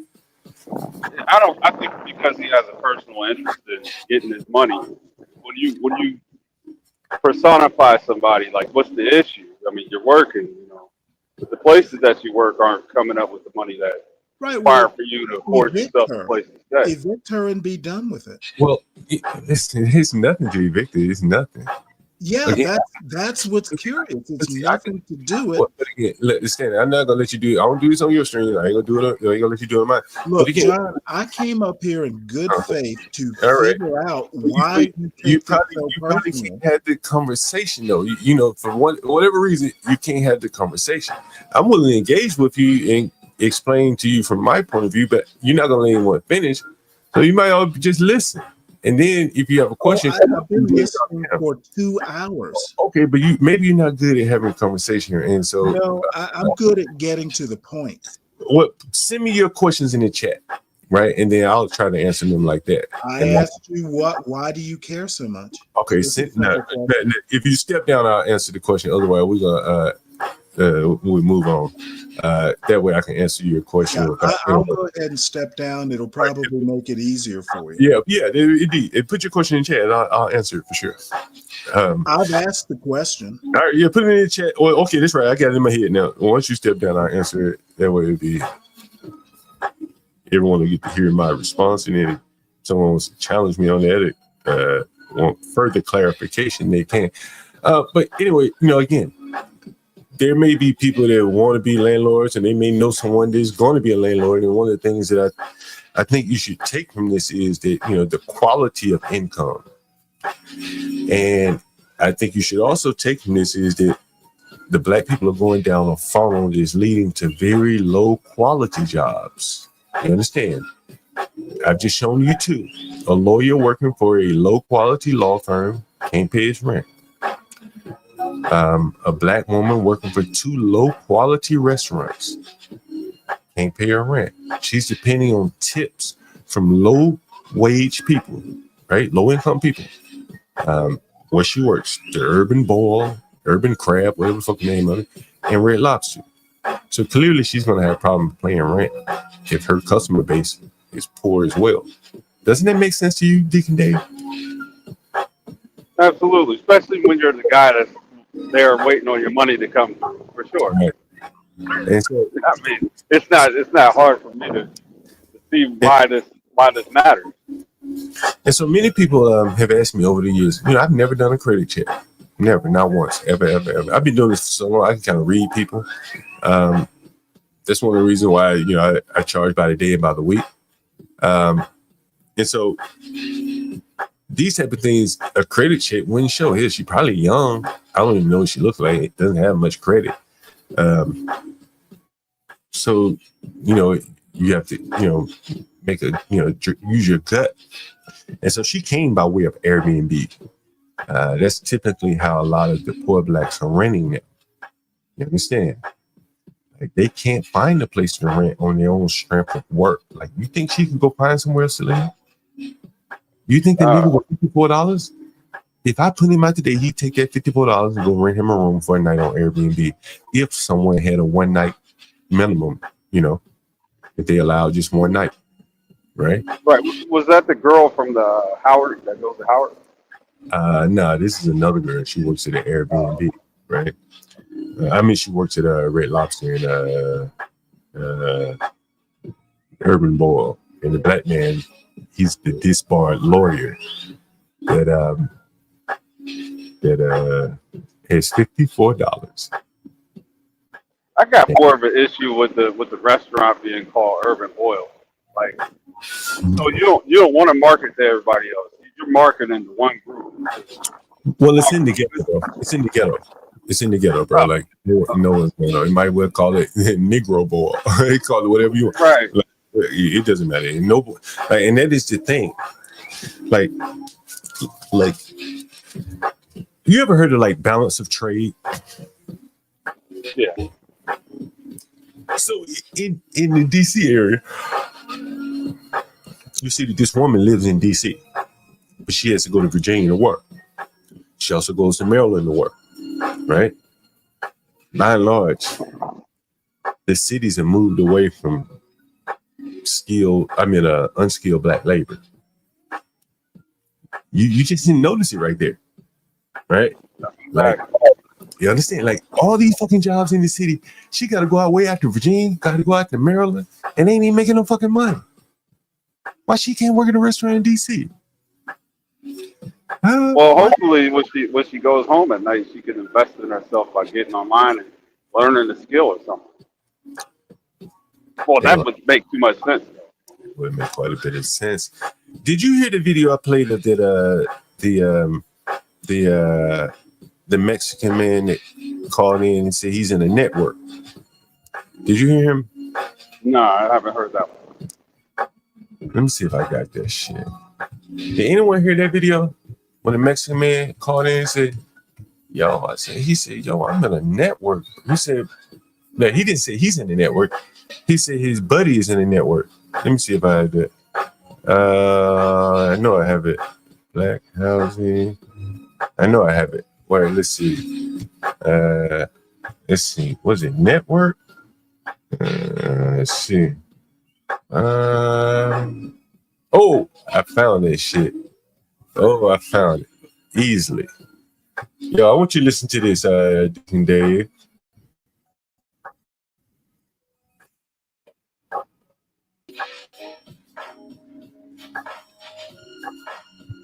All right, let me fast forward. American citizenship. What is the value? And I think 4 minutes. I think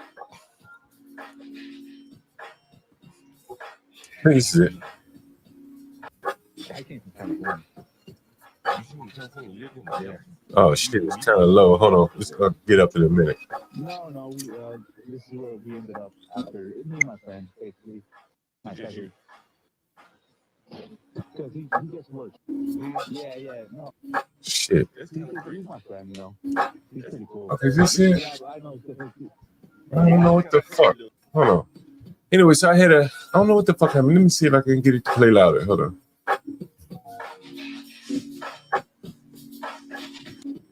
Had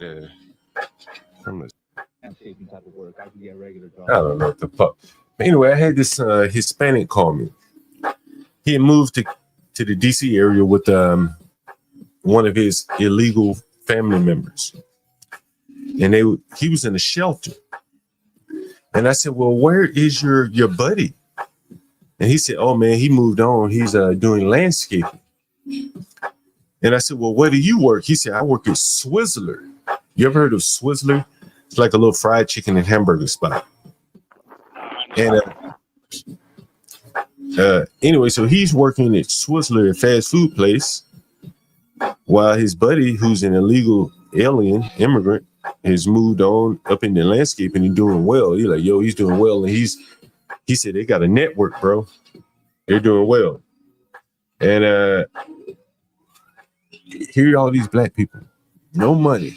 And so the Mexican came to me. He says, "Can I work for you until I get paid on Friday?" That's what he said to me, like bartering.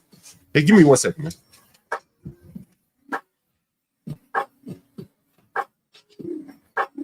That's not a bad deal. At least offer your services if you can't pay.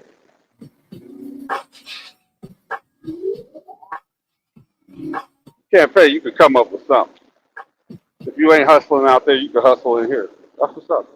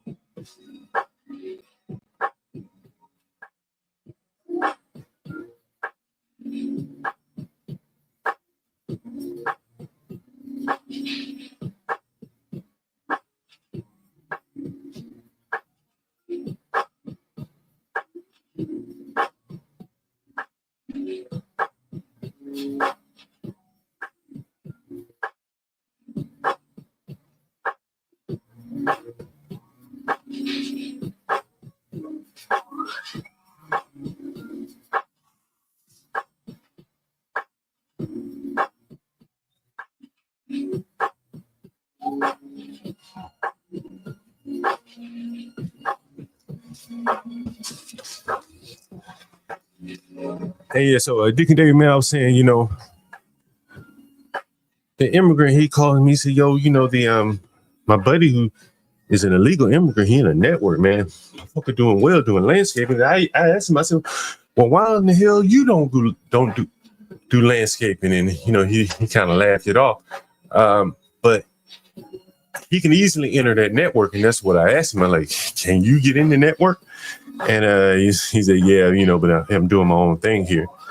And you know, I've said all the time, like, these blacks, like they can get online and rant and rave about shit, but they just can't seem to put it together in terms of building a network. You know, to be, you know, 300 people in the audience somewhere talking bullshit about reparations, but they just can't get any momentum to do anything productive.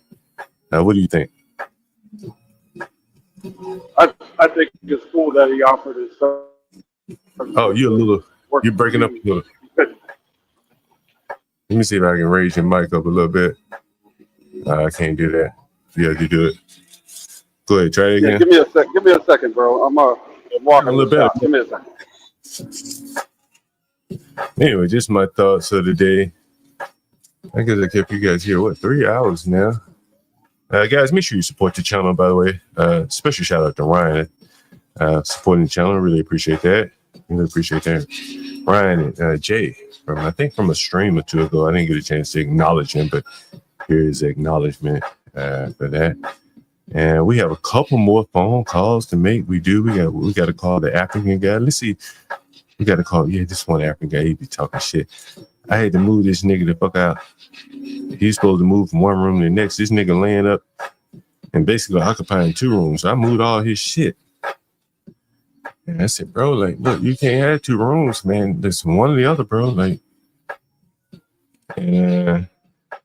so today is payday. All that bullshit go out the window. You paying? You staying? If so, you gotta be paying. All the complaints and shit go out the motherfucking window.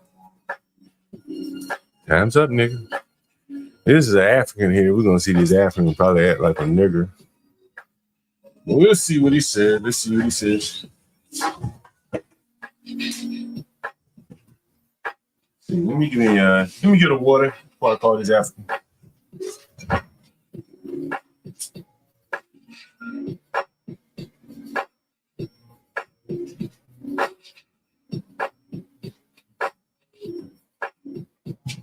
Yeah, fucking delivery here. Got a fucking delivery.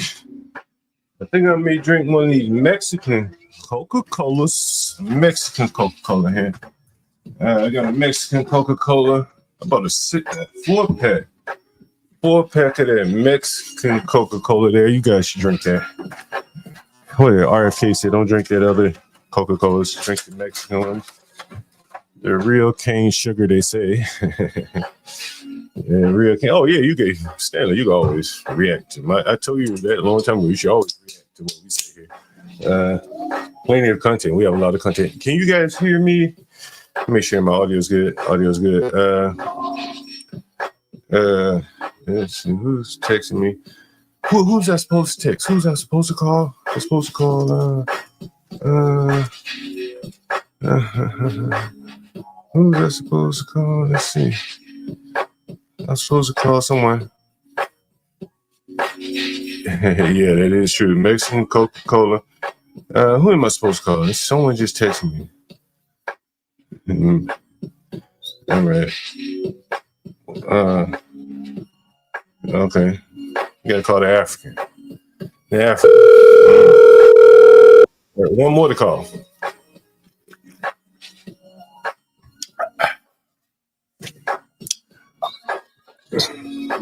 Hello. Yeah. Hey, what's your name, by the way? Joshua, right?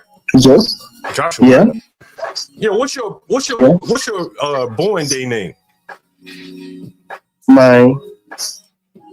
Your born day. My boarding date. Your born name, like Kojo. No, I'm Kwame. What day is that? Monday? What day is That's it? Monday? Saturday. Saturday? Okay. Saturday. My Yeah. boy is Kojo. My boy is Kojo. You Ghanaian? Nah, my kids have Ghanaian now. Yeah.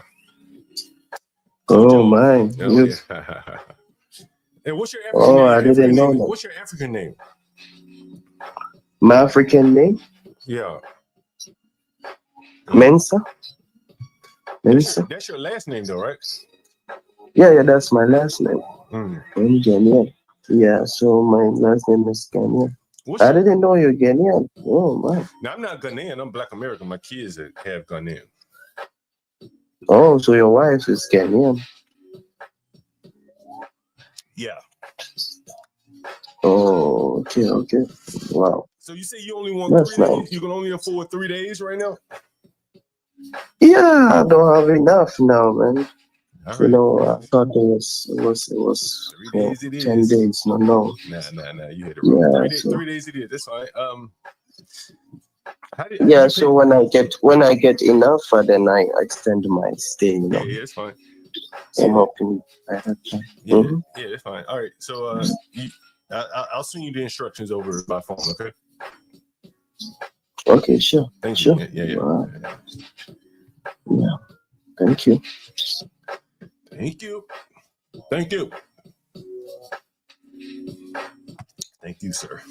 Thank you. I do thank you. He's in the hood, by the way. Taking up a spot from a bro, man. Taking up a spot from a bro, man. What else? Sorry, bro. Ain't no quiet place in this goddamn shop. Where you work at, Deacon Dave? What kind of work you do? I'm a maintenance guy. And we got one more African. We called a black woman. Let's see if the nigger sent the money. $54.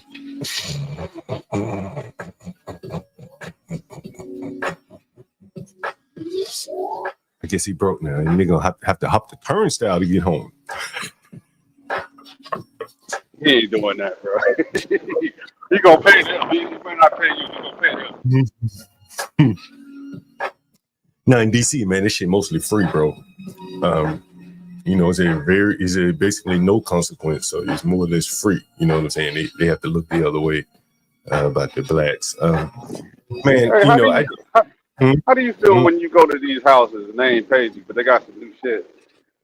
Oh man, like you don't see that as much anymore. Man, you know, we go off on a tangent, but look, now you going off on a tangent. I'm gonna expand on what you said. So back in the day, right, when rent was month to month, as you can see, this nigga about to pay for 3 days. Man, let me see if I can pull. Damn. Let's see if this nigga won't come on straight. Give me 1 minute.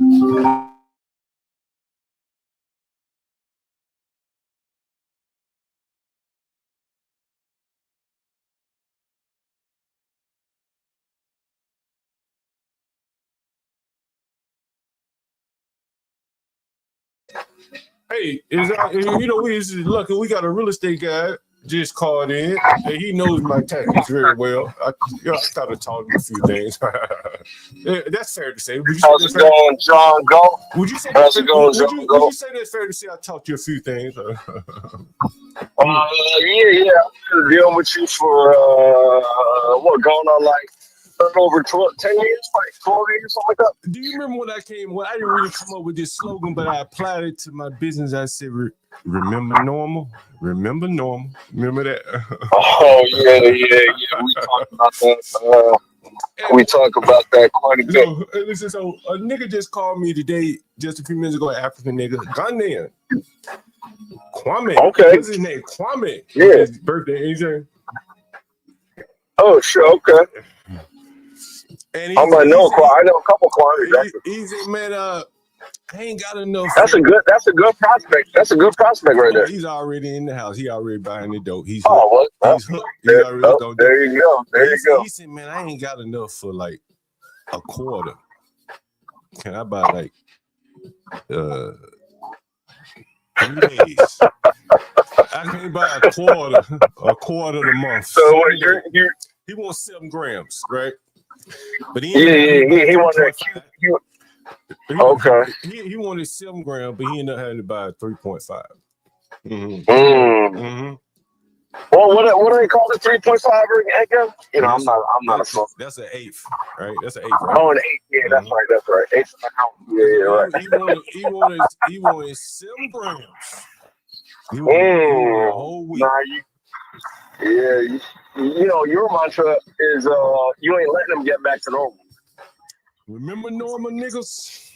Remember normal. You know, for everyone who's listening, you been drinking, bro? No, I just turned up today. For everyone who's listening, he's talking about COVID. He's talking about a reference to COVID when they're like, "Oh, back to normal," or "This is the new normal." Yeah, so John Galt developed he's not letting them get back to normal. Normal would be like, you know, you got to sign a 1-year lease, you pay month to month. And this dude talking about he's not gonna let them get back to normal. So he's gonna be charging them by the weeks, or they gotta pay up front for like 2-3 months at a time. And his whole thing to last, I don't know, a year or 2. So I'm not letting them get back to normal. No normal.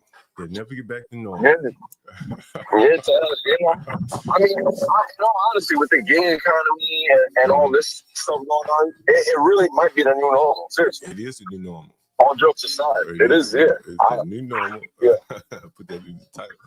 It's the new normal. So we calling the niggers and the Africans today. Man, the blacks are down bad, bro. We just called the nigga. He a lawyer. Nigga said he got $54. $54. Wow. How old is it? Ain't that what he said? Dick and Dave, he got $54, right? How old is it? Absolutely. Nigga, he probably about 40. I said, wow. I said, nigga, send me the 54 then. Fuck it. What you giving him for 54? Shit, he behind, nigga. I'm just trying my best not to throw him overboard, right? Oh man, why don't you do that? Put on the string. Hey, you know, he was on the string. Listen, you know what's so interesting? Motherfuckers call me a slumlord. Well, what else can a nigga with $54 afford? Oh, Slumlord all you want. That nigga got $54. What the fuck he afford? Right. Luxury housing? Right. Right. Put him up in the Ritz, niggas? I bet you wouldn't let that nigga stay in your house for $54 a night. Who called you a slumlord? These niggas in the chat. Somebody said slumlord. I said, well, okay, well, shit. What do a nigga with only $54 afford? What do he deserve? He deserves me in a mansion? Oh man. I don't have your stream pulled up. What's your topic for today? John Galt, Jess. Sometimes I feel sorry for the blacks, but I do tell you that sometimes. We talk offline. I said, man, I feel sorry for these blacks. You've heard me say it, right? Yeah. You said John Galt. John Galt does what? It's a bitch called Jess Mess, and she got fired from her job, couldn't do the job, and a prettier woman took her place, and she didn't understand the way of the world that, bitch, women compete primarily on looks, right? Like if your face is shown, you're competing on looks if you're a woman, right? Is that fair? And a younger, prettier woman will be angling for your position. That is correct. And so this woman on Breakfast Club, where he dropped, I think they fired her. She quit, but she went on a fucking rant.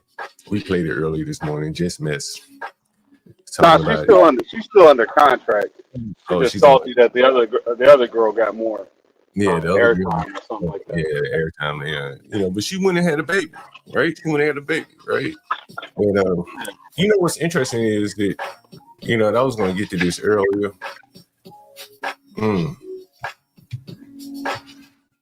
We right on time for this messy ass black woman. Uh-oh.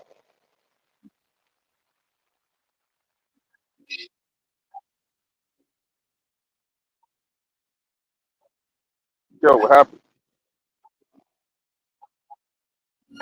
Let's get through this shit. These niggers popping, right?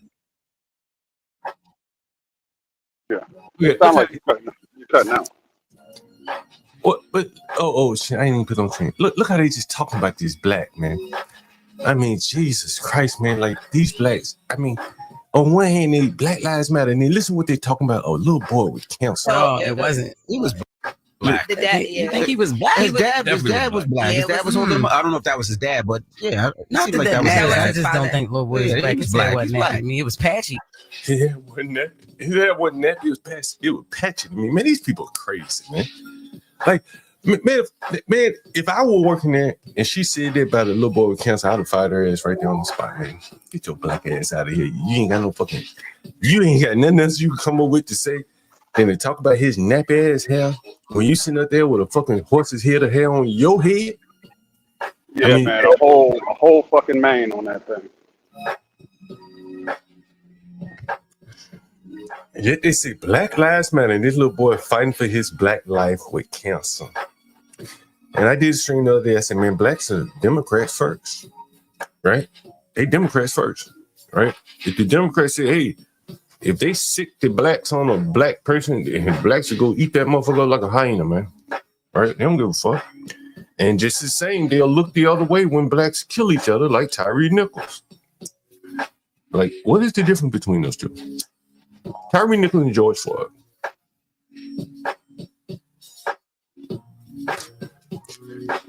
Blacks were in their element, they beat the hell out of that man. And I bet you a lot of blacks probably didn't see anything wrong with this shit. But with George Floyd, I mean, like, I don't know. Just fucking amazing. I ain't gonna relive that. But anyway, man, I better get out of here. I've been going a little too long, a little too strong. And what's up, Deacon Dave? You got any last words before we get out of here? Yeah, my only question is, where's the smoke for them talking trash about that kid versus what you doing where you have a relationship with these people, a business relationship or anything like that? You know, the criticism should be on those who are picking on people that they indirectly don't deal with, don't know. That shows more anti-blackness to me. But what you're doing, yeah, I think you have a right to an opinion to the people that you deal with directly. Man, you know, I think, like, you know, as I say, like, there's a reason why blacks aren't software developers. Because, you know, it's like, is it very logical? I wish Richard was in all this. You know, it's the if then that, select case, switch, and all of those logical statements. And, you know, you can do kind of the same thing with all of them, but some of them make more sense than others, right? In some cases, you use it if then. In other cases, you use, say, select case or switch statement.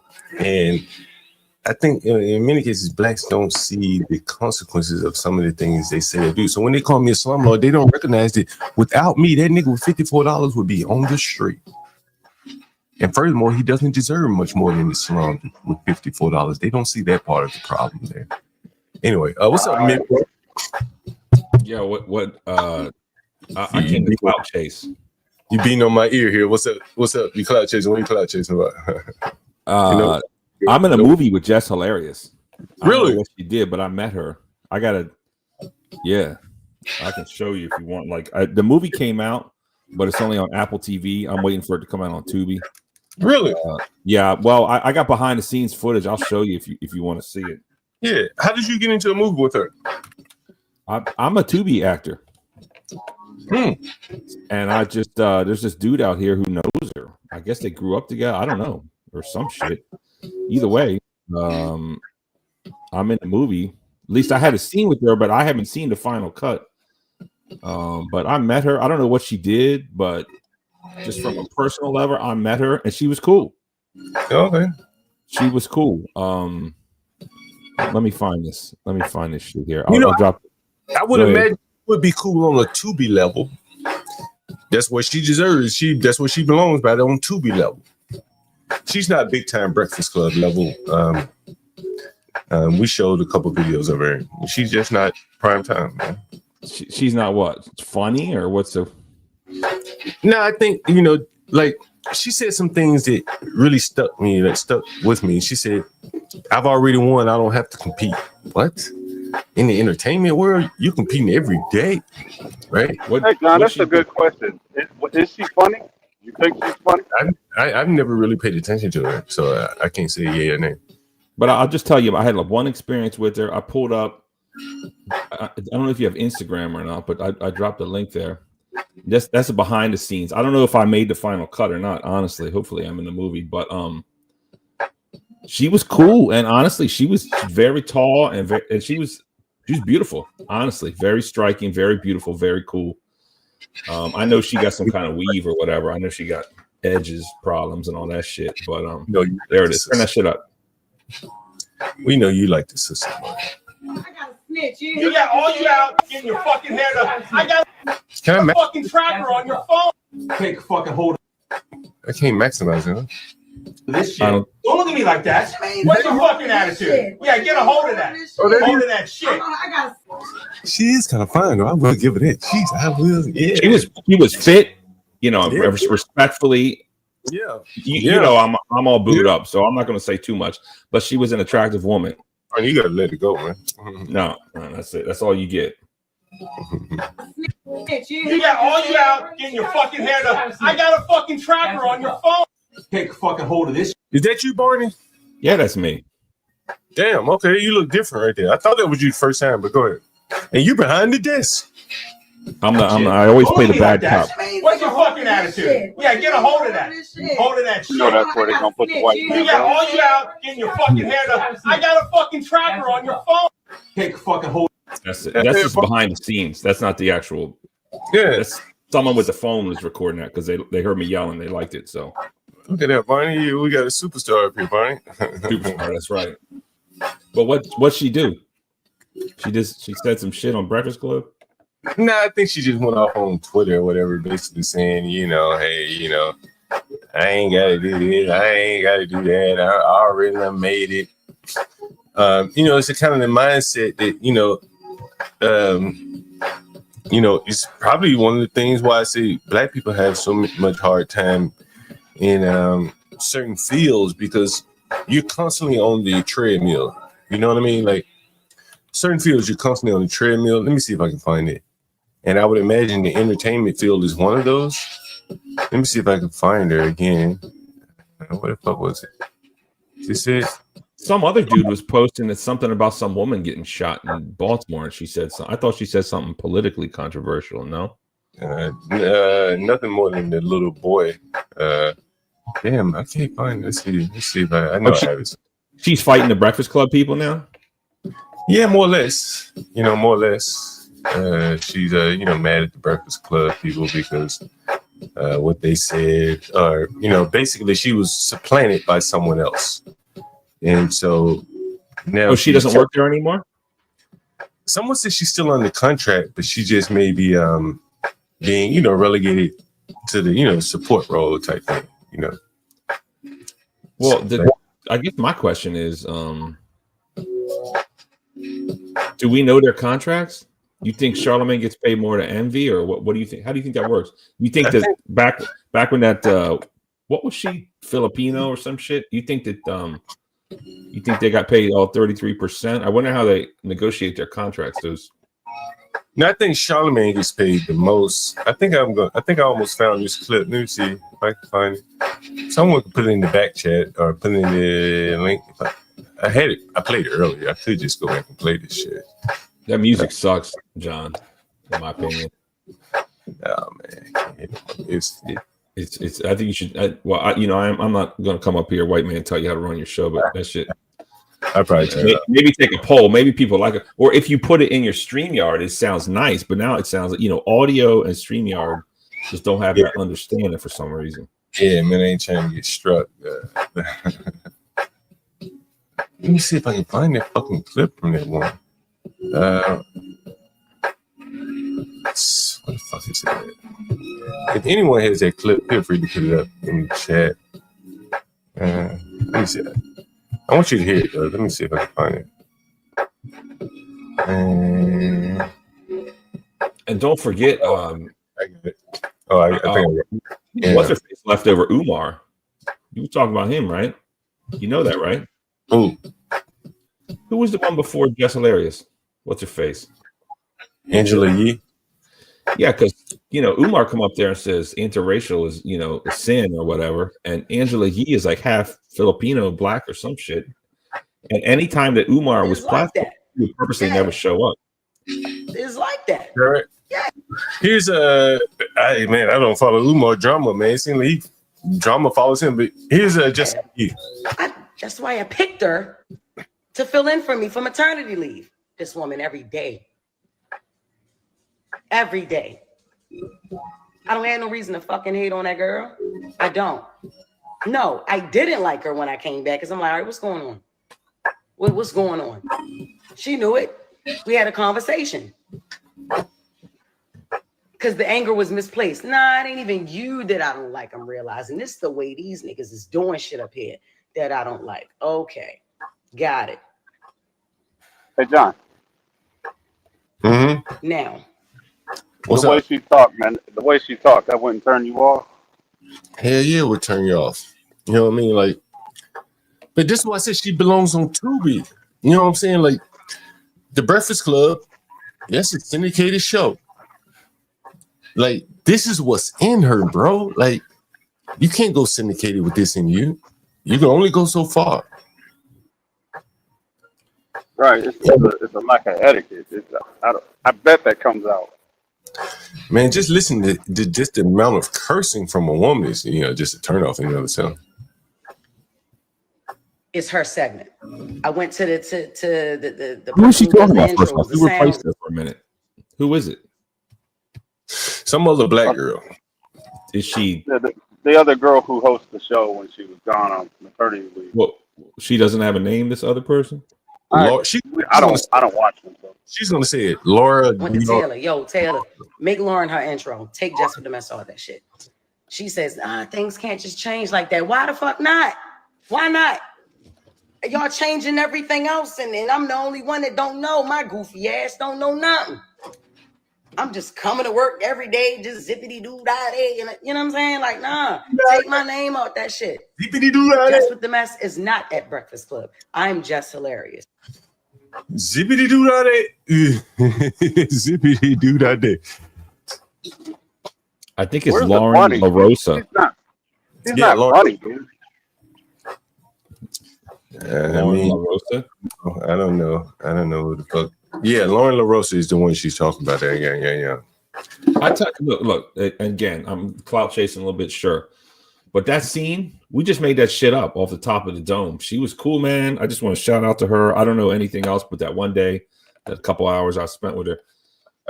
And we were yelling at each other, and she just, all that shit was right off the dome. I mean, she seemed talented. She was much more attractive than I thought in person.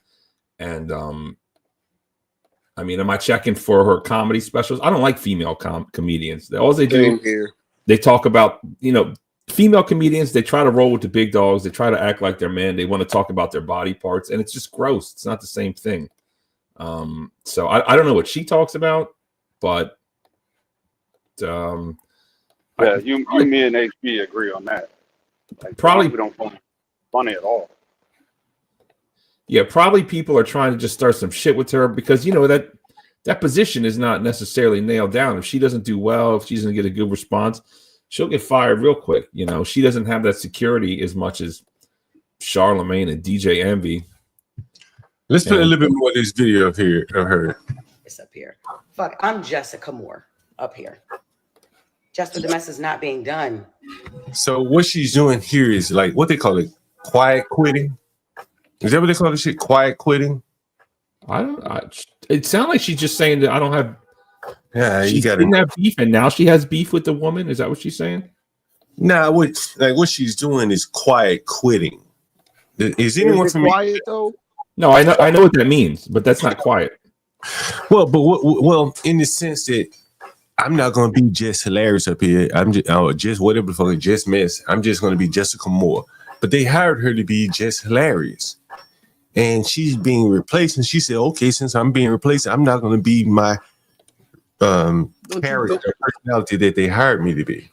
Don't you think that hurts her in the future?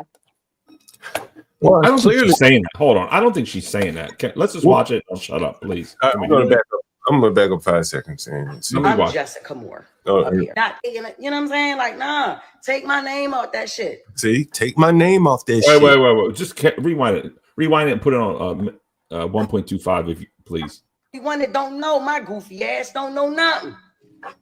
I'm just coming to work every day, just zippity doo dah day. You know what I'm saying? Like, nah, take my name out that shit. Jess with the Mess is not at Breakfast Club. I'm Jess Hilarious up here. Fuck, I'm Jessica Moore up here. See what I'm saying? They hired her to be Jess the Mess. And she says, take my name off this shit. I'm no longer Jess Mess or Jess Hilarious up here. I'm just going to be Jessica Moore. Jess Moore. Well, she don't want to. It sounds like she wants to be serious, and she don't want to be a fucking jester. So her name is Jess, right? Like, I don't think. Oh, okay. If that's your take on, I can't tell you you're wrong. I can say don't apologize for it.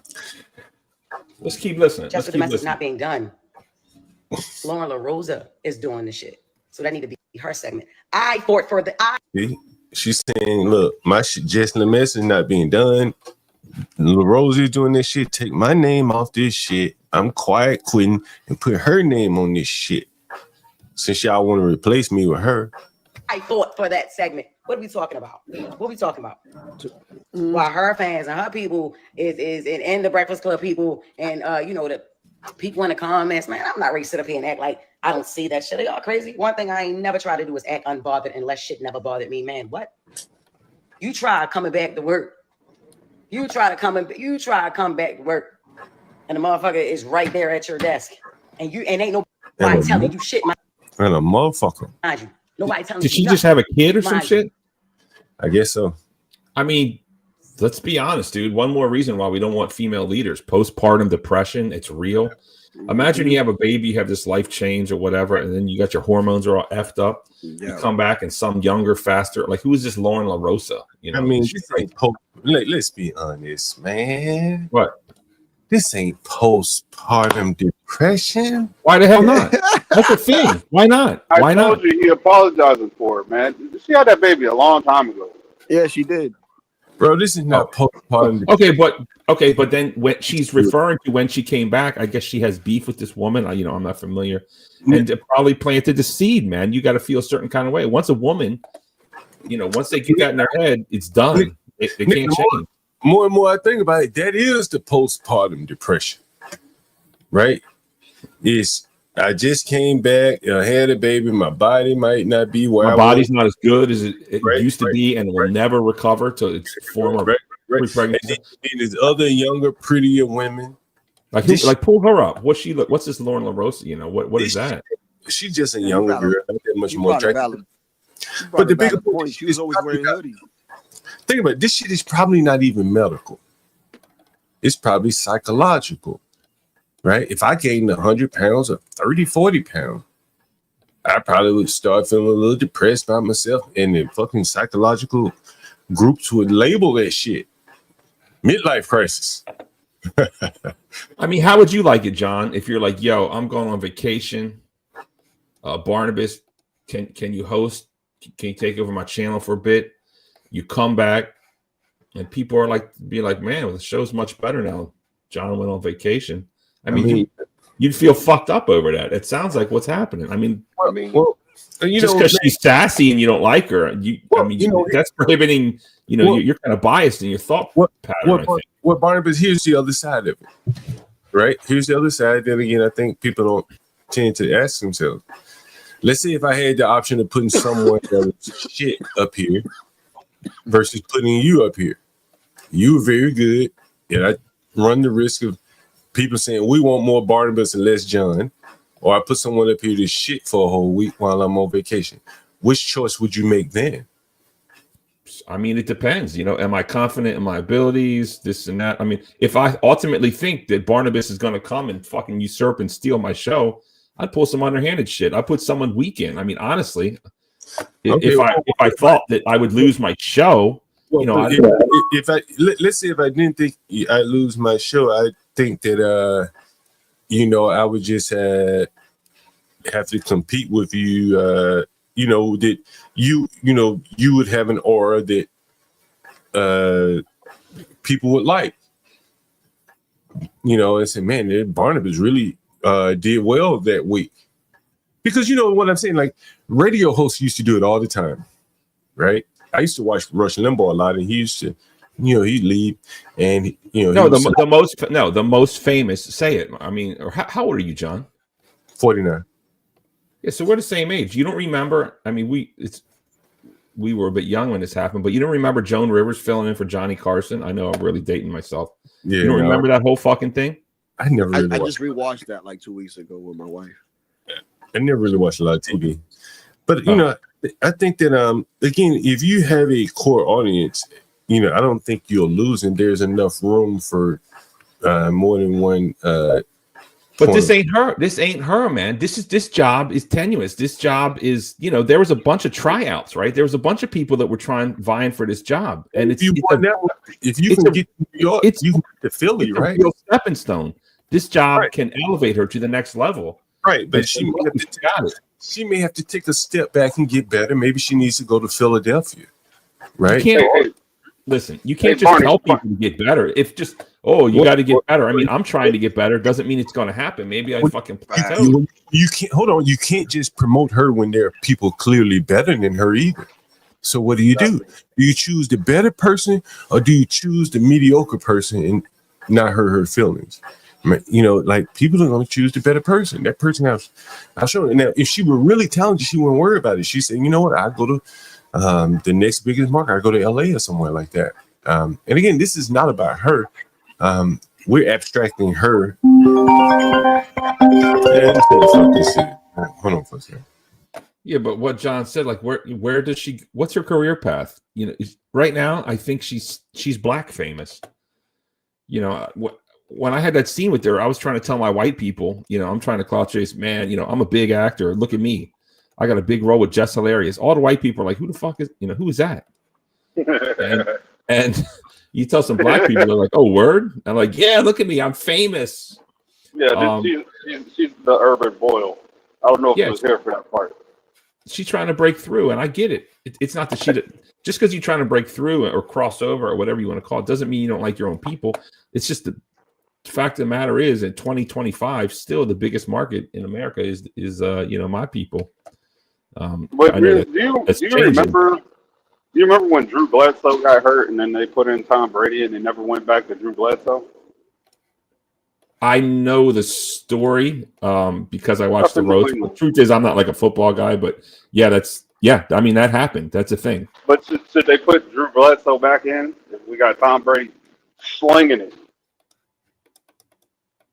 Yeah, no, they didn't put him back in because Should they have?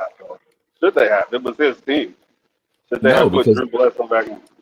No, what is the goal? What is the stated goal of the team? The stated goal of the team is to win the goddamn Super Bowl. Hold on, guys. You got a call coming in. Hold on, guys. Hello? Hello. Yeah, hello. Yeah. Yes, can you hear me? Yeah, I can hear you. Oh. Yeah, hello. You listen. Say what? Listen. Oh no, I was gonna say, do you know how many more days you want? How many days are you paying for now? I'll probably be here till the end of the month, but I have to split the pay. Okay, because I was gonna say they'll give you a discount if you pay more in advance instead of buying a couple of days at a time. If you So how much?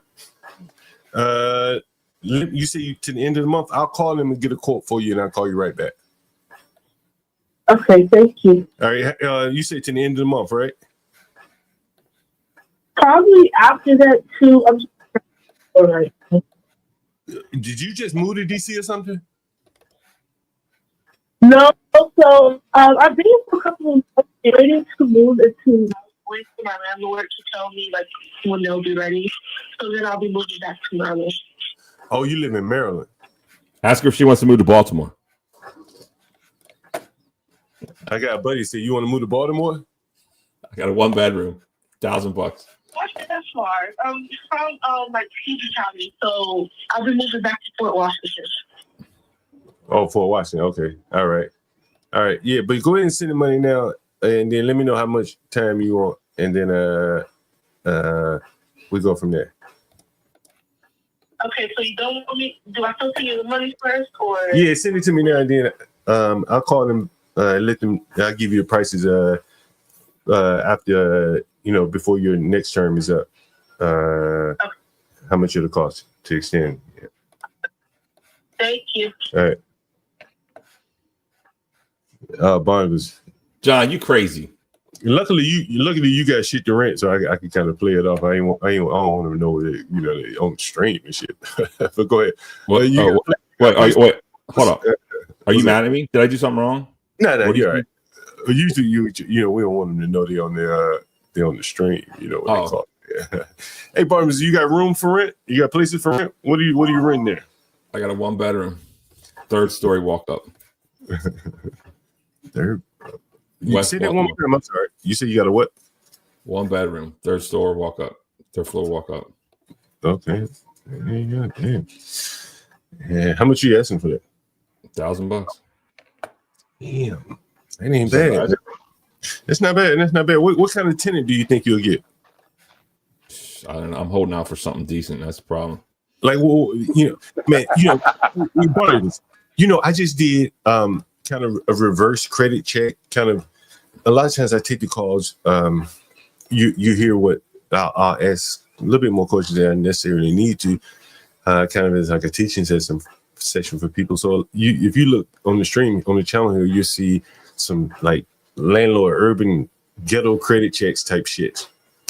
So there was a lady that called in that she's behind on her rent, and I charge weekly, daily, whatever. And she said she works 2 jobs. 2 jobs. Now we always hear about these mothers and sisters out here working 2 jobs, right? But I just distilled the myth around those 2 jobs. Did I not, Deacon Dave? Huh? Absolutely. Yeah, he did. Right. A lawyer and a waitress. The lawyer and the waitress, both of them. What did I call this shit? The Black River, the dirty Black River. What are you talking about? I know. You have to go back and watch some of the stream. So I have one tenant who's behind on his rent. I called him and he said, man, I got $54. These last $2. And another tenant, a sister gal, she's working 2 jobs. And normally you think that would work, right? But then I showed the places where she works. Just like the black lawyer working for black lawyers and the black woman working, serving food for blacks. 2 jobs ain't even enough. And both of them are behind on their rent. And so the African, he had the black lawyer had $54, correct? Is that right? $54? Yeah, he sent me 54. He's a lawyer? Yeah. Barnabas, lawyers, just because you're a lawyer doesn't mean you're rich. You know what I mean? And most lawyers have more than $54. I think most people do, but some people are just really bad with money. I'm poor, right? I am poor. We all poor in the grand scheme of things. No, I'm real poor. But the truth is,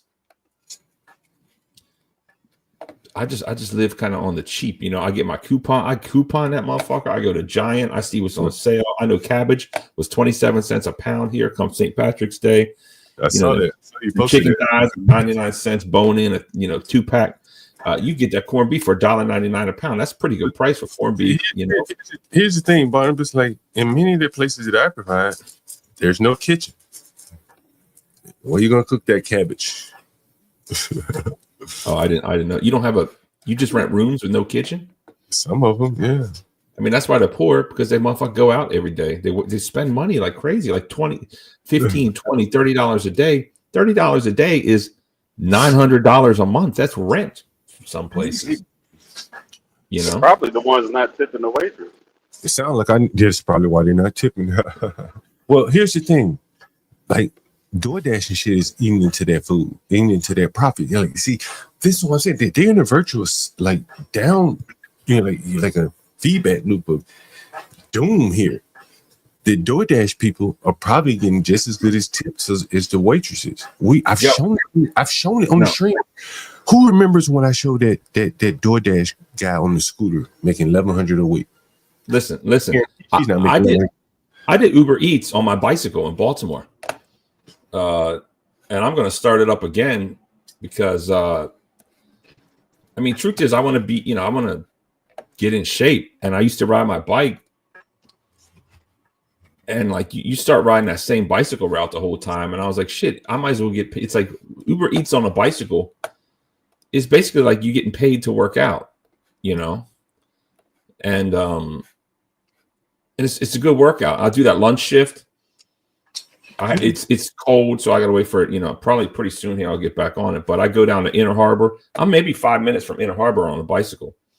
You go down there, and the business lunch is busy as hell. I don't make a lot. But over 3 hours, I can maybe make. I usually don't make $100, but if I can do that a few times a week, $50, make 100, 200 a week. I mean, 200 a week extra. That's pretty fucking good. How many of you guys have been to Red Lobster in the last year? That's shit. I used to work at one as a kid too, and it's the most grossest, nastiest shit ever. Yeah, I'm gonna go in there. Fuck. Anybody been to Red Lobster in the last year? No. Yo, we had a guy on stream here. He was delivering Uber Eats overnight in New York City, man, on a bike. I forget his name. This is a while back though. Anyone been to Red Lobster in the last year? It's been like 4 years since I went for all you can eat shrimp, and it was just like the grossest, nastiest shit ever. Because you can get them shrimps from Giant, $5.99 a pound on sale. Fuck Red Lobster, and fuck them biscuits too. Go ahead. Yeah, I'm just curious. No one's been to Red Lobster. If you want to go, I'll meet. We could do a video over it. Nah, guess where the lady worked? She worked at Red Lobster, and this is why she can't pay her rent. Like, once you go down the stream of serving the lowest of the lowest class of people when they don't have very much money, when they're going out to eat, like, they ain't got much money to tip. And if they do, they ain't tipping it because they got other bills and responsibilities. And so if you're a landlord and you hear someone come to you and say, well, I work 2 jobs. I said, what do you work? Red Lobster and the Urban Crab Bar. Oh, okay. Both of those jobs aren't even one. You're a waitress there, that's not even one job. And so that is what I exposed here. Also with the black lawyer, he was disbarred. He works for a black law firm. I showed the black law firm. One of the parties at the law firm had lost his judge position by talking politics. And downstream from all of that is he has nowhere to live. It's $54. You know what was it? 2 weeks ago? Was it a week ago? A week ago? Let me see. Listen to this, Barney. You're gonna love this, Barney. Guys in the chat, you're gonna love this. The last $2. The last $2.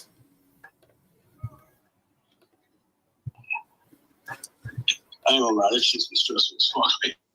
I ain't gotta tell you that. Yeah, but how much money do you have on you right now? Yeah, I got $6 on me right now. That's one more than you had last week. $6. Hey, this is a gimmick, bro.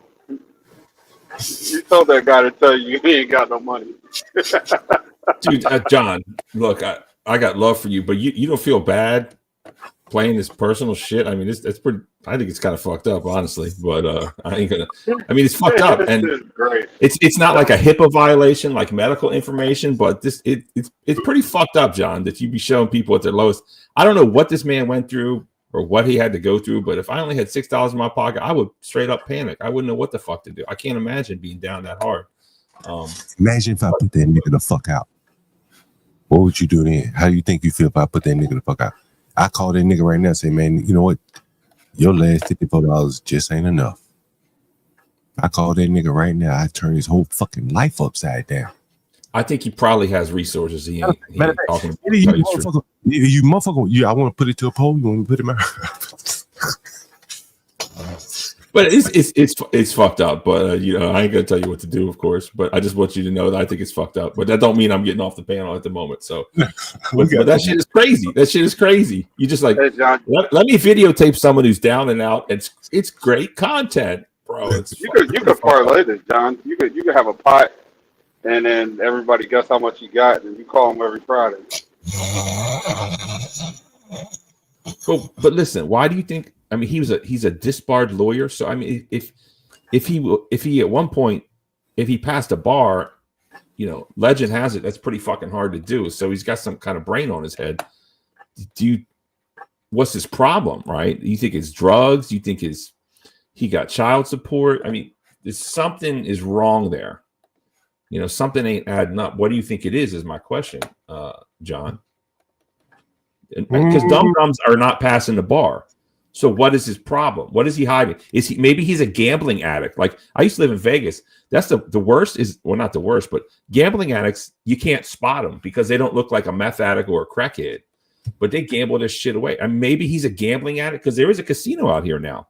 Like maybe that's his problem. I don't know, but he has a problem. And what is it? Let's identify it, or let's guess, or just tell me what you think there. Can you hear this? Barnabas? I don't hear nothing. You can hear it? Nope. But what do you think his problem is? It's not adding up. Something's missing. You hear this on the screen, Barnabas? I don't hear shit. No. You can't hear shit? Nope. Nah. Try harder. Try harder. Hold on. Let me see how I do it again. Hold on.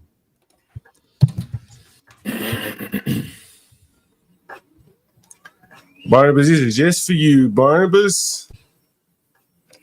Let me know Brian if says you Brian says I'm destroying all the comedy. I don't know if that's good or bad. That sounds like a bad thing. Am I bad for views right now, John? Good, Barnabas. We You're don't gonna play have to beat on my ass if I'm fucking up your show. I won't take it personal. I don't play the views game, Barnabas. I got too much fucking content to play the view game. Okay. This is Can you hear this, Barnabas? Came in on one of our live streams. I hear something. Back in 34 years of age, we bring some Mars content here on. I mean, you sound like you on a Quiet Storm kind of shit right there. That's you. Trying to do Uber Eats and that like that. DoorDash. Nah, I can't even, man. I can't even drive right now, man. Why not? Listen, John, pause. Nah, Here's what's up. I'm going to tell you a dirty secret about the food delivery service world. And because I do the bicycle, right? Because I mean, again, I haven't done it for a while, but I need to get back on it. But anytime I pull up on a bicycle, people look at me like I'm crazy. They'd be like, "Oh, you actually on a bicycle?" Because all of the other drivers say they're on a bicycle too, but they are driving around.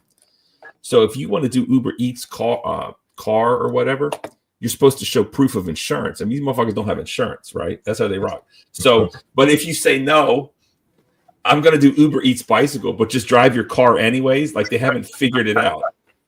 So if he doesn't drive, that's a problem. But if, you know, I'm not recommending this because it's illegal, but I just want to let you know that these people out here, Uber Eats, say they're on a bicycle and they ain't. Go ahead. Marty, you need to listen a little more. I ain't never had license. I can't even pass the motherfucking test. Oh, that's because right. I can't stay focused. Right, I can't focus, man. Turn it up. And then I get so nervous, I'll probably pass. I'll be almost about to pass it. And then all right, pause it. It's something mentally with my brain, man. All right, first off, you got to turn that up. Second off, is that the lawyer? That can't be the lawyer. No, that's not the lawyer, but that nigga might got more money than the lawyer. That's crazy shit. He probably got more money than the lawyer.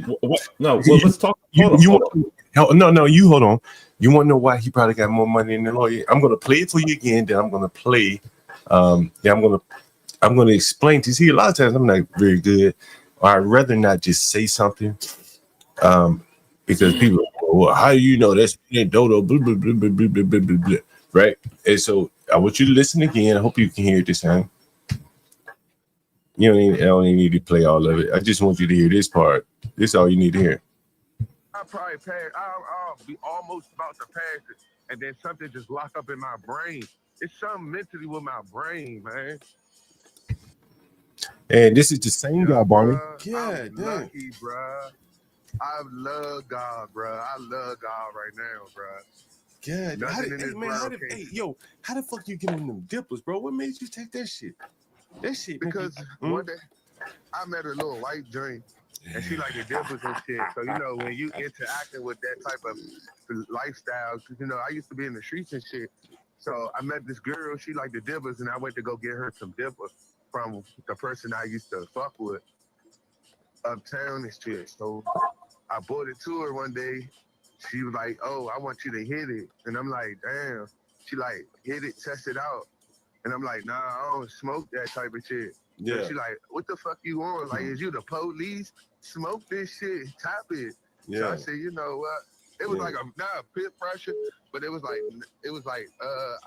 when she said, "Damn, what you the police?" It made me feel like, "Damn, let me show this bitch I ain't no police ass nigga." Right. You know what I'm saying? So Right. I smoked it. That's a damn outside shame. shit.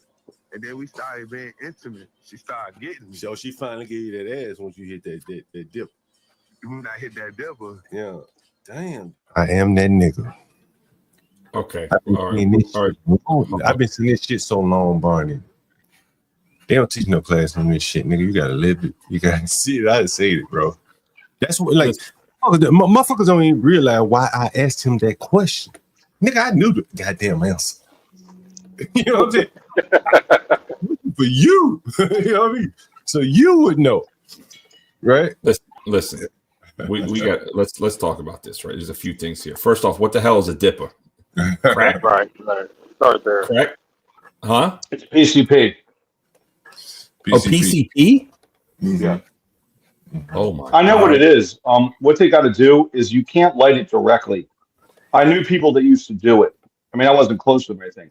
But you have to dip a cigarette into the bottle because you can't light it directly. Right. It'll catch on fire. It'll blow up. That's how jacked up it is. Oh, because you dip it. Okay, a dipper. I never heard Yeah, that. in the juice, in the PCP juice. Because if you were to light it with a lighter, it would explode. And this guy's smoking it. That's it's crazy, isn't it? Man, Who the fuck thought of that? I had to kick a nigga out smoking this shit one time. Did you rent to this guy or not? No, not this guy right here. I didn't know people. I didn't know that was on that shit, man. Big old 6'7" boxing motherfucker. No, listen. Yeah. I told you, man. I was a nurse. I was an EMT. I was an EMT in Vegas and a nurse in Vegas. My first EMT call when I was training. It was do you know Vegas or not? Yeah, I've been there. You know, it was like the dirty end of Fremont Street. Yeah. Right? Back before they put that roof thing on.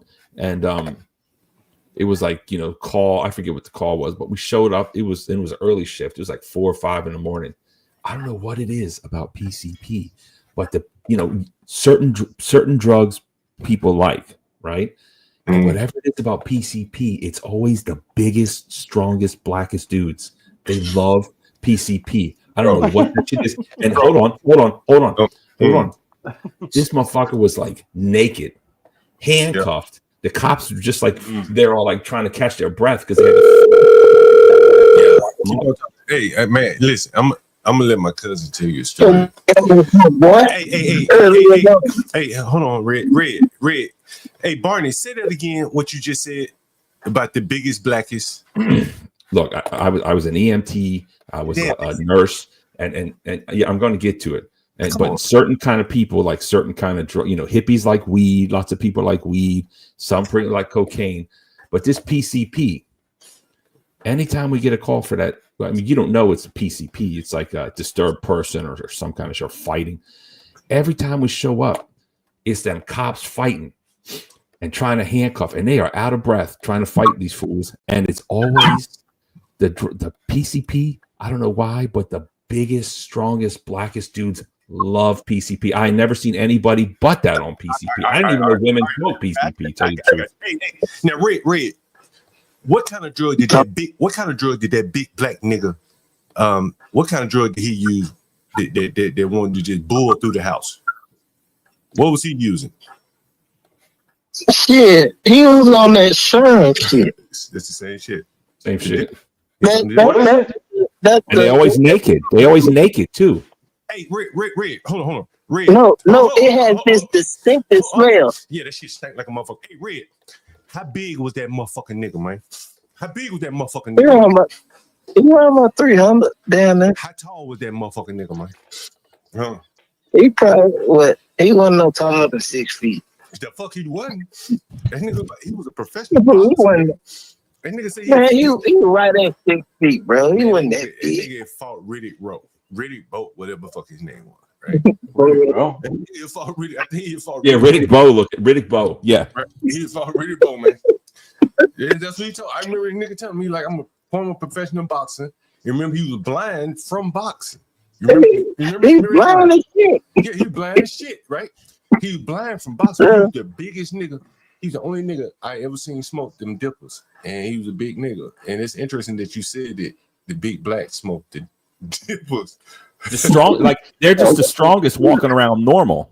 But then they smoke that stuff, they get stronger, and then they always get naked, man. They always get naked for some reason, and it's crazy. It's crazy. Yeah, it's crazy. I didn't know that they smoked them dippers. There's another carry agent for it, which is parsley flakes. That's why the shit smells so bad. Parsley flakes. They'll put the juice on parsley flakes. Hey, y'all, let's talk about that fence. No, I smoke it. Hey, I'm gonna let you go to all right. Oh my god! Look, the thing is, man, they'll put the juice on parsley flakes and smoke it. They'll put the juice on parsley flakes and smoke it. So if you ever smell a real strong smell of parsley and people are acting fucking crazy and shit, that's what it is. We had to get that guy. Shit that be having them sleep on their feet, ain't? Nah, that's fentanyl. No, PCP does not make you sleep. You ain't sleeping on no PCP. This is where people smoke PCP and stuff like their kid in the oven and shit. Stuff like that. It's crazy shit. It's the worst. It's the worst. There is. Yeah, it's probably the worst drug. I think it's embalming fluid and a mixture of shit. So, if you listen to the rest of that call, what you will hear is that he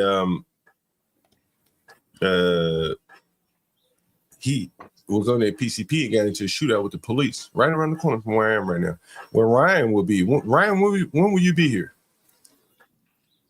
Well, I still have to. I don't have my.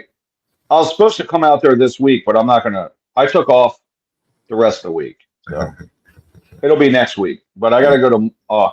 What was it? Malcolm X school. They're gonna renovate the thing, so. You coming to the hood, man.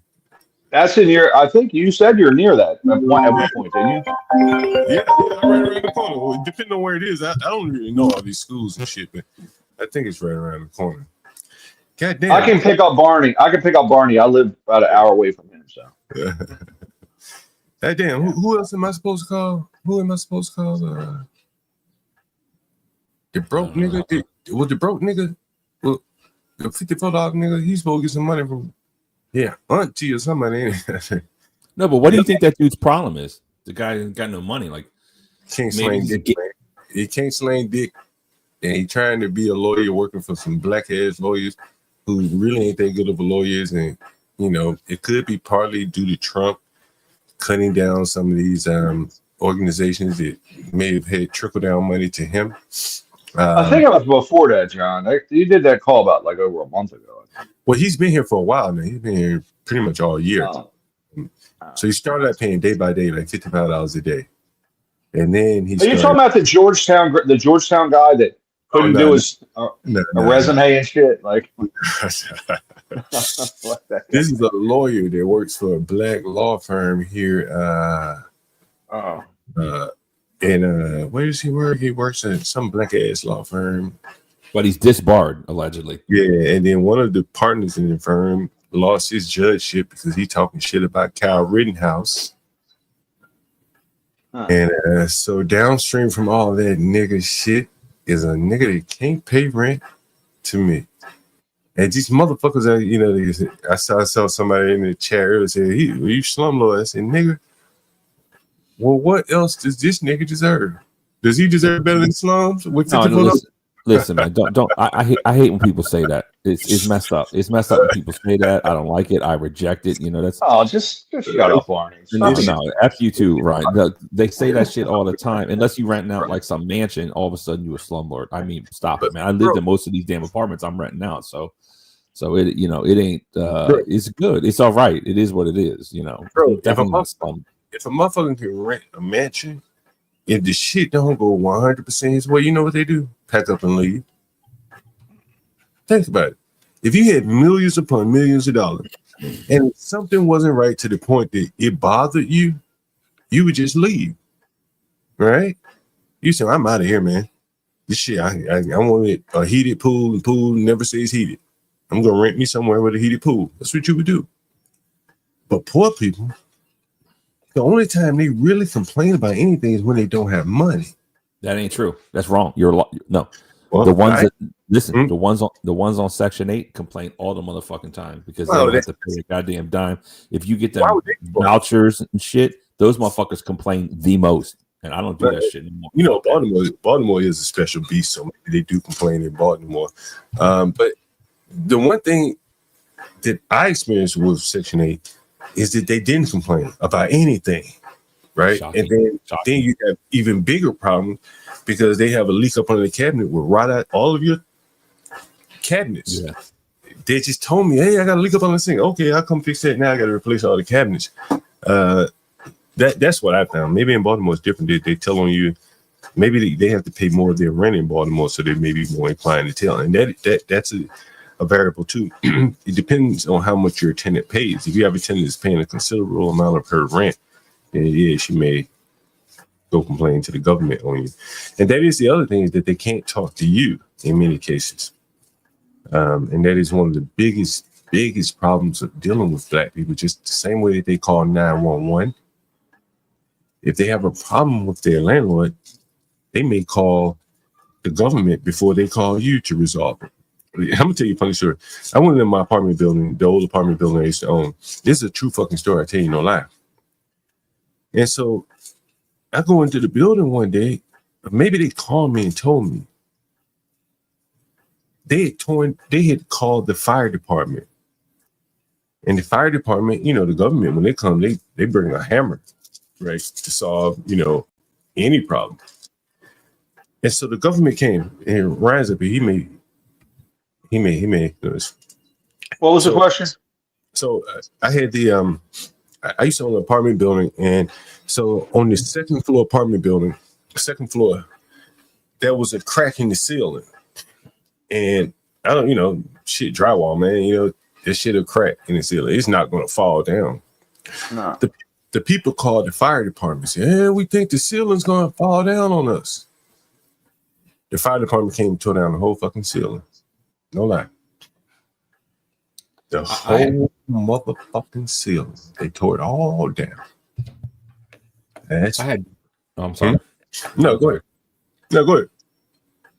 I had the damn fire department, one of the buildings next to mine, some smoke. They put some roof on and then started smoking. Maybe there was a fire, and then they thought it was coming out of at the time my first floor was empty. And then like I didn't live there at that one at the time, and the other tenants called me. They're like, fire department's here, they're getting ready to kick your door in. And I'm like, I'm on the way. I got there too. They kicked the door in. And that's not pleasant, trying to fix that. And then at the end of the day, I filled out a bunch of paperwork trying to get Baltimore to pay for that or whatever. They didn't. It wasn't even in my building. It was the other building, not mine. But they kicked my door down. And I filled out all this paperwork. You try to email, you try to call. At the end of the day, they don't do shit, man. They just kick your fucking door in. Take it, boy. Nigga, I got a story better than that. I'm gonna call this nigga, see if he tells a story, if he's still alive. Let's see if we get this nigga. This was a nigga who went to sleep in one of my houses. I had a fire next door.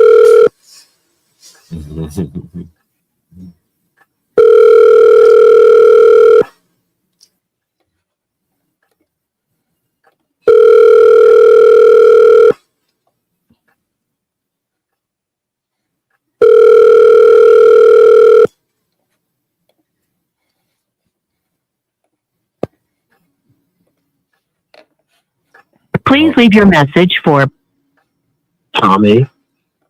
Oh, he's still alive. Okay, good. We don't call That him. that don't mean he's alive. Sorry to say, Nah, it's been a long time. Well, yeah, you're right. So I'm gonna listen. tell you, I got to go though. John, Ryan. What's the other guy's name here? Deacon Dave. See it. Deacon Dave. Shout out to you. Salute. Same here, Barney.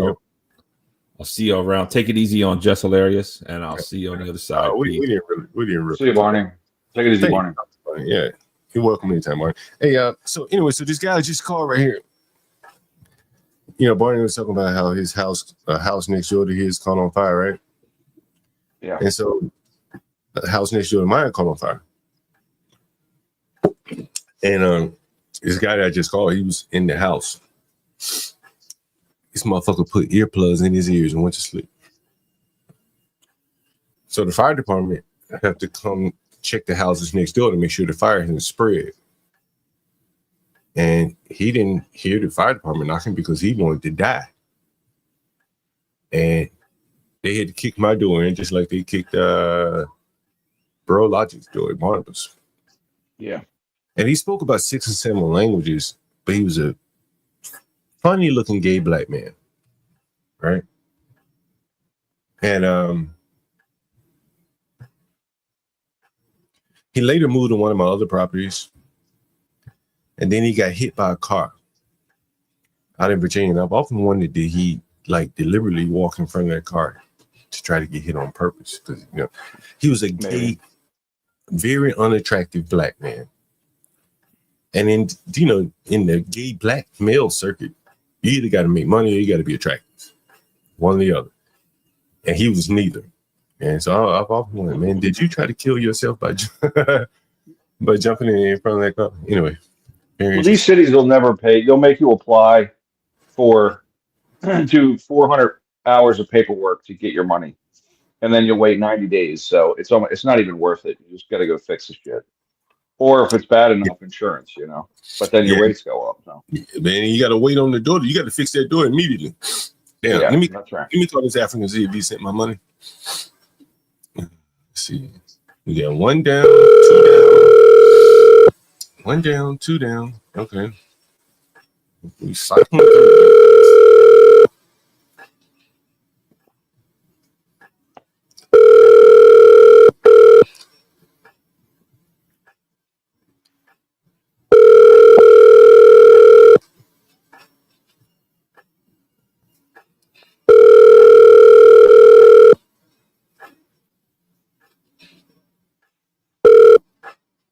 Please leave your message for 5408. 1 more to go. 2 more to go. Hey, John, let me ask you something. Are you Yeah. still getting a lot of calls? You getting a lot of calls for rooms? Yeah, it's heating up. Matter of fact, let me see if I got any message. I got one. Let's see how many messages I get this morning. Yeah, 2 messages. You know, rents are coming down, right? Rents are falling in DC. They've been falling since February 1st, week on week, and property values are falling week on week. So, I mean, pretty well from what I'm reading. Yeah, I have seen the property values falling. I highlighted a house that was across the street from one of my houses on the same side as one of my other houses, and it was listed at it sold for about $100,000 less. That's a big difference. I think it's going to continue for a little while, but they're gonna bring people back to work. So I mean, it might be a good time to jump on something. Well, yeah, they already back to work. Yeah, they already. I mean, there's still a lot of fear, so people are, oh shit, I got to rent this out before. If you have, I got to rent this out before too long. There's still a lot of fear, so I mean, it might be a good time to buy something. I know you were looking at stuff. So, but the DC Construction Journal is talking about it. So, a lot of vacancies, a lot of people aren't signing leases and shit because they're nervous. So, on the commercial side, but I know residential's in the same boat. So, Ryan, I'll be streaming from OBS in the morning. Hopefully, I'm going to get a keyboard. I need a keyboard. I may even get a KVM switch. Do you know what that is? No, I don't know. Not electronic. No. What is it? It's basically a keyboard mouse switch. So I can run like two machines, one keyboard, one mouse. So in theory, I guess I can run OBS. What is OBS? What is that? Like, you know, when you see me in the morning and like the ticker is strolling with the news or whatever, the weather, the time, little stamp, you know, in the morning. Yeah. That's OBS. That's not Streamer. That's why no one can join the panel. I mean, you I can. got it. I just haven't figured out how best to do it. And plus, with the initial computer that I have, the laptop probably wasn't capable of doing it. But I bought I bought a nice sized desktop that should be capable of handling everything there. So it should be real good. Yeah, it should be real good. I don't know anything about that stuff, man. I don't know. Hold on. Hello? Hello. Yeah. Mm-hmm. Yeah, you send me the details. Oh, what you gonna do? How you want to send it? Cash App or Zelle? Cash App is different. Okay. Let me send it to you right now. All right. Yeah.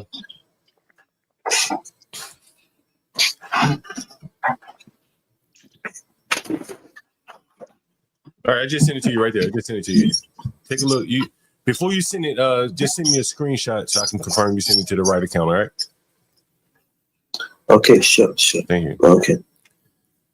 I got one more ornery ass African I gotta call. I really don't even want to call these fucking African.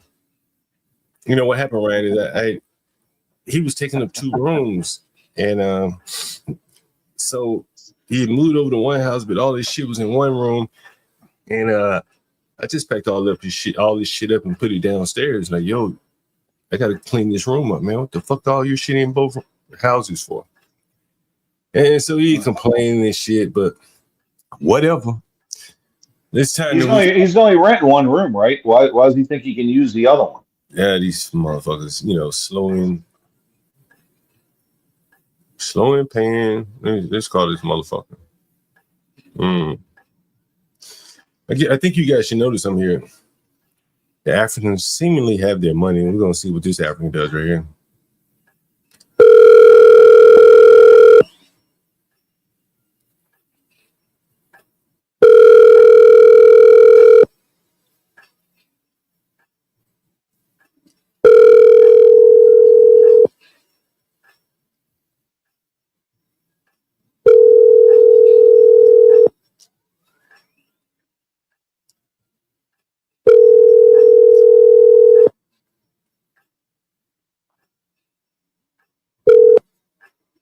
The subscriber you are trying to reach is not available.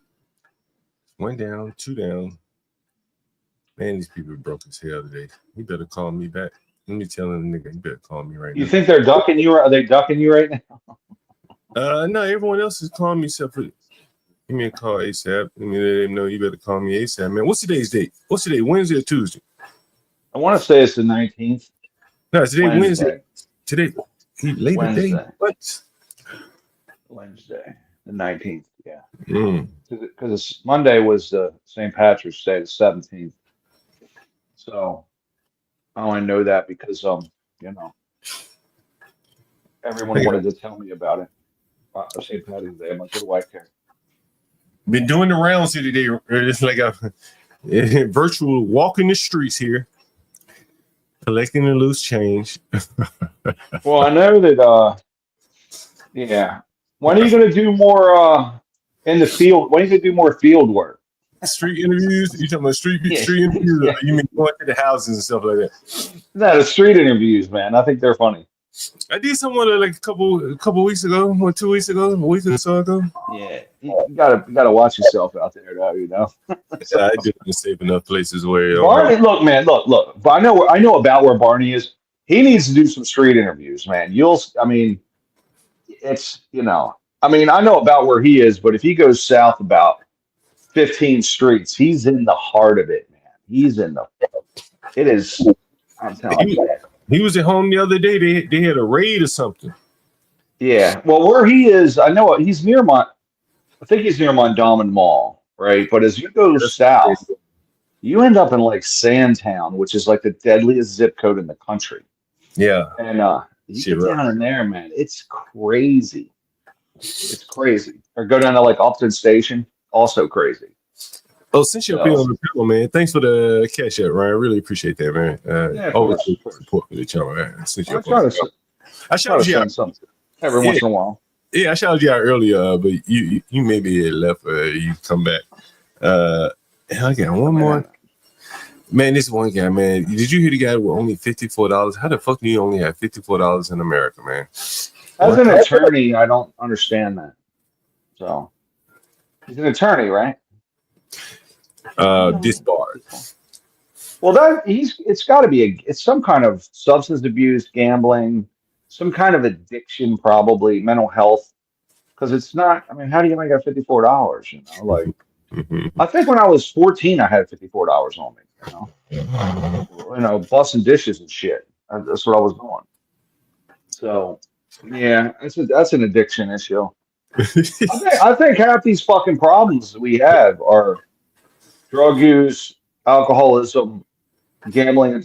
I mean, we got we got it all covered now. We got wide open gambling. I think that creates problems, you know. So all we got to do is legalize prostitution, and we're good. We got it. We got all your vices are fully covered at that point. You know, everything is covered. Yeah. Well, I mean, what other sins are there out there? You know, you got drugs, alcohol, sex, gambling. I mean, yeah, what else is there to have a 12-step program around? You know, so you know what I mean. So, all right, Brian. Right. Let's see. I think let's see. We got 1, 2. I done called about 4 or 5 niggas this morning. Ryan, they all. Oh damn! I gotta call her back. What's her number? Is that Universal? It's not it. Universal. Damn. Oh look. Hey, before I call her, look, we're gonna play Let's Make a Deal. Right? I should change the title of this show. DAPA FBA. Let me call you right back. Let me call you right back. We got to get set up here. We're gonna call this next segment here DAPA FBA. What's that about, John? Adopt an FBA. Adopt an FBA. Adopt an FBA. Keep them off the street. Barney wasn't used to you doing these calls, so. I know. He got to get used to it. He want to come back up here. That's hilarious. Let's see.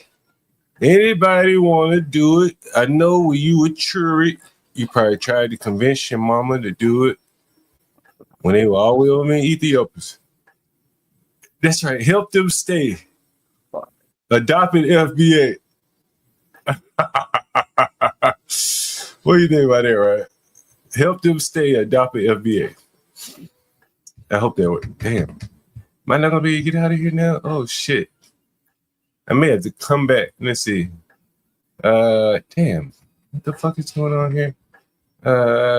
Let's see. Damn. I'm just updating the title here. Hopefully it let me out of here. Yeah, I think I'm stuck in a. Can I cancel here? Let me hit cancel. Okay, there it is. So I think the YouTube title should be. I hope it's updated. Let's see. Because we're just gonna play a little game here. Damn, this is. I'm gonna have to go into. I had to go right into YouTube here. Put it right into YouTube. Maybe someone will see the title and want to call in. What do you think, Ryan? You think someone would want to adopt one of their fellow FBAers? Did you ever want to adopt the FBA when you were a child, Ryan?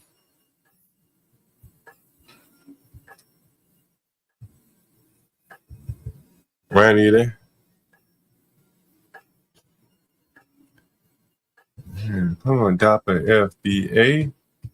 You can adopt one. You can surely adopt one. Did Ryan drop off? Okay, cool. Ryan dropped off. All right, so look, here's a game. I think we should play. Who wants to adopt an FBA here? I'll put the link in the chat if you want to chime in. So what I'm thinking is, your earbuds are garbled. I got you, Ryan. So what I was thinking is that we're gonna make an FBA, a deal they can't refuse. I think the FBA owes about $1,000 given. Let's say $1,300. I don't know what she owes. I could call and find out. Let's see if we can wipe the slate clean. The FBA says she had 500. We're gonna see if she can go to anybody in her family, get another 300, and wipe the slate clean. Anybody want to adopt an FBA, help her wipe the slate clean? What do you think? University, you want to chime in? You want to come up on the panel? Help us run this Jerry Lewis-like telethon. Help adopt, maybe I should put a picture up. Should I picture it? Let's see if I got a picture up. Picture up. I get y'all niggas to open up your pocketbooks here. Let's see what. Let's see who this is. This might be an FBA caller right here. Oh, they hung up. So what I'm thinking is, anybody want to adopt an FBA? We have 31 people in the audience. I know we've all asked our parents to adopt FBAs, Ethiopians when we were children. So here's an opportunity to adopt the FBA. So, what do you think the number should be? She says she got 500. Let's see how poor the black families are by seeing what they have. Like, let's see how poor It's Wednesday. Let's see how poor they are. Can they take advantage of a good deal on housing today? What do y'all think? We make a deal for an FBA. You can adopt one. Can't use it on your taxes. I wish we had some kind of 5013, 503, whatever the fuck them certificates are, and you could write this shit off, right? Shanquisha on your taxes. And as I said, this girl has a baby. Damn, some keys. This girl has a baby. I don't know how old the baby is, but the baby lives with the mother, apparently, because she said her and the mother don't get along. Just giving you guys full disclosure here. She could be living with her mother out in Virginia. But she says her mama don't get along. So this is partly why I titled the stream, why I feel sorry for blacks, because if she could, she might could figure something better out. Assuming her parents have something, for her to work with. But here she is working at Red Lobster. How many of you have been in Red Lobster in the last year or so? University, you've been in Red Lobster. What kind of people go to Red Lobster?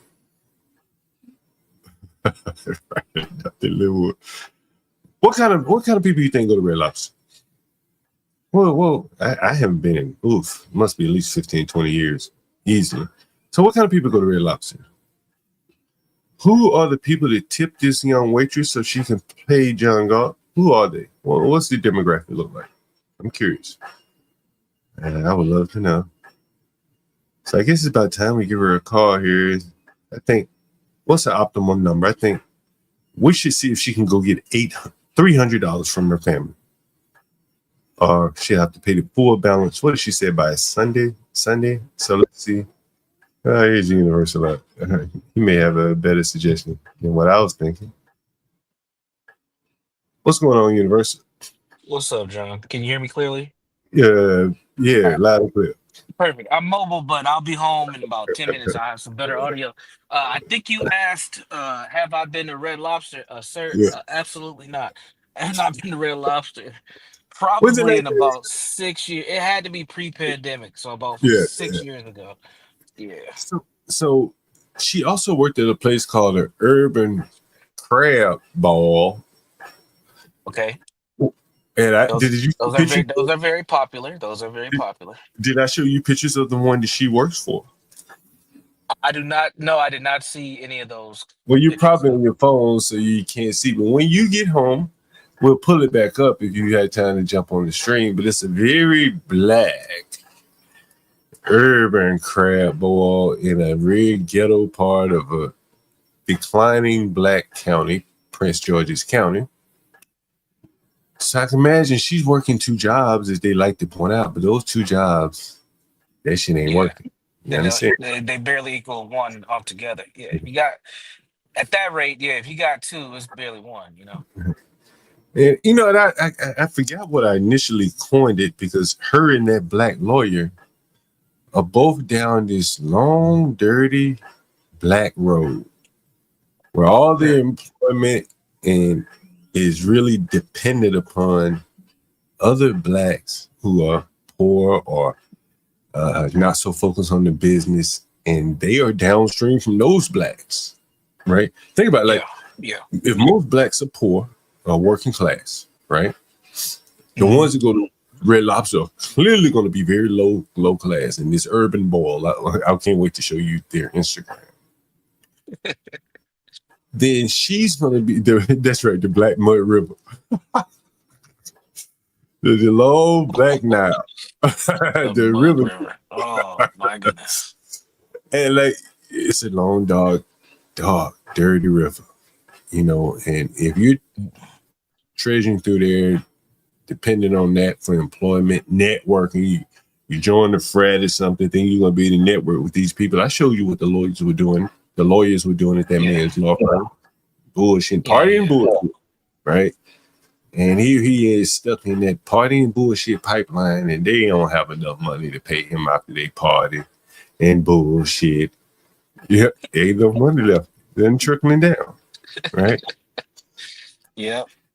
And same thing goes for the waitress. And here they find themselves in a position with $54 fucking. God damn. Man, that's tough, man. You know, it'd be one thing, John, if it was cash flow issues, you know, as an entrepreneur or someone who you may work odd jobs. Sometimes you have cash flow issues, but this is a consistent. This ain't cash flow. This is what it is, and that's the detriment for these folks. You like, right, man, my haircuts are $65, man. You know, like, it's like, golly, that's crazy. Ryan said Red Lobster is pure high carb. Yeah, Red Lobster is bad, but when you're working at poor class, Red Lobster is like the oceaneer. Like, people, you know, they look forward to having that endless shrimp, and I understand it. I've been there, but I'm good at Red Lobster.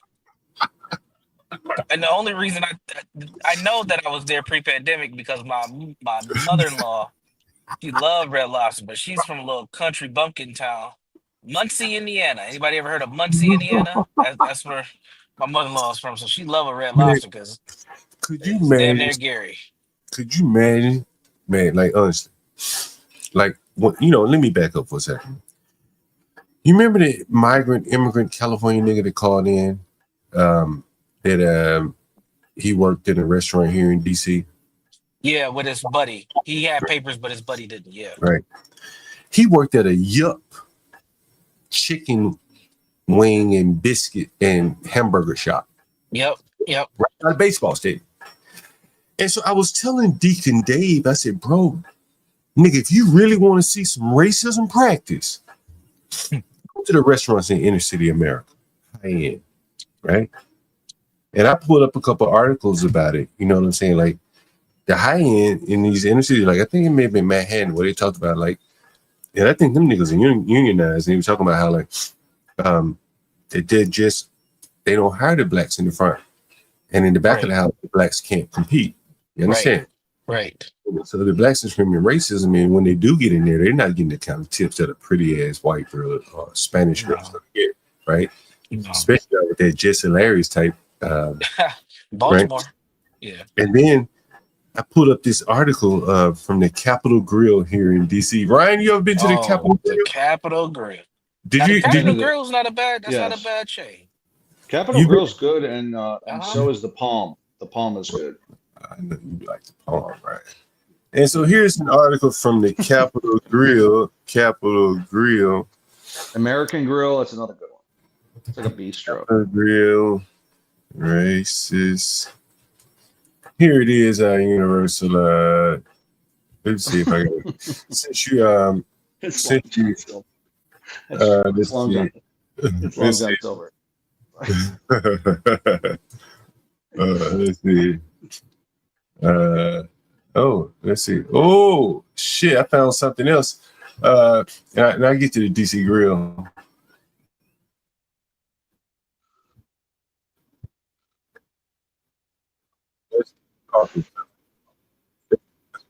It's the wrong one. It's not the one I was looking for. Here's what I'm looking for. Let's see. Shit. Give me 1 second. It's not going to be any no video about it. But here's the headline. Where the fuck is it?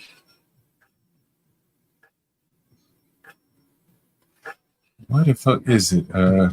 Here's another one though. While I look for it.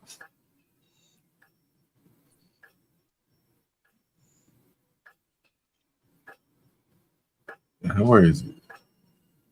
Oh, he got a new restaurant. Let me see. This may be a good one right here.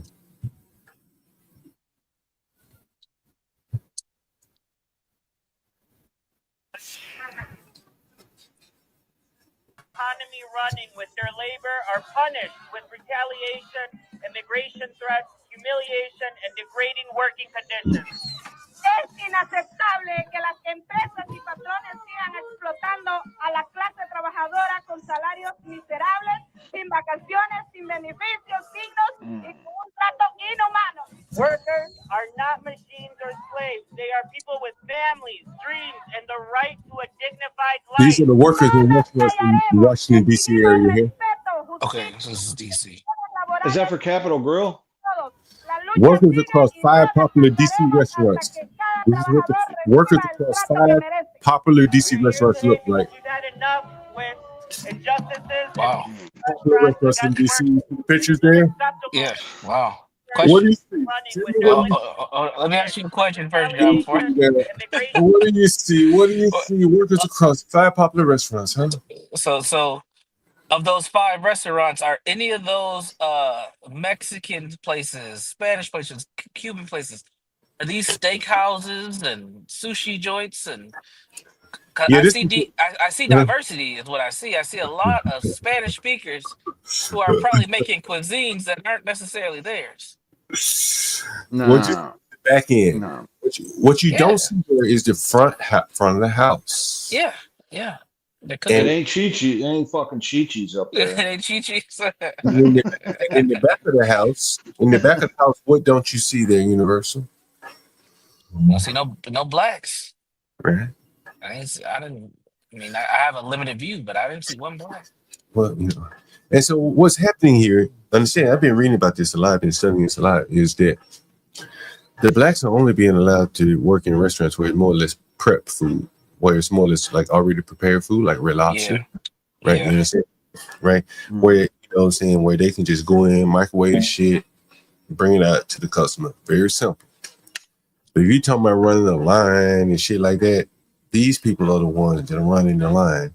And that is how you learn how to run a restaurant, what they're doing. Not putting the shit in the microwave for Red Lobster. Those skills don't really translate as well as working for some restaurant group that has you as a head line cook or something like that. That's what these guys are. You can see the video here. And so you heard the African guy say that blacks don't really like to work. When he said he said they like to work, the less stressful type jobs. And here's an article. I think this is it here. I'm not sure how big the real. John, I told you about that restaurant on the over on off K Street. It's a black dude. It's like one of the top 5 in DC. I read that in the Washington Business Journal. You talking about Black Timothy? dude. Yeah, I think I sent it to you, didn't I? I think you did. Yeah, it's over off K, but wage theft.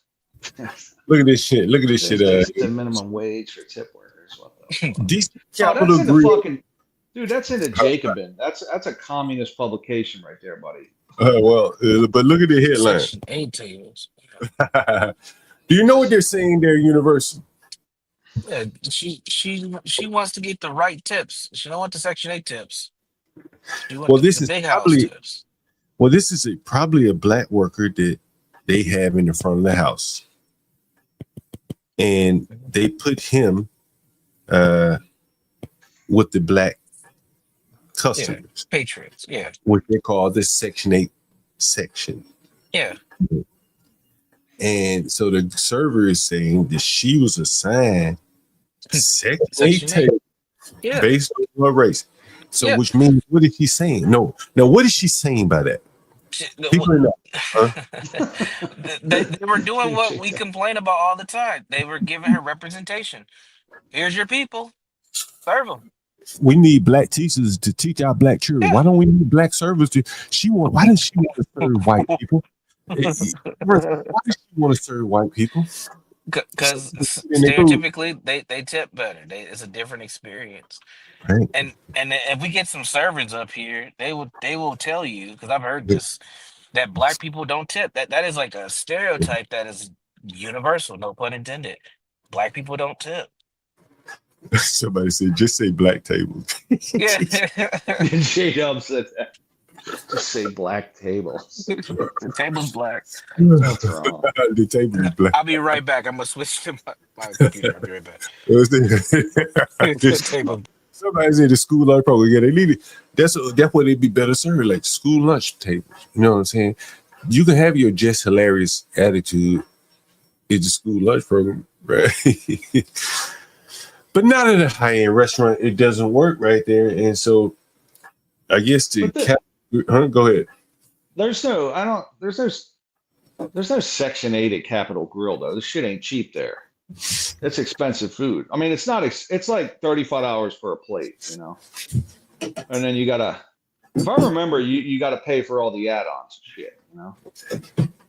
Like potatoes, you gotta pay for. It's all a la carte, like Ruth Chris, if I remember. Right, I was I was downtown, like 9th and Massachusetts, and I saw this real high-end restaurant. I can't remember the name of it. Maybe Joe Crab, but no, it wasn't Joe Crab. It was high-end, whatever the fuck the name of it. And so I looked into one. Oh, this shit looks nice. Let me see what the fucking name of that restaurant is. Let me see. Well, most of them, the higher end ones are all a la carte, like the Palm. Well, I haven't been to the Palm in probably about 10 years, but I used to take clients there and shit. And that was always that was like $50 a plate. Yeah. So that was more expensive. I think Capitol Grill is on par with the Palm though, you know, if I remember. This is the place I'm talking about right here, Ryan. True Luck. You ever heard of True Luck? No. Yo, this shit is fucking, man, the inside of the place is fucking nice. You can see it's 4.4 stars, $100. It's True Luck. Yeah. And you can see where it is. You can see how it looks. Man, I went in here one day, yo, bro. It was all black people in this motherfucker. Like, was it? Hell yeah, it was all black people. All black people in this motherfucker. Look. Was it later in the evening? Black people tend to eat later. I see a lot of whites in there, like 5:30. By 8 o'clock, there's a lot of black people in there. In every restaurant I go to, like the whites are out at 5:30. Black folks, 8 o'clock. Like, let's go to dinner. What is that? I don't know why. It just seems like it happens, don't it? I don't know if you noticed that, John. You ever notice that?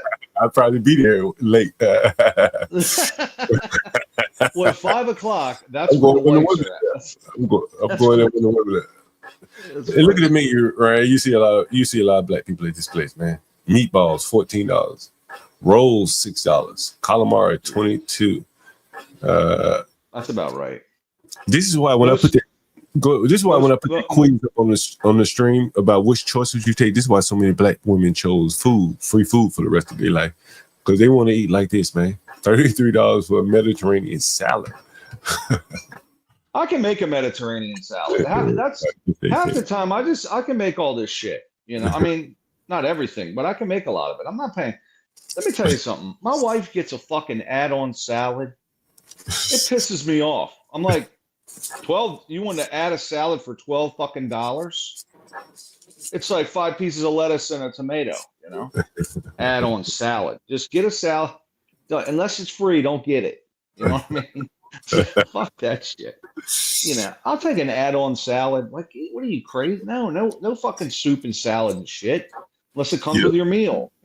Yeah, J-Dub said he tips extra for the black people that don't. Does he? That's funny. Yeah. Maybe it's a European. Maybe the reason they look don't. at J-Dub. That shit's annoying. It is J-Dub. It's fucking bullshit. She just like, nah, I just throw on. She says it too. I just throw on a side salad. I'm like, just throw on another $12, right? Like, no, you ain't getting a fucking side salad. That's what I want to say to her. He's about another $12 for sure. Yeah, just like what the fuck? It's 5. And by the way, it's 5 pieces of lettuce, maybe some Caesar dressing or some shit, a couple tomatoes. I mean, it's not worth $12. I go to the grocery store, I can buy a head of lettuce, a bag of tomatoes. I can buy all that shit for like $8. So maybe I'm just cheap. That's probably it.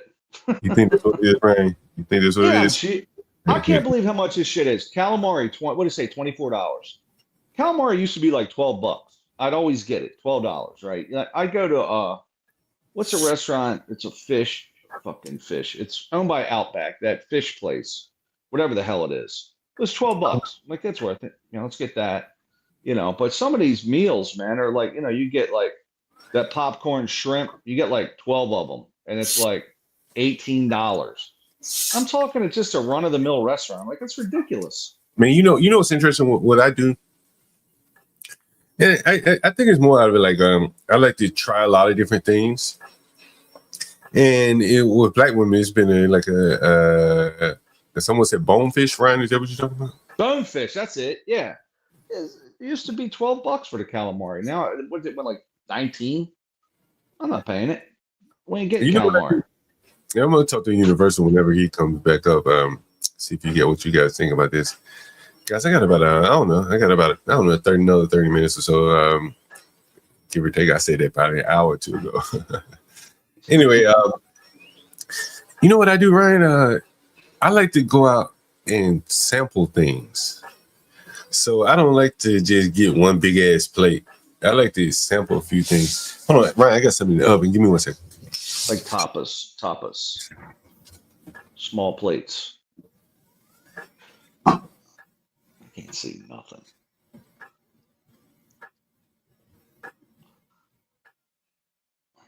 I feel like Jay Prince right now. Jay Prince, look, Jay Prince. That's what he always does. I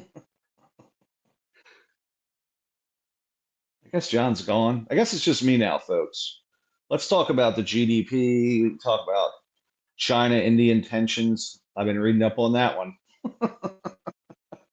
So, anyway, views are just fucking just falling off, I'm sure. But, all right, John, hurry up. Oh, here we go. Who's this? Hey, Ryan, it's Universal. How are you? Oh, Universal. How you doing, buddy? I'm hanging in there, man. It's not a bad Wednesday. Preparing for a little snow. You know, snow, really? Yeah. Jeez, it's Minnesota. It's random. We had a 70-degree day on Monday. We're going to get snow today. That's Minnesota life. Yeah, that's no good, man. I'm bitching about like it getting down to 40. Oh, man. I'll take 40 right now with a heartbeat. 40 what? 40 what? Degrees. He said it's going to snow where he is. I'm like, I'm done with that shit. Some snow. I was in the snow. It's going to be probably about 45 degrees tomorrow. It's just psychotic weather. I was in that motherfucker when it was real cold, man. I can't remember the name of the company I was working for. It was like a digital security company, software. Man, I think a lot of those, man. It could be any. Yeah, it was on the outskirts though. Probably like Eden Prairie or something. Nah, but I think it was still in Minneapolis, but it went like downtown. Like Bloomington, Richfield, something like that, probably. Yeah, man, I fucking remember. Yeah. What the fuck?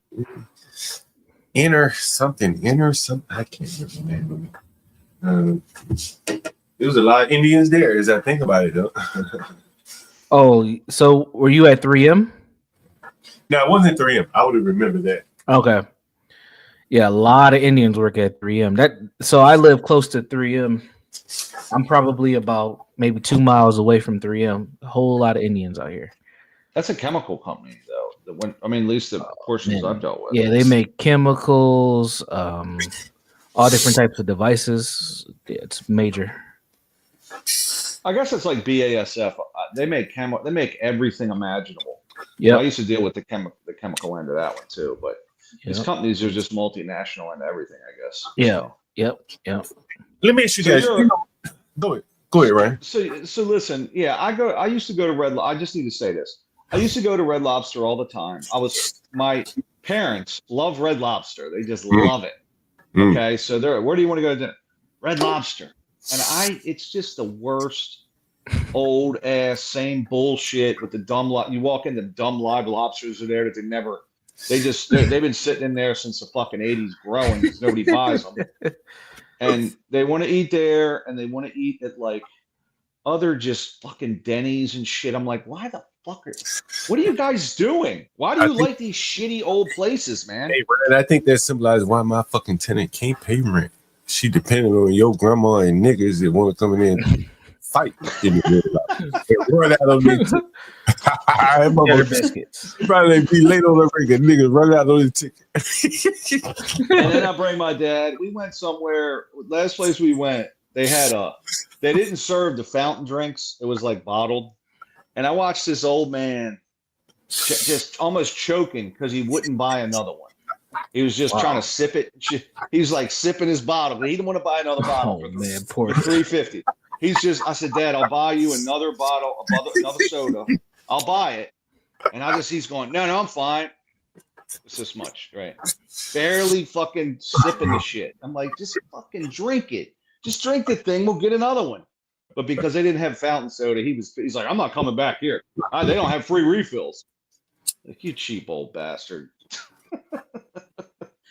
Universal, did you see Jess hilarious? Yeah, actually, I seen it earlier this morning before you went live, man. It was funny because I think we might have had a similar thought process on how she responded. Yeah, man. I think she could have just bowed out gracefully. She didn't have to go online and say all these things, and you got fired. Move on. It was a contract. Contract is over. It's okay to just move on. Universal.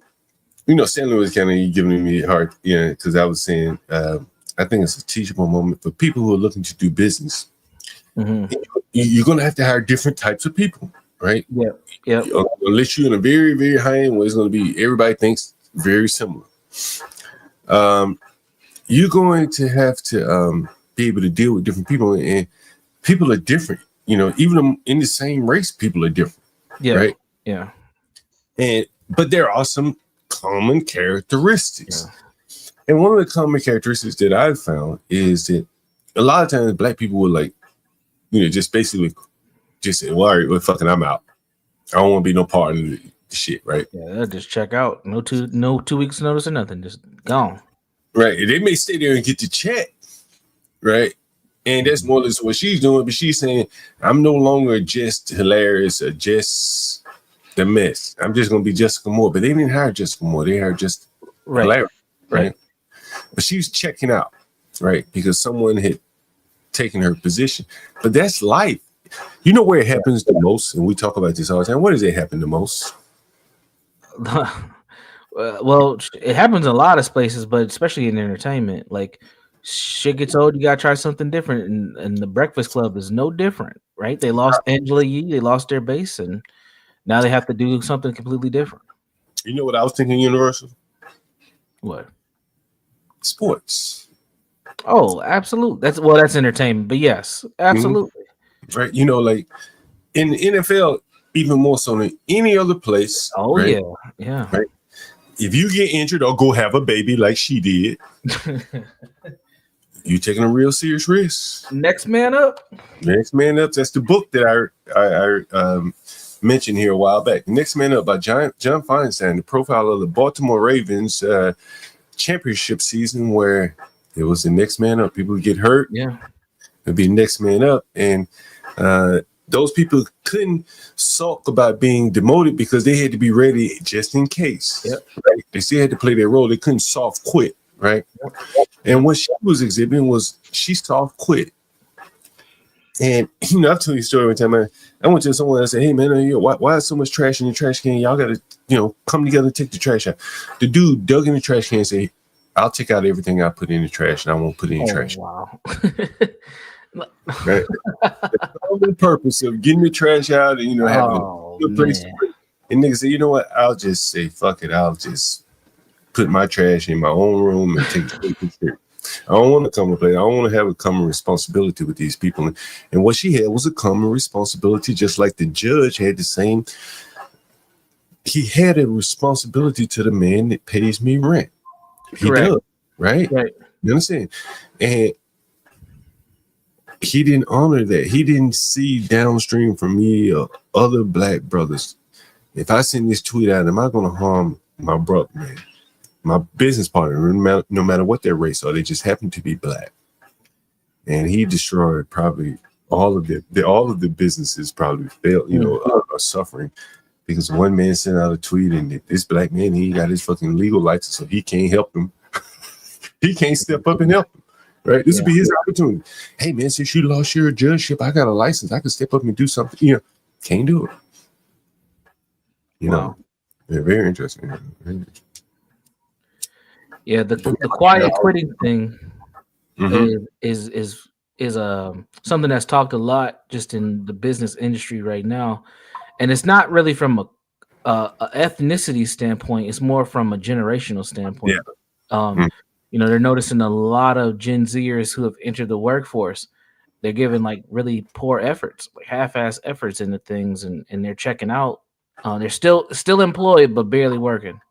And with the hybrid schedules and things of that nature, it makes it a lot easier to kind of function. They haven't faced a recession. Right. Once they face a recession, and we're not at 4% unemployment, that'll stop. The people will come back to the office because their employers will have more control. Yep. So but the Gen Z, we've had economic expansion since like 2011, just not. In different waves, but I mean, there hasn't really been a major recession, I always talk about how people need to look at the paradigm shift and look at things differently. You know what I'm saying? And, again, I talk about the people that had 300-400 people in their panel and they're still crying and moaning like, damn, you got 300 people here. You can fucking, you can uproot a tree just with their horsepower, right? 300 people. And y'all still whining day after day. I don't understand that. And I think, with the same thing with this young girl, basically going further and further in a rut, working somewhere where she'll never get out of that.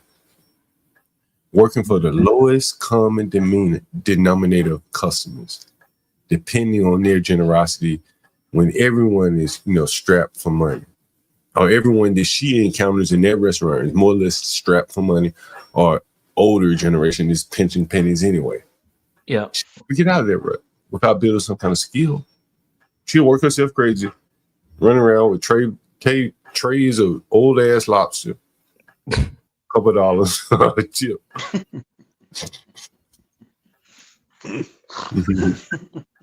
Old lobster from the 80s. But she works jobs though. I got frozen lobster. 2 low quality jobs, right? Yeah. And that is why the black girl yesterday who's slinging Amazon packages said, "Shit, I might well go sell pussy." What? Is it a pussy? Yeah. I think she'll regret that video. And later in life, she'll regret that video. Yeah. Why? Why would she? I mean, maybe still doing the same thing. She'll be 52 and go, man, that was probably, or her future husband will find it and be like, what the fuck was this? You know what I mean? The fuck was this? Pussy. Yeah. I'd be asking, did you go sell pussy? Did you Yeah, do lose this shit. I mean, he loses shit. Like what was this video? Oh, I thought I got rid of that. Yeah, no, I don't know. I just find it interesting. Very interesting. What else you got? Universal? Not much, man. I had a little bit of time, so I figured I'll hop up and get out of the chat listening. But I think honestly, I think what you're displaying, what you have been displaying, is there are folks who are coming to this country prepared to function the way that it is today, and then there's folks that have been here who have no clue what the hell's going on, and a lot of those folks are black. I want to show you something. Go ahead. But can I ask this? Don't you think that a large percentage of people that come here though are higher?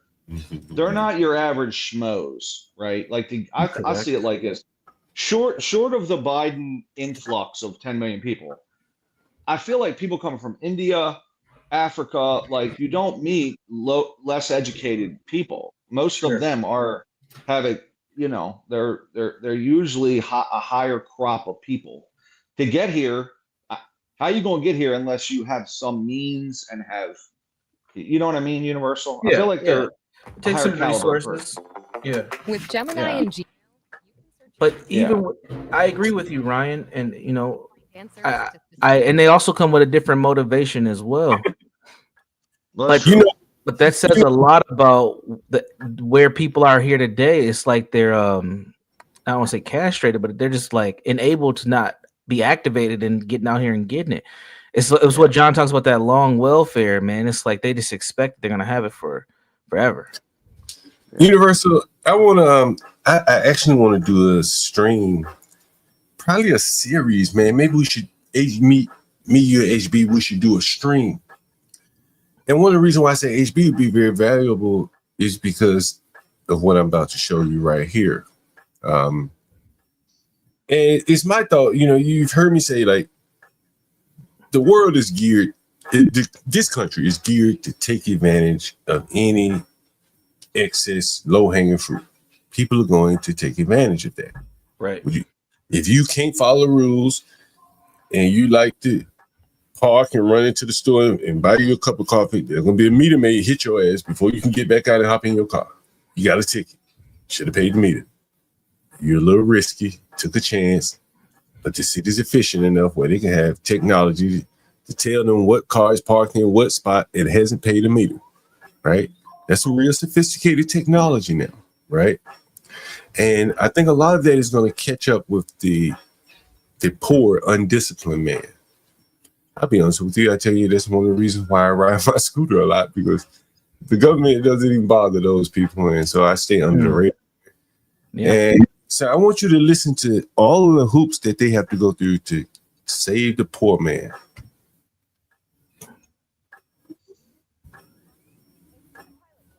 And it could cut the cost. Fox 5's Julie Donaldson has more details on exactly what it takes to qualify. Hi, Julie.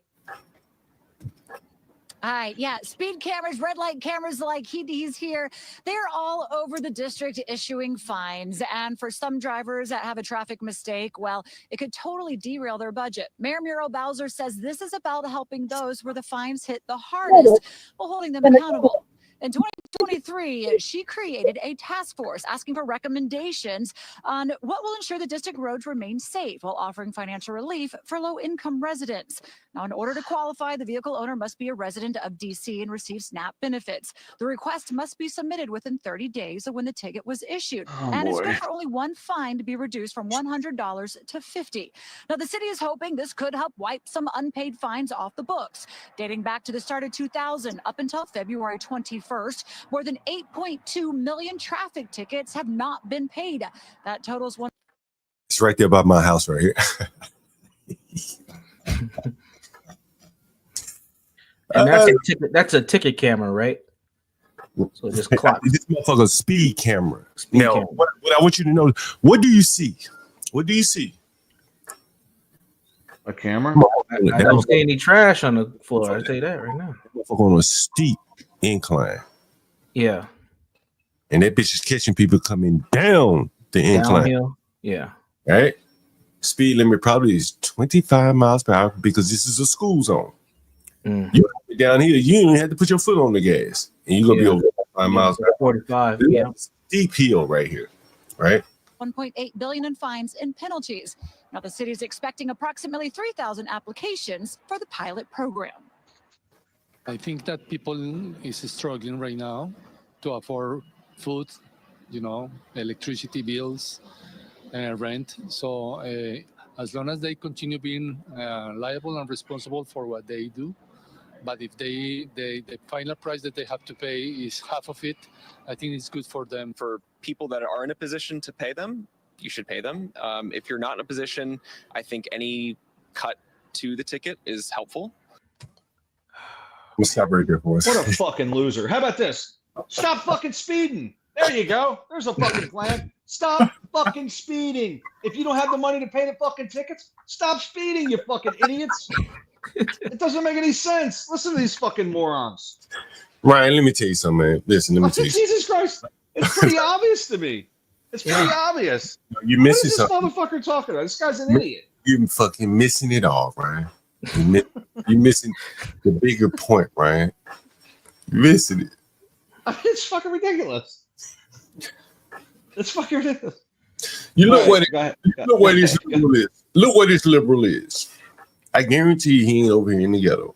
No, he's in not at the gas Northwest. station. He's in fucking That's where Georgetown. the or some YNs be. bullshit. Let me ask you this right now. What are the gas prices right now in DC area, Ryan? $3.25 approximately. Okay. What's that say? So that shit, 343. It looks like. he's in a much more affluent area, right? Oh, he's over in like Rockville or Germantown or some shit. Or, No, he's in or DC. Bethesda. No, Oh, he's is in DC. He could be like over in Georgetown. Adams Morgan, some shit like that. Yeah, Georgetown. Right. Well, the gas is at a premium because they're, it's a real estate thing. Yeah. So that's where he is. Where he lives, as I've told you, like the whites more or less, 14th Street is really like the dividing line for white people with money. Yeah. So he likely walks or rides his bike to work, right? Or work from home. And so he said, hey, man, they can't afford the ticket. Yeah, it sound high. Give them a discount.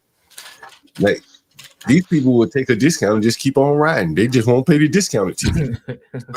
Jesus Christ. It's a scary bill that comes into the mail for a lot of people. So He ain't said for me.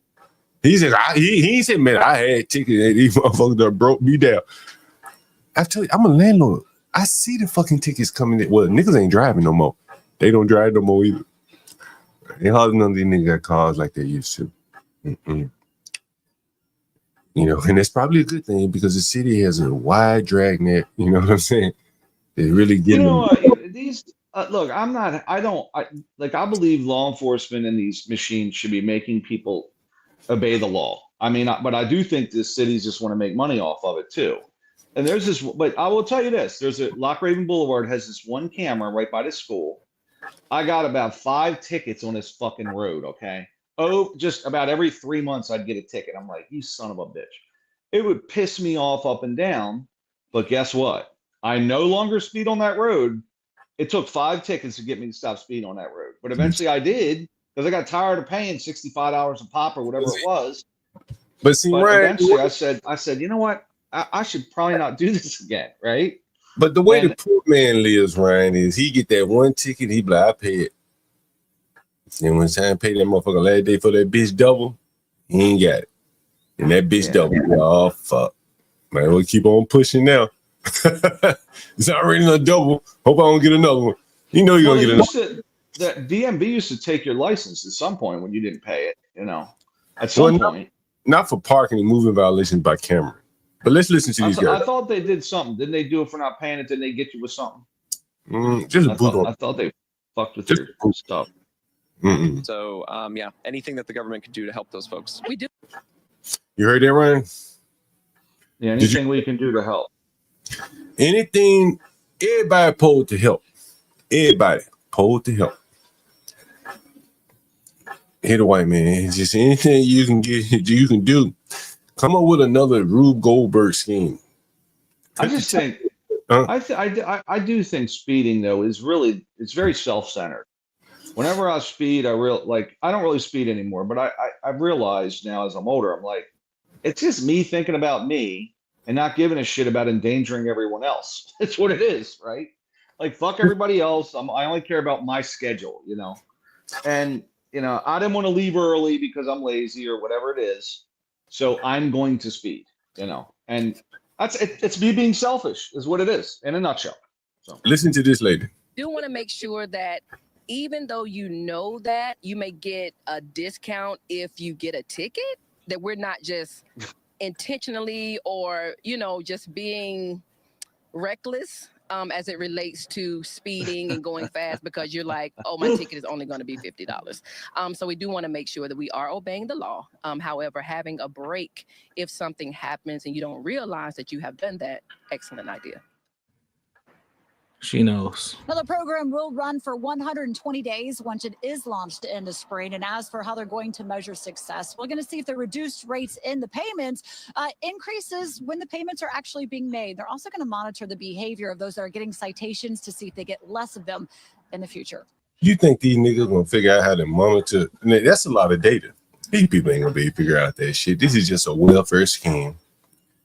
All of the, you know, payment to these people, because of their inability to, you know, follow the traffic laws. Yeah. You know, they're doing similar type of things all across the country. Here in the Twin Cities or in Minneapolis, they're no longer pulling people over for small infractions. So you have a busted tail light or maybe you got too much tint on your windows or whatever. They're no longer allowed to pull you over. And I've seen similar type things in other cities as well. Yeah, it's been similar. They just tried that shit, and here, they can't pull you over as a primary offense for littering. Okay, and that fucking pisses me off. Let me tell you something. If they pass that, I would drive up 95 and throw cinder blocks out my fucking window of my car, my truck. I'd throw cinder blocks, I'd throw bricks and shit out. Like, oh, you can't stop me, you fucking cops. So you know what I mean? Just to be a dick. I'm sure they stopped. I would throw 2x4s out the fucking truck, you know, because you can't stop me. Fuck them. You know, what's the difference? I mean, this is so fucking brain dead. These people. Who thinks of this shit? People are going to throw whole fucking McDonald's bags out on the highway. They already are. Let's not pull them over. Let's not pull them over. You know, I think there's a blind. Maybe it's not blind ignorance, but you know, maybe they just do this shit just for the shits and giggles. But they never factor in the act. They're never honest and factor in the culture, like something like that, where you can't allow, where you're not you're not opposing the rules on people throwing shit out of the window. Where people throw shit out the window all the time, it changes nothing. It changes nothing. Yeah. And honestly, sometimes like the black lady in the interview, I think she knows. That's why she said what she said. She didn't come out and say it all the way, but she knows it's going to enable a lot of behaviors for people to just do what they want to do anyway. Because like, oh fuck it, it's $50 and ain't nothing. Mm-hmm. I'll pay it when I pay it. That's going to be the mentality. I think it's the messaging. It's saying, hey, it's okay to do this, right? It's kind of like if you tell, you know, if you tell anyone, hey, this isn't that big of a deal. It's like saying, hey, if you come to our country and walk in, we are going to set you up, pay for you for years. Like the messaging was, come to America and everything's going to be great by the Biden administration. It was a lure to get people here, literally. Yeah. Whereas the Trump administration, asshole or not, he's saying, hey, we're going to build a wall. The messaging is, don't come. Yep. Right. So when you say we're not going to pull you over for littering, I mean, I'm just going to start littering. Fuck it. I'll throw sodas out the window. Who gives a shit? Yeah, leave it in my truck. You're thinking. See, but a black person's messaging and how we interpret it is very different, Ryan. A black person is gonna. So the typical liberal message is, you know what? These police are racist. They just pulling you over for any old thing. You know, we're gonna help you. We're gonna go ahead and reduce these fines. The black person's in their mind, they're saying, well, shit, if you're gonna reduce the fine, I'm gonna keep rolling. Don't make it easier for me. Yeah, I'm good to go. Yeah, it's like shit. Well, shit, they ain't gonna pull me over. Let me hot box and smoke my weed. Let me go. Let me do my thing. Yeah, man, if you go to Europe, man, like, you know, people ride bikes and, you know, scooters and shit like that. And you know, I think that these people are trying to create that kind of world over here. We're already moving into a very high surveillance state. New York City has a lot of cameras. DC has a lot of cameras, shit like that. If they could, DC, for instance, if they could ever just get them together, probably be as surveilled as London. And I just think that that technology will be used against the poorest amongst us, the less disciplined amongst us. And if you're not very disciplined, these cameras will catch your ass going 36 and a 35, where the police may let you go. The camera doesn't show that kind of discretion. And, you know, you can look at some of those camera maps, man, and someone says they want 15-minute cities, and that would lead you to a 15-minute city if you get tickets over and over and over. That will lead you to a 15-minute city, that is for sure. Hey, Universal, have you seen this? What's a 15-minute city? What is that? You never heard it before? Oh, they're coming, Ryan. No, what is it? It's pretty much when they're what's happening is a lot of these metro areas, they're starting to create living and working cities where you can get everything you need within a 15-minute radius. You won't need a car. You can hop on public transportation. Yeah, things of that nature. Got it. Mixed use. So mixed use developments where they got commercial and residential all jammed together. You know, do you remember during COVID in some of those European cities, you couldn't leave? Matter of fact, it was Australia. You couldn't go beyond certain areas in Australia. You know, I'm pretty sure it was Australia, maybe in other places as well. Is anyone familiar with that? No, I didn't know that about Australia. Yeah, they did. You know, Australia has some of the strongest lockdowns. Were you familiar with that, Ryan? Anyone in the chat? No, and I was in Australia during COVID, and that's, I mean, no, they didn't. It wasn't like that where I was. I was in Cannes, so they didn't have. It was actually pretty open. Yeah, so at one point, Australia got really strict, and I have a tenant who's Australian, and he couldn't go back home for his mother's funeral. We had him on the stream. He couldn't go back home for his mother's funeral because you'd had to quarantine for like a week or two.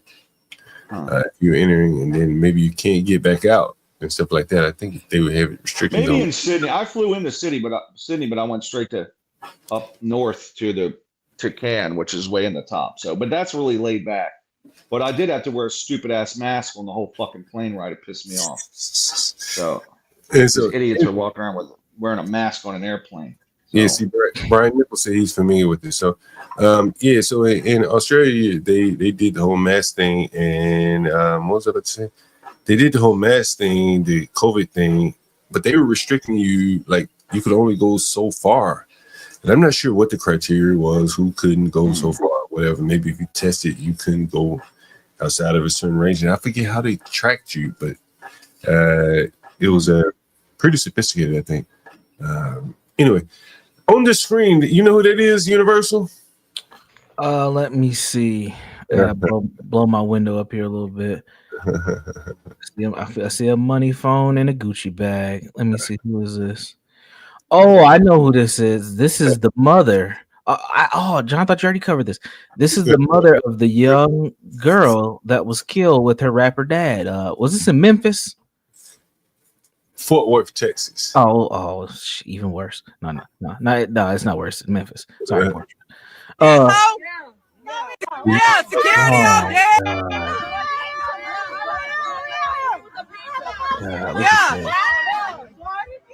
Yeah, security out there. Yeah.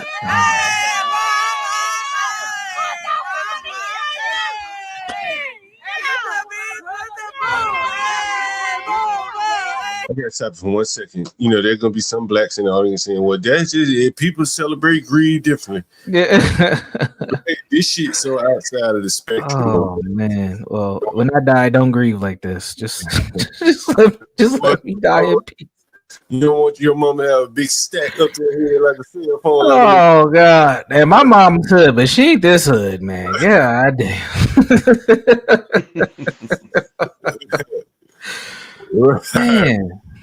Man, this is so far out on the spectrum of what's inside of polite society. This is why I keep trying to say, man, like, you know, the thing, like, and all these people, no one here has a problem with, and no one around them saying, "Oh my God, this is disgusting. I don't want to be a part of this." Right?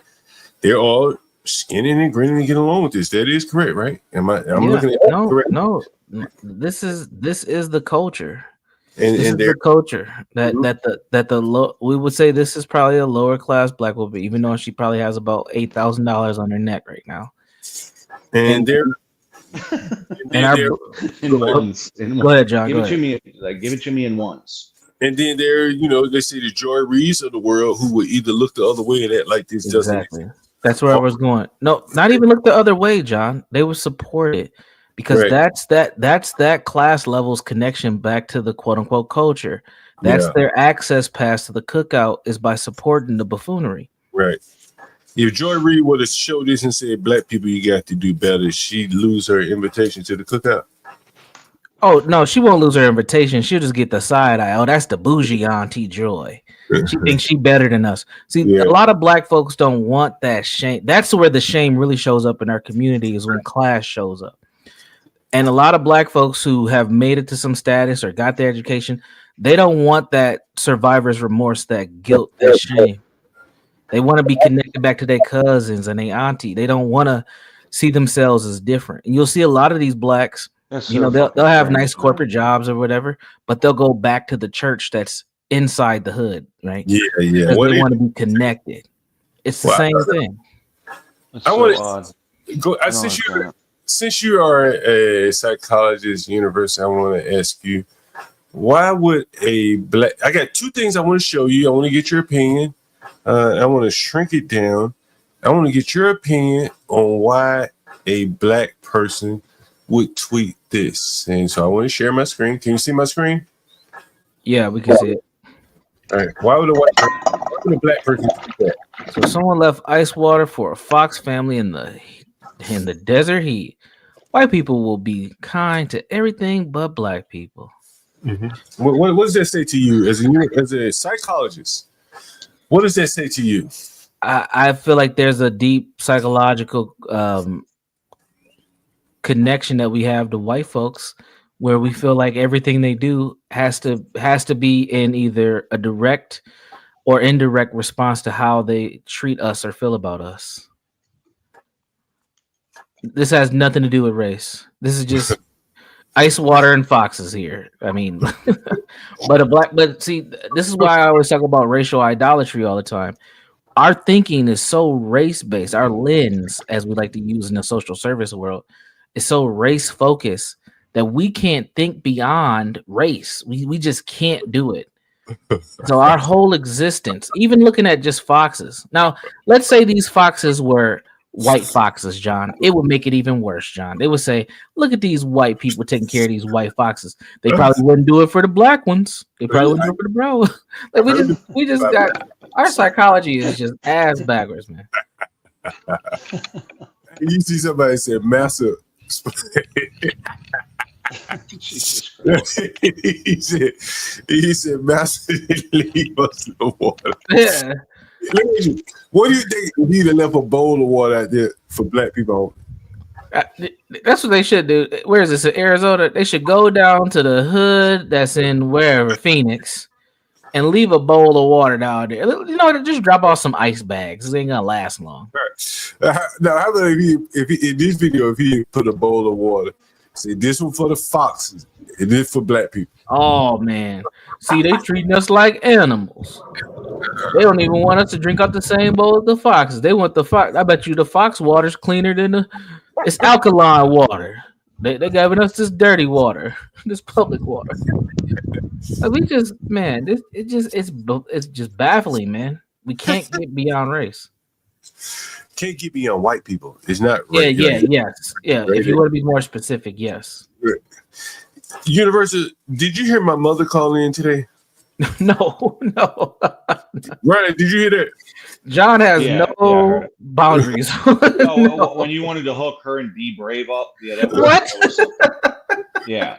She's like, be brave. You want to talk to my mom? I'm like, this isn't going to go well. Don't hook her up with your mom, John.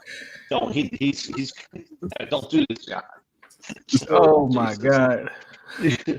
I was showing a video, Universal. Let me see if I can find that motherfucker. Where's the video at? Where can I find that video on Universal? Anyone remember that video? What was it? DC something, right? It was DC. I got it. When I get this new computer up working, I'll be so much more organized. Let me look at this video though, because I do want to share this with Universal. This is another psychological evaluation. And so let me see if I can find it here. Ryan, you know what I'm about to show, right? Oh, I found it, Ryan. I found it, Ryan. That's up. Nigga, the streets. If I was a dog, I was peeing in front of the school bus. you just pissed in front of the school bus. What do you mean? That's up. Nigga, the streets. If I was a dog, what the fuck you would have? Did you hear that, University? Yeah, I heard him. So this man just whips it out in public, just pissing in the middle of the day. Downtown. Looks like a busy street too.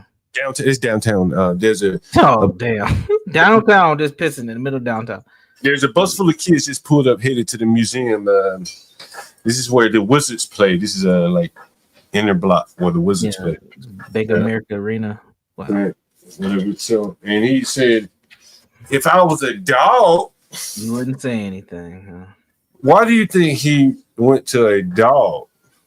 Why he didn't say if I were white, you wouldn't say nothing? Because you don't see white people. What do you mean?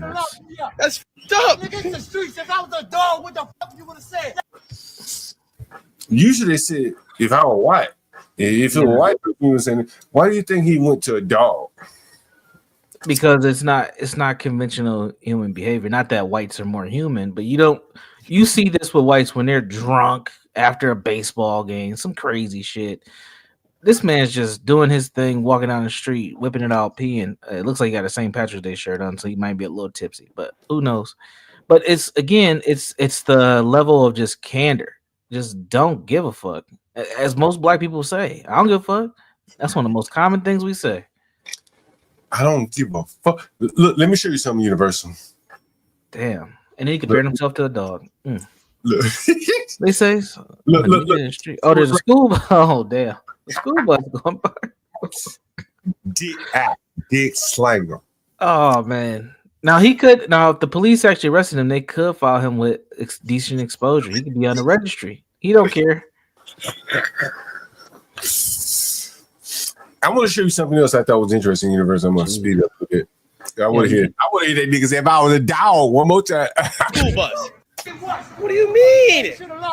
That's up. Nigga, the streets. If I was a dog, what the fuck you would have said? That's what you gonna say. I run these streets. Tell me I piss in the streets like pissy. What? It's always, oh my God. It's always about this. I don't know. This has to be some. I don't want to be the person to do this because I don't want to spend my time thinking about this. But what is it with this? A fascination about dicks, man. I just don't. The white dudes online talk about all the time. The crazy niggas go to it too. I heard it was John when you were on CT's panel yesterday. I was there for a little bit.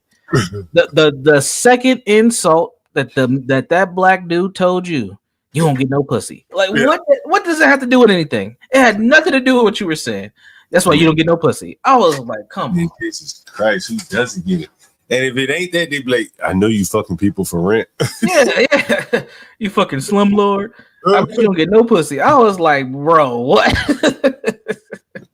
they can't think. They can't think beyond their dicks, man. They can't. If I did get no pussy, I would be fucking the tenants, I guess. You got any tenants to look, at least you put yourself in position to have those options. Them niggas ain't got nothing, man. It's just crazy. Ain't got no pussy, ain't got no tenants. Projecting on me what they would do. Right. This is crazy. Nigga, that's what you would do if you had it. Right? They'd be out of bed, nigga. They'd be staying up in your house for free. I mean, these people, man. Man, and then also the entitlement too, right? I run these streets, so I can do whatever I want. It's like, bro, these people, I don't want to say they're lawless. It's just the level of care and decorum is just out of the window. It's just not there. Black Americans just don't give a fuck. And that's what at the end of the day, I think that's what all this they not like us stuff is about. We don't give a fuck. We're going to do what we want to do. You're going to accept our low vibrational Black American culture and you're going to love it. and we're gonna keep doing it. And it's just Yeah. awful. Yeah. I mean, you got Big Black Dicky saying he did whip that motherfucker out. I got the big dick, so then you gonna follow what I say and do. You notice he didn't say he made more. I make more money than you. No. I got a bigger house than you. I got a bigger car than you. He down to the dick. Yep. Down to what God gave him. Yep. But again, physicality, sexuality. That's what black men, American black men, have been all about in this country. What can you physically do? How can you reproduce bigger bucks? That's You know it. what I think we should do a stream called Black Men, You've Been Reduced Down to the Value of Your Dick, or how well you can sling your dick. And you're proud of it. That should be the tagline. And you're proud of it. What do you guys think?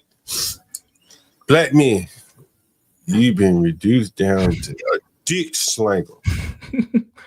If we can look at this from a lot of angles.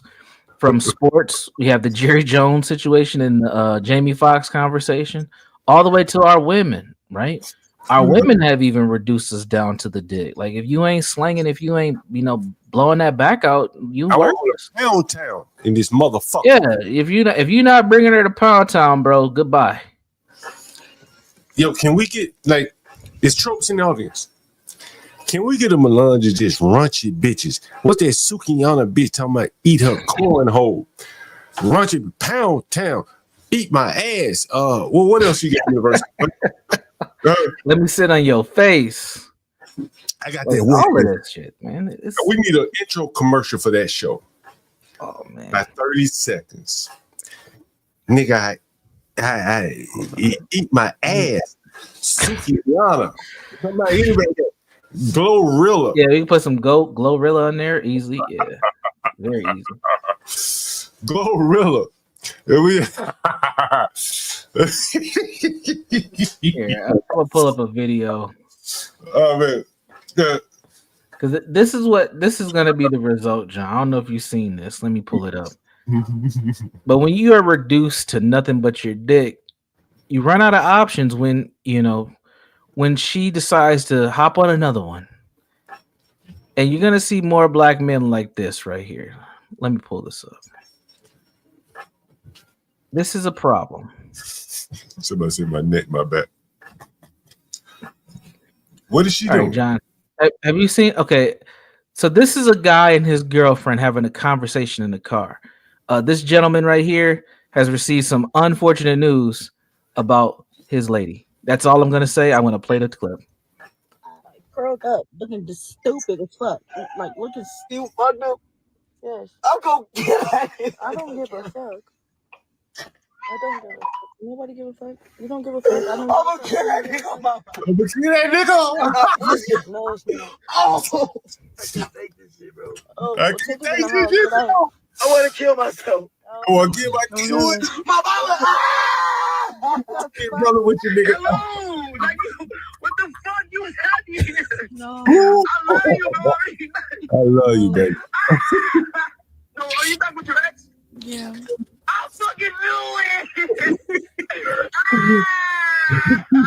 You a bitch. You a hoe. You a slut. You a fucking slut. You knew when you fucked you on the first day. No. Can we get back together, please? No. Please? No. That's all I got. What more do you want from me? All right, John. Now watch the next part. We're about to see a key staple in the black community come to the rescue. Who do you think that is? Shit from you. I hate you, bitch. I wish I never met you. It's coming up. God, why did you send this bitch to me? Fuck you. Fuck you. Fuck you. Fuck you. You stay this right here. It's your camera right here. So I'm gonna talk to her, please. Take me back, please.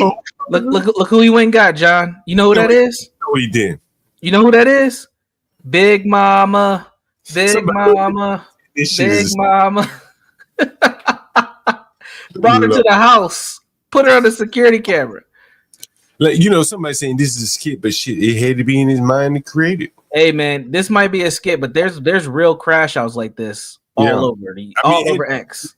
Like it didn't come from nowhere, right?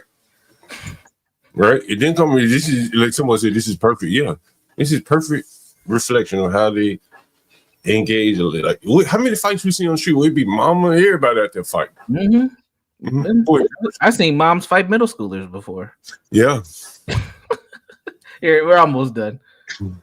Gary, what do you want me to say to her? Mama, please tell her to come back with me. She was happy with me. She loved me. She's back with her ex fucking him with no condom in it. I understand, Derek, but she said you cheated first, so she cheated. Oh my God! Derek, stop doing. Get your ass is acting all silly. Do you remember that Baltimore mom who went and got her son? Yeah, during the protest for Freddie Gray. That looked very familiar, didn't it? Yeah, this real right here, bro. Because she's out in that house calling everything. Nigga acting that good, man. Take that nigga to Hollywood if he act that good. That nigga beat on somebody else's car, could have got himself killed. Man, stop! Yeah, bitch, I'ma slap you too. It's okay. Get the hell. Ellen, you must be on my side. I am on your damn side. I am on your damn side. Oh, be on my side, mama. Now this is. I'm trying to tell y'all, man. This is, whether it's a skit or not, this is a peek inside of a lot of black men's mindsets. Now they might not outlash like this, but that internal pain over these women, this shit's happening, man. Hey, you know what? You know what's interesting? Universal. I'm the real crash out. let's say it was a skit. Yeah. Well, let's go along with the whole shit. It was a skit. Yeah. It looked real to me. Which means it got to be based real close on reality. It's based on some.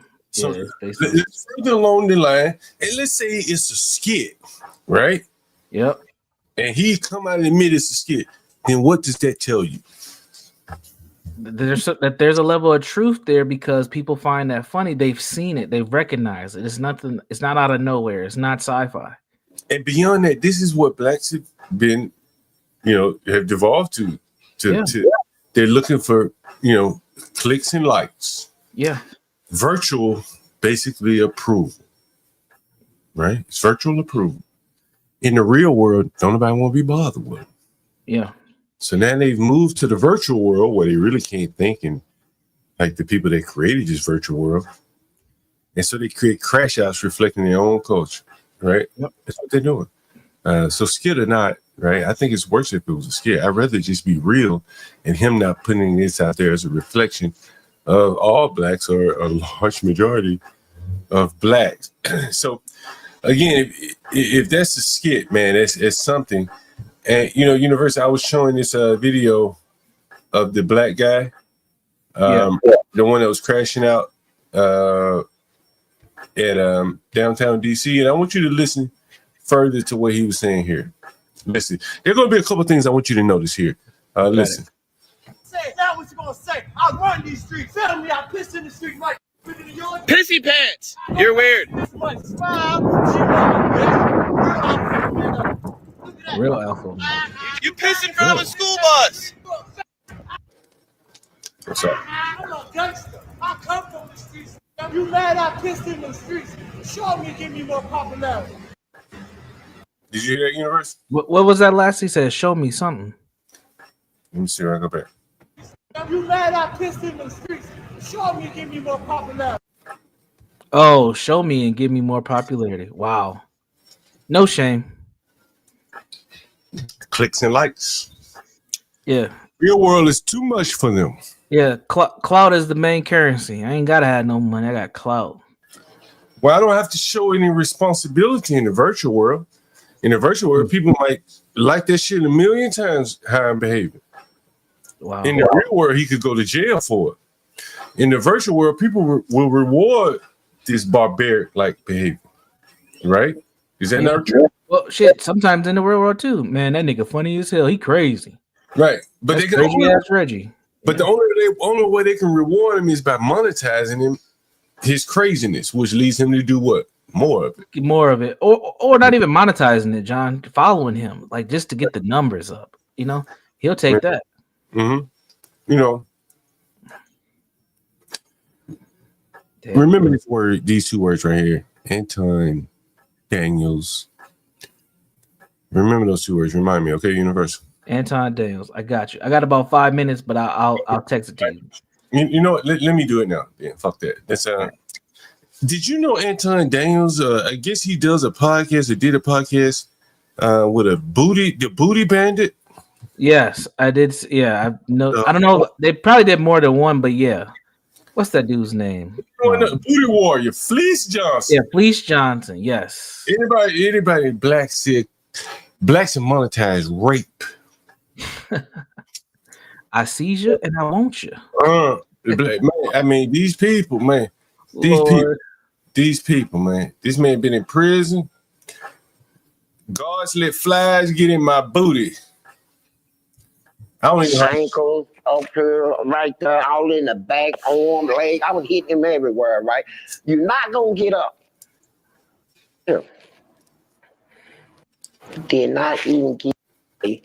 They wanted. So they didn't even. They put me back in the cell, right? And so when I come out, I'm like, and then from then on, that's when I just started fighting. I started fighting when the guard, his name was the worst already on that walk. So me and him the only guy was like, you disturbing my, choking. Well, that's the Booty Man. So I'm thinking. Booty Man, right? So he's a big freak, nigga. He's a freak, and I'm in the cell. See, here's what I didn't know: that before they put me in there, about that hole in the wall, he had a hole in the wall. So what he did back then, they let inmates back in them days work in the engineering department, so they can get all the tools and the thin slick, blowed up something like a balloon, and put some baby powder in there and tied it and pressed it up in the hole, then put that little paper with the newspaper on it, taped it over the hole and painted it. Well, it looked like the wall. Ain't nothing, it's the wall. So he had it where when he run his hand through there and that big bust, it'll sound like bricks and shit falling out of the wall, right? And all that white stuff floating in the air, it's like, you think that's fragments of the cement, dust, or something like that. Why did he do that? To get booty. He's a freak, bro. A lot of people in the penitentiary, all this raping people, they don't go through them episodes. They go through tricking you out of your butt. I don't understand. So he created the wall. No, the wall was, look, can I stand up? Yeah, you can stand up. Okay. Picture. Well, I can't, well, yeah, just. Yeah, right here. Yeah. This is the wall. The wall already had a hole in it. Okay. What he did, he took a plastic thing, like a balloon light, and blowed it up and put some baby powder in it and blowed it up and tied it, right? Okay. Pressed it up and fitted it in the hole.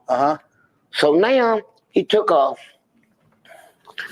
little sheet like it, spread some cement over it. When it got hard, he did like that, taped it around the hole, and then painted it.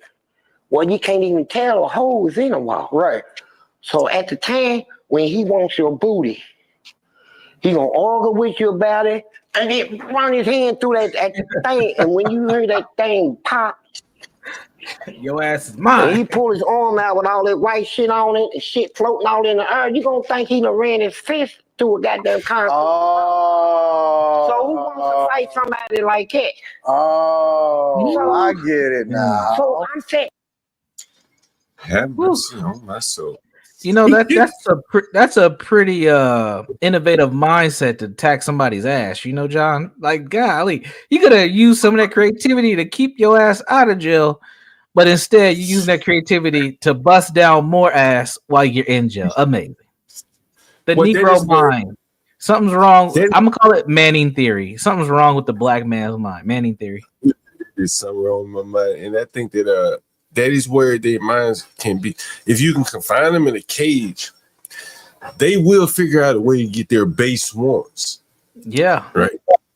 But out here on the streets where there are consequences to get your base wants, you need the white man. They have a hard time. You know, they go 36, 35 miles per hour and an AI camera catches them. and that's just the way it goes. Man, this has been great. It's been great, guys. I've been here, I don't know how long. What, been 5.5 hours. Anton and Daniel interview. No, I think they had a channel or some portion. Yeah, Anton was doing like interview style things for a while. This might have been a year or two ago, and he interviewed a bunch of people. Kwame Kilpatrick, some other folks too. He had quite a few with this guy. Renner was on there too. He had at least 15 with this guy. 15 interviews there. Wow. It's a lot of content. Yeah, very homosexual. I wouldn't want to talk about that shit. No. Yeah, man. Good Lord, the innovation to put fear in a man's heart to give up his butt is that. I mean, that alone should tell you something's wrong with the black man's mind. At least he knew how to do drywall. Yeah. You think he's doing drywall now, or is he still busting down walls? Blowing backs out. Someone, Portia said, "Would you want to do an interview with Felice Johnson?" I don't want to hear about raping. No, not with him. I don't know what we were talking about. Like, the time in prison is interesting. Why did you go to prison? How did you end up in prison? What are you doing now? But I don't want to hear.